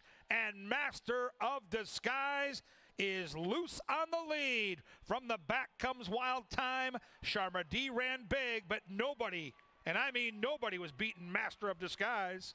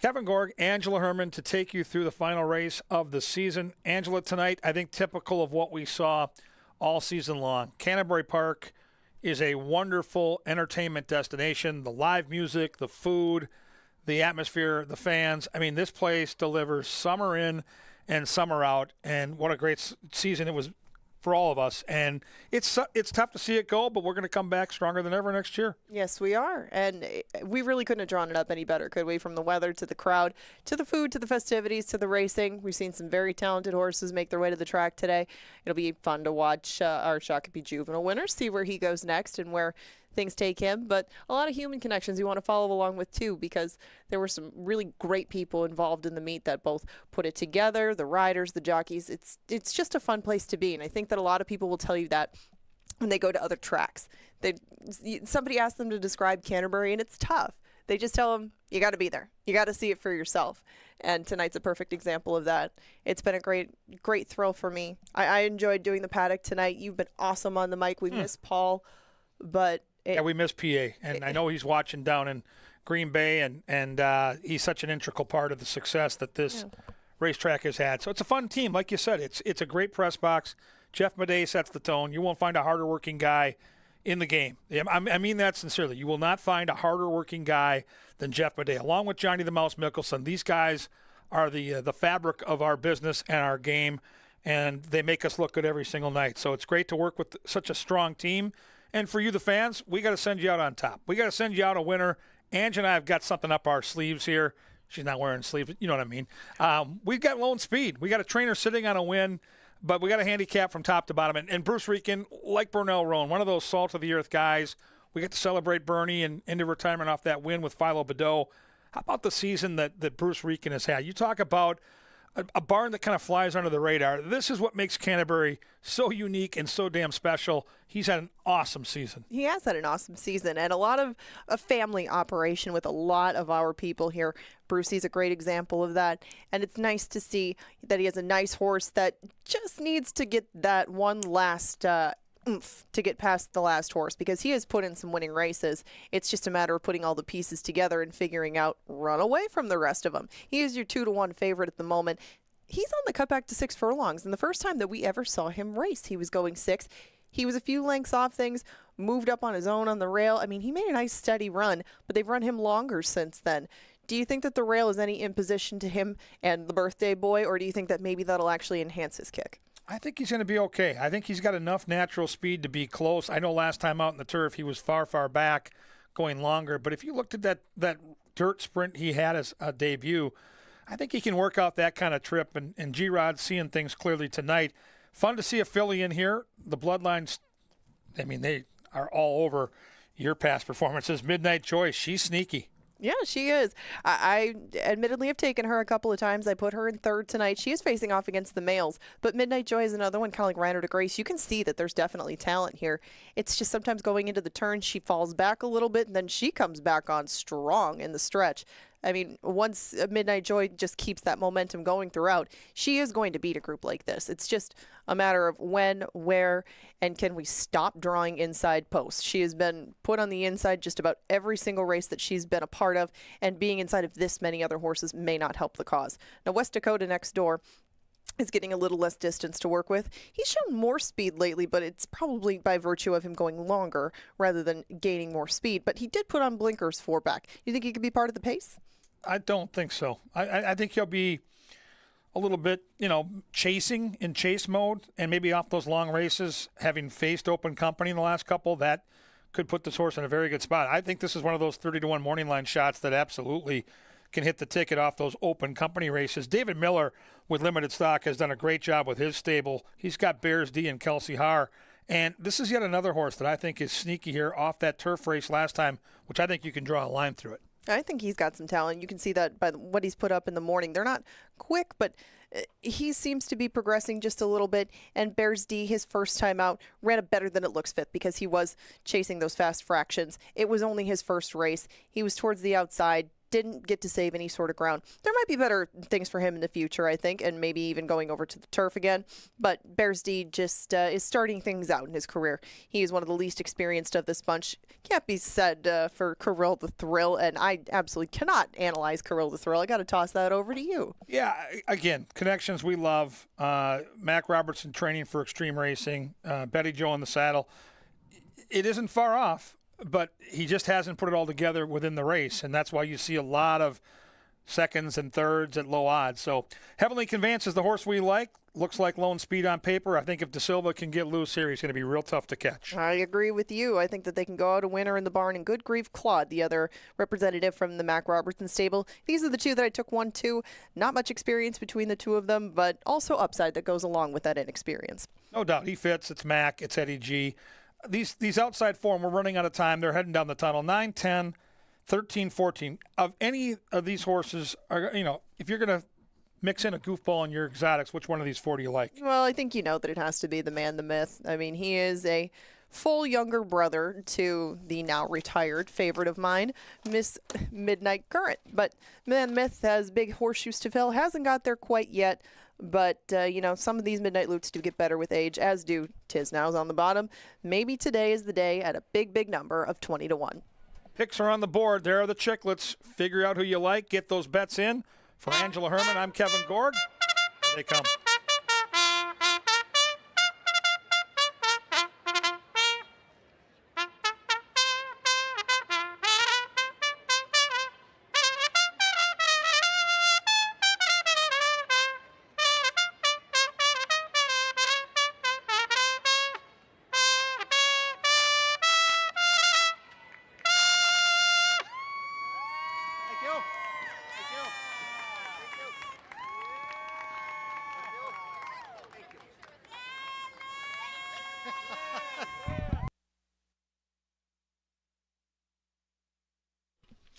Sir Leonard Dykert, one last time, brings him on the track for the final race of the season at Canterbury. There's your, right now, favored Rhino to Grace for all you Cubs fans out there, with Guillermo Rodriguez, the birthday boy, looking for 3. Midnight Joy is a filly in against the boys. We'll see what she can do for one of the all-time great trainers in the history of Canterbury. Midnight Joy is 5-1. West Dakota is the 3. Chad Lindsay got the party started out tonight, looking to bookend the card. 20-1 on this sneaky long shot for Cat Bedford. Dave Miller's charge is Bears D. Kelsey Haar will be the pilot. What a summer she had, bringing in long shot after long shot. Bears D looking to do the Super Bowl shuffle tonight. It's almost time for the hockey season, and in St. Paul, it's all about number 97. A salute to Kirill the Thrill, with Betty Joe Williams in the saddle for Mac Robertson and those familiar silks of Extreme Racing. Heavenly Conveyance is the 6. This is a gray with some speed. Currently 9-2 for Fausto da Silva. He'll look to sneak away into the Shakopee night. The 7 is Good Grief Claude.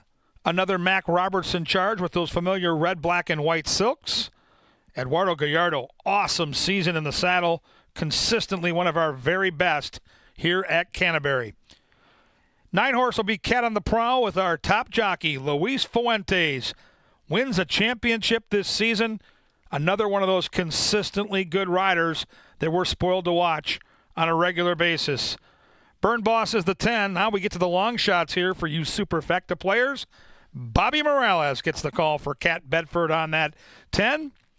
And we round out the field with 13 and 14. Latin Force with Constantino Roman and the man, the myth, the 14. The final race at Canterbury, 4 minutes away.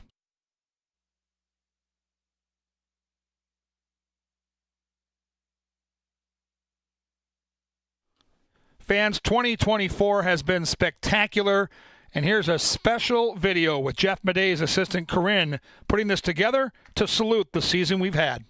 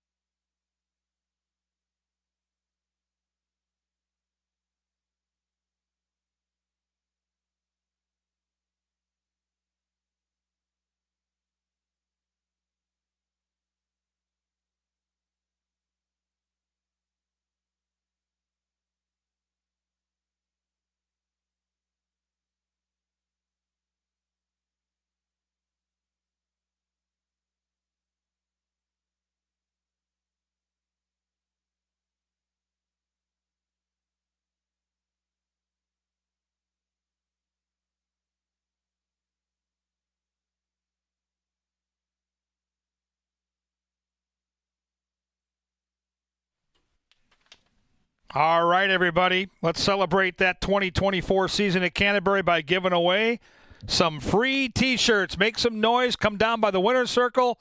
Get some Canterbury garb. Free T-shirt time.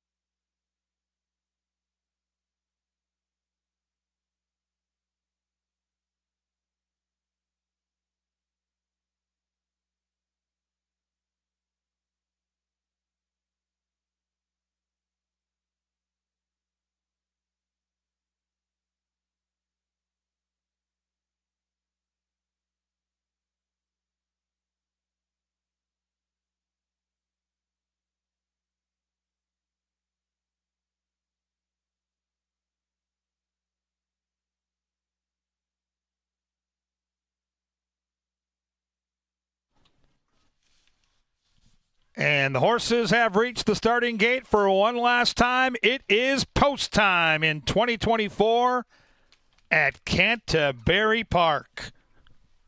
Awesome crowd here tonight. Such a great summer here in Shakopee. Rhino to Grace, 2-1 and favored. Minnesota-bred maidens looking to break on through. Get their first career victory. Here comes Bears D with Kelsey. There's Kirill the Thrill. Good luck if you're alive in the pick 4 and pick 5 that conclude right here. The man, the myth, the last in line. Here we go. They're in the gate.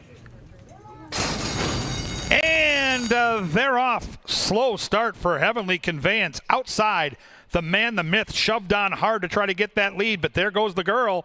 Midnight Joy, she's got the lead. Cat on the prowl. On the prowl right there, mid-pack. Inside comes the favorite, Rhino to Grace. Then a gap of 3. Back to Latin Force. Behind that one comes Bears D up the inside. Now after that slow start is Heavenly Conveyance. Then Kirill the Thrill. Behind that one is Good Grief Claude. And at the back of the pack is Burn Boss. It's Rhino to Grace and G-Rod looking for the hat trick. Leading it from Midnight Joy. Those two have gone 3 clear from Heavenly Conveyance. After the slow start is in with a chance. The man, the myth is right there, and the others have got a lot of work to do. Rhino to Grace spins them to the top of the stretch for one last time this summer, and they stampede down that Canterbury stretch. Rhino to Grace leads it from Heavenly Conveyance, who's trying to get that one late. The others are too far back into the final football field. Cup fans rejoice. Canterbury rejoice. It's Rhino to Grace in front.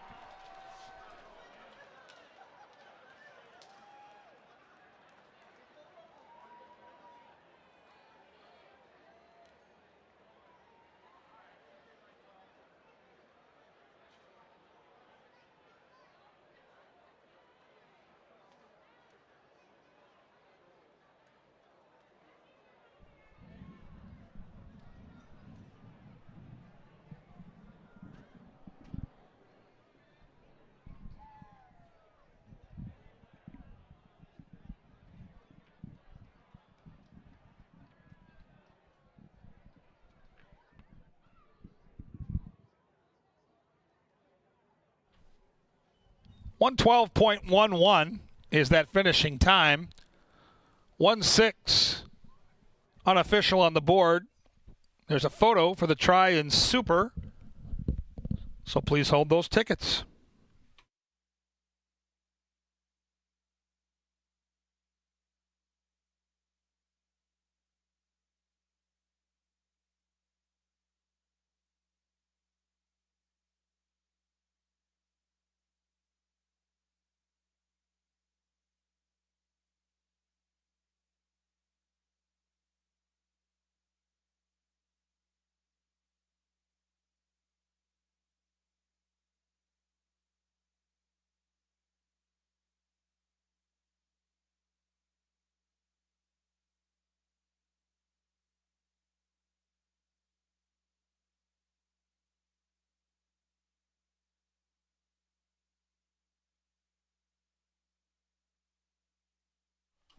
That photo sign for the super and try is down.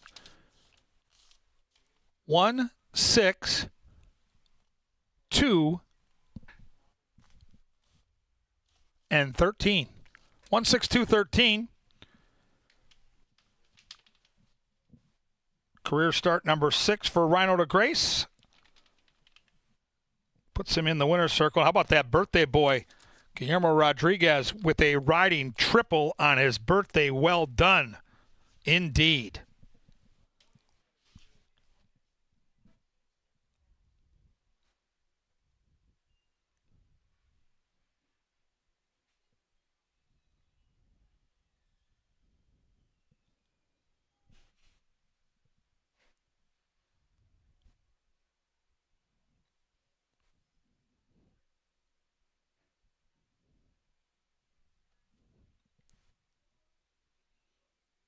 Moving into the winner's circle soon will be the soon-to-be official winner of race number 9. It's Rhino de Grace. Rhino de Grace is a 3-year-old dark bay or brown gelding by Misha Wish out of Netflixer. Foaled right here in the great state of Minnesota. The winning owner is Anthony Didier, and the winning trainer, Bruce C. Rieken. The winning pilot with 3 wins on the card, the birthday boy, Guillermo Rodriguez. Congratulations to the victorious connections of Rhino to Grace in the lucky last.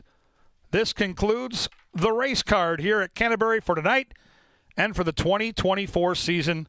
We thank all of our fans so much for making this such a special place to race. We look forward to seeing you for live racing next spring. And remember, come bet races from across the country on our 3rd level horse book. And of course, every day, come to the casino here at Canterbury. Support this great Minnesota company. We thank you for all your patronage. When you do leave, drive safe. And for live racing, we'll see you again in 2025.